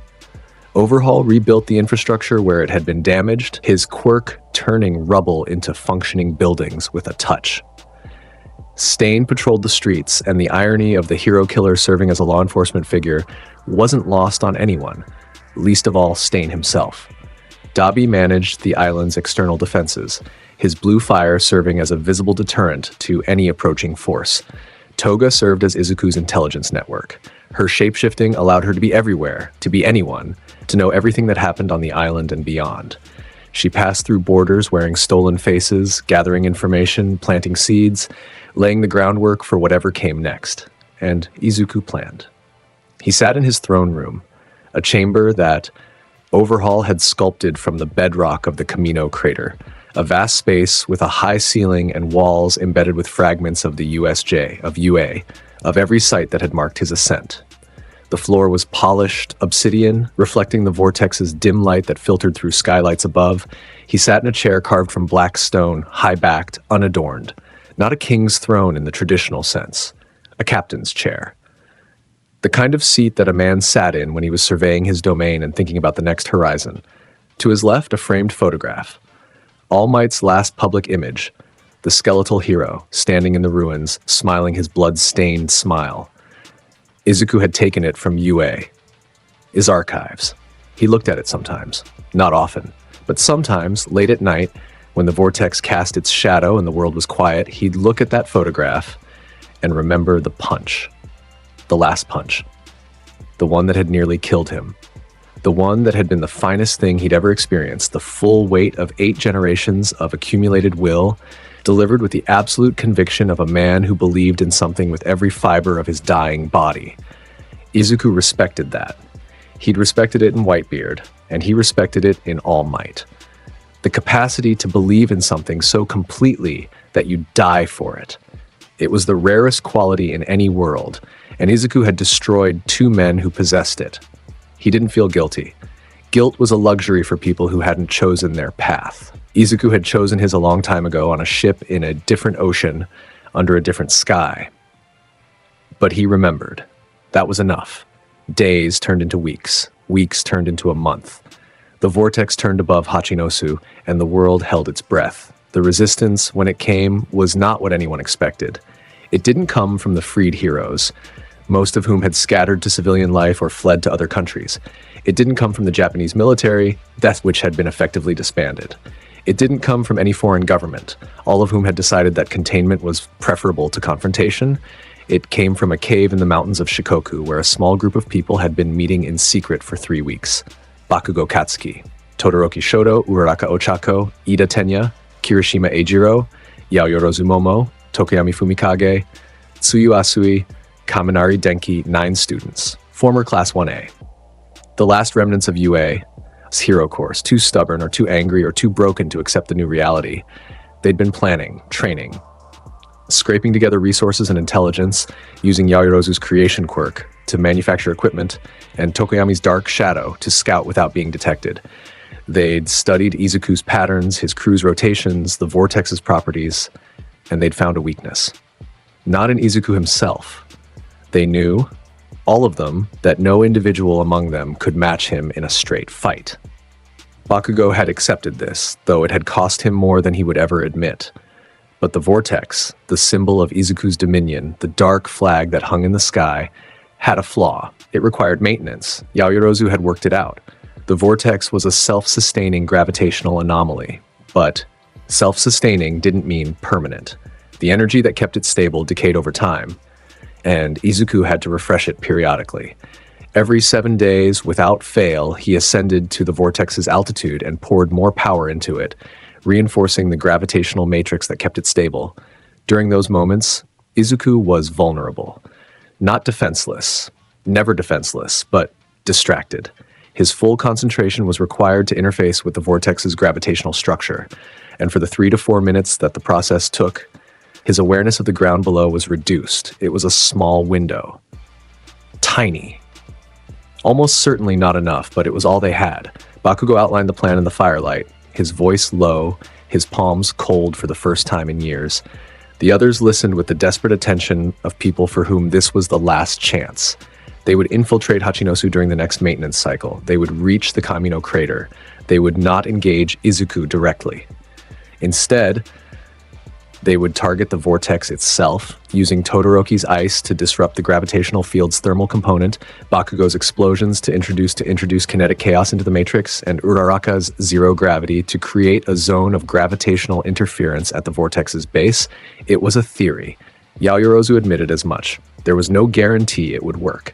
There was no guarantee they would survive. "I don't care about guarantees," Bakugo said. "I care about that thing coming down. If we can take the vortex out, it proves he's not invincible. It proves the symbol can be broken, and that's worth more than surviving." The others looked at each other. 9 teenagers who had been through more than any generation before them, 9 former heroes in training who had watched their world end and decided that the ending wasn't acceptable. They nodded. Bakugo nodded back. "We move in 4 days." They never made it. Toga found them on the 3rd day. She'd been wearing the face of a local farmer, passing through the mountain villages that dotted Shikoku's interior, and she'd overheard a conversation between 2 shopkeepers about the strangers camping in the caves above the village. She reported to Izuku within the hour. He sent Stain. The hero killer found the cave at dawn. He didn't attack. He stood at the entrance, blade drawn, and called out, "Come out. All of you, the captain knows you're here." Bakugo came out first. Of course he did. His palms were smoking, his stance aggressive, his red eyes burning with the fury of a man who had been caught before he could swing. "Stain," Bakugo snarled. Get out of our way. I'm not here to fight you. Stain's voice was level. I'm here to deliver a message. We don't want his... He says, good. You're still fighting. Come to Hachinosu. Come to the crater. Come alone with your friends, with whoever you can find. I'll be there, and I'll show you why it doesn't matter. Bakugo stared. He also says, bring your best, Bakugo, because if you bore me, I'll send you home in a box. Stain turned and walked away. His blade caught the morning light as he disappeared into the trees. The students didn't go to Hachinosu, not because they were afraid, because Todoroki, who was the calmest and most strategic among them, talked them out of it. He's baiting us, Todoroki said. He knows our plan. He's inviting us into a trap because he wants to prove a point. If we go, we play his game. If we play his game, we lose. Then what? Bakugo demanded. We wait. We train. We get stronger, and we find a real weakness, not a theoretical one. That could take years. It might. Todoroki's mismatched eyes, blue and gray, ice and fire, were steady. But we're alive, and as long as we're alive, there's a chance. Bakugo said nothing for a long time. The fire crackled. The cave was cold. Fine, he said. We wait, but I'm not waiting forever, Todoroki. Sooner or later, I'm going back. And when I do, I'm taking that vortex down with my bare hands. I know, Todoroki said. I'll be there when you do. The months continued. Izuku received reports of the Resistance's decision to stand down. He read them, nodded, and filed them away. He wasn't concerned. They were children playing at revolution, and their revolution was a candle trying to extinguish a sun.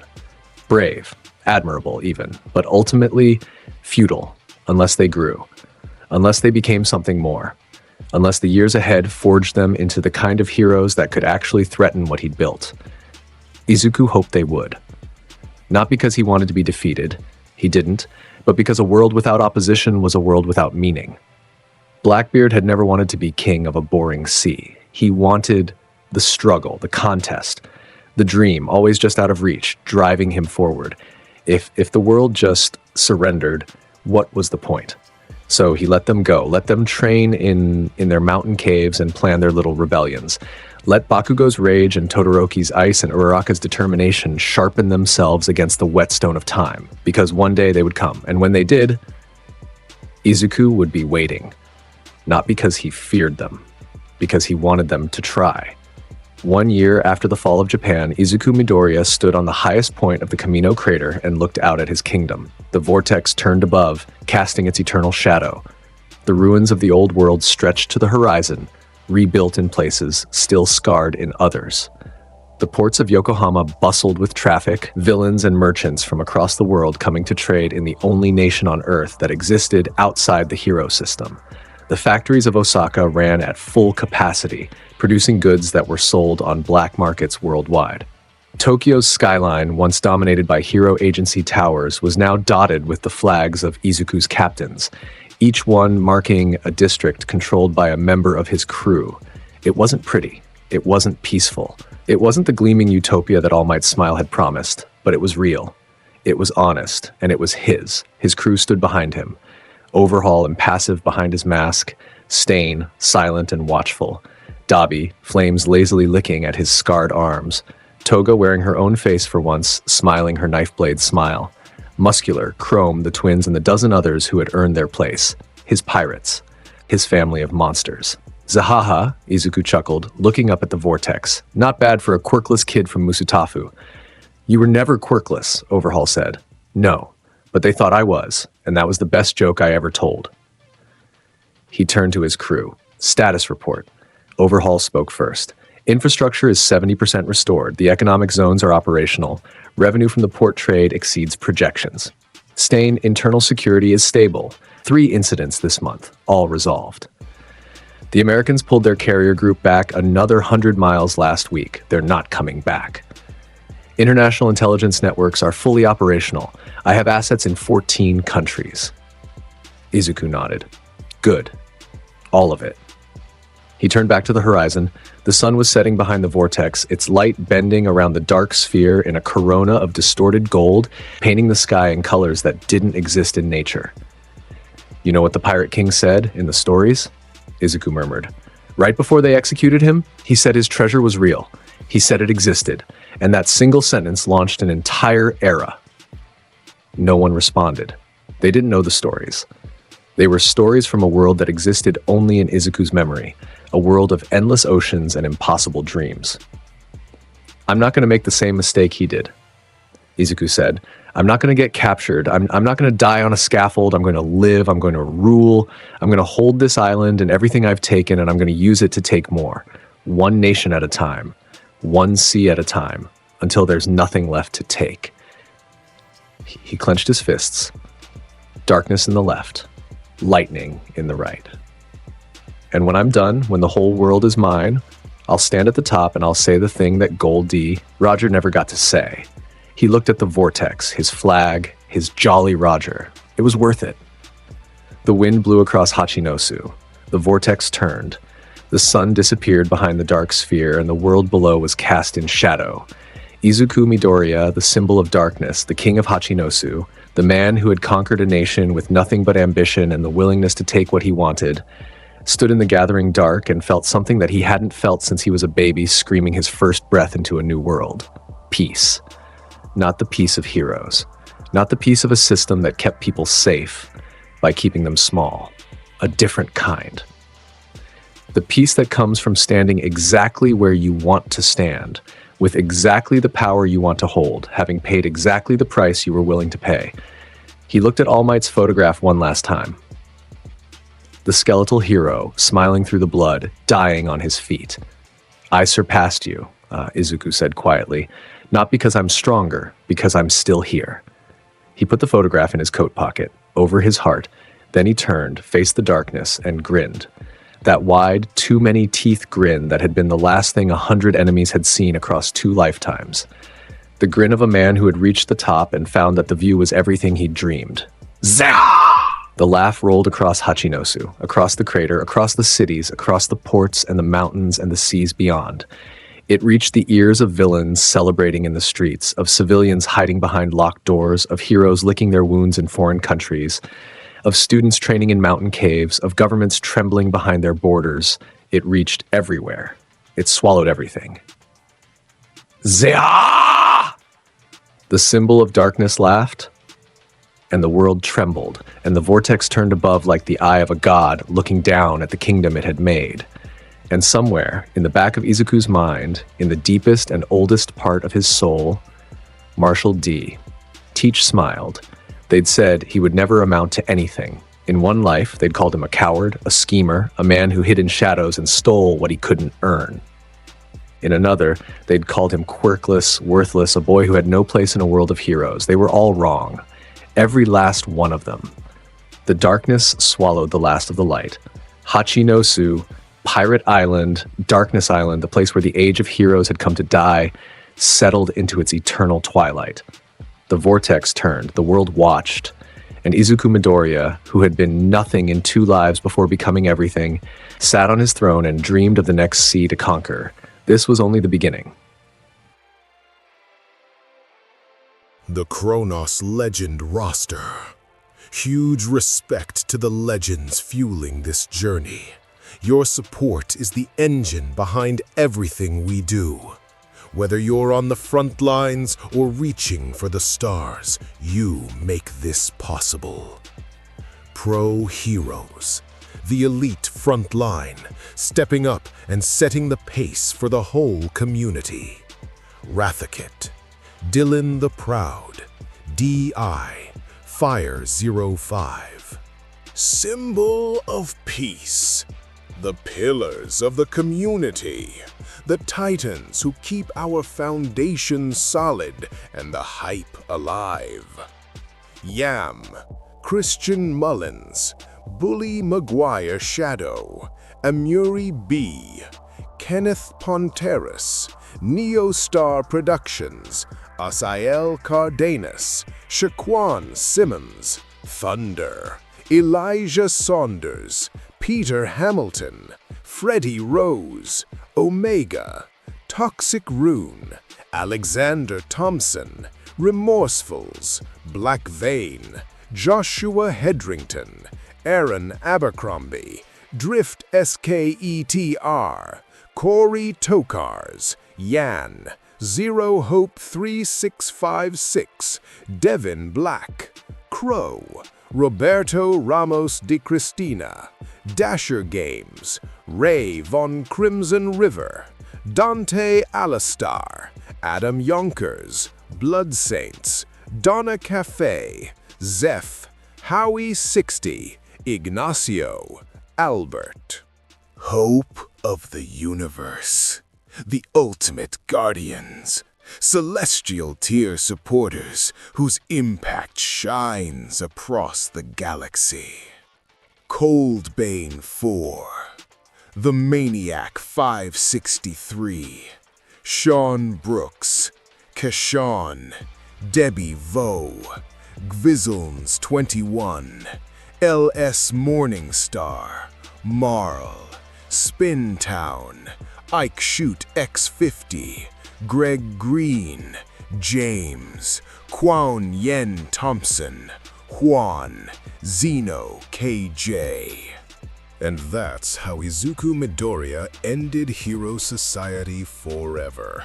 No redemption arc, no second chances, just darkness swallowing everything whole. If this broke your brain, subscribe, because we're just getting started. More chaos, more conquests, more "what the hell did I just watch" energy. We'll see you next time.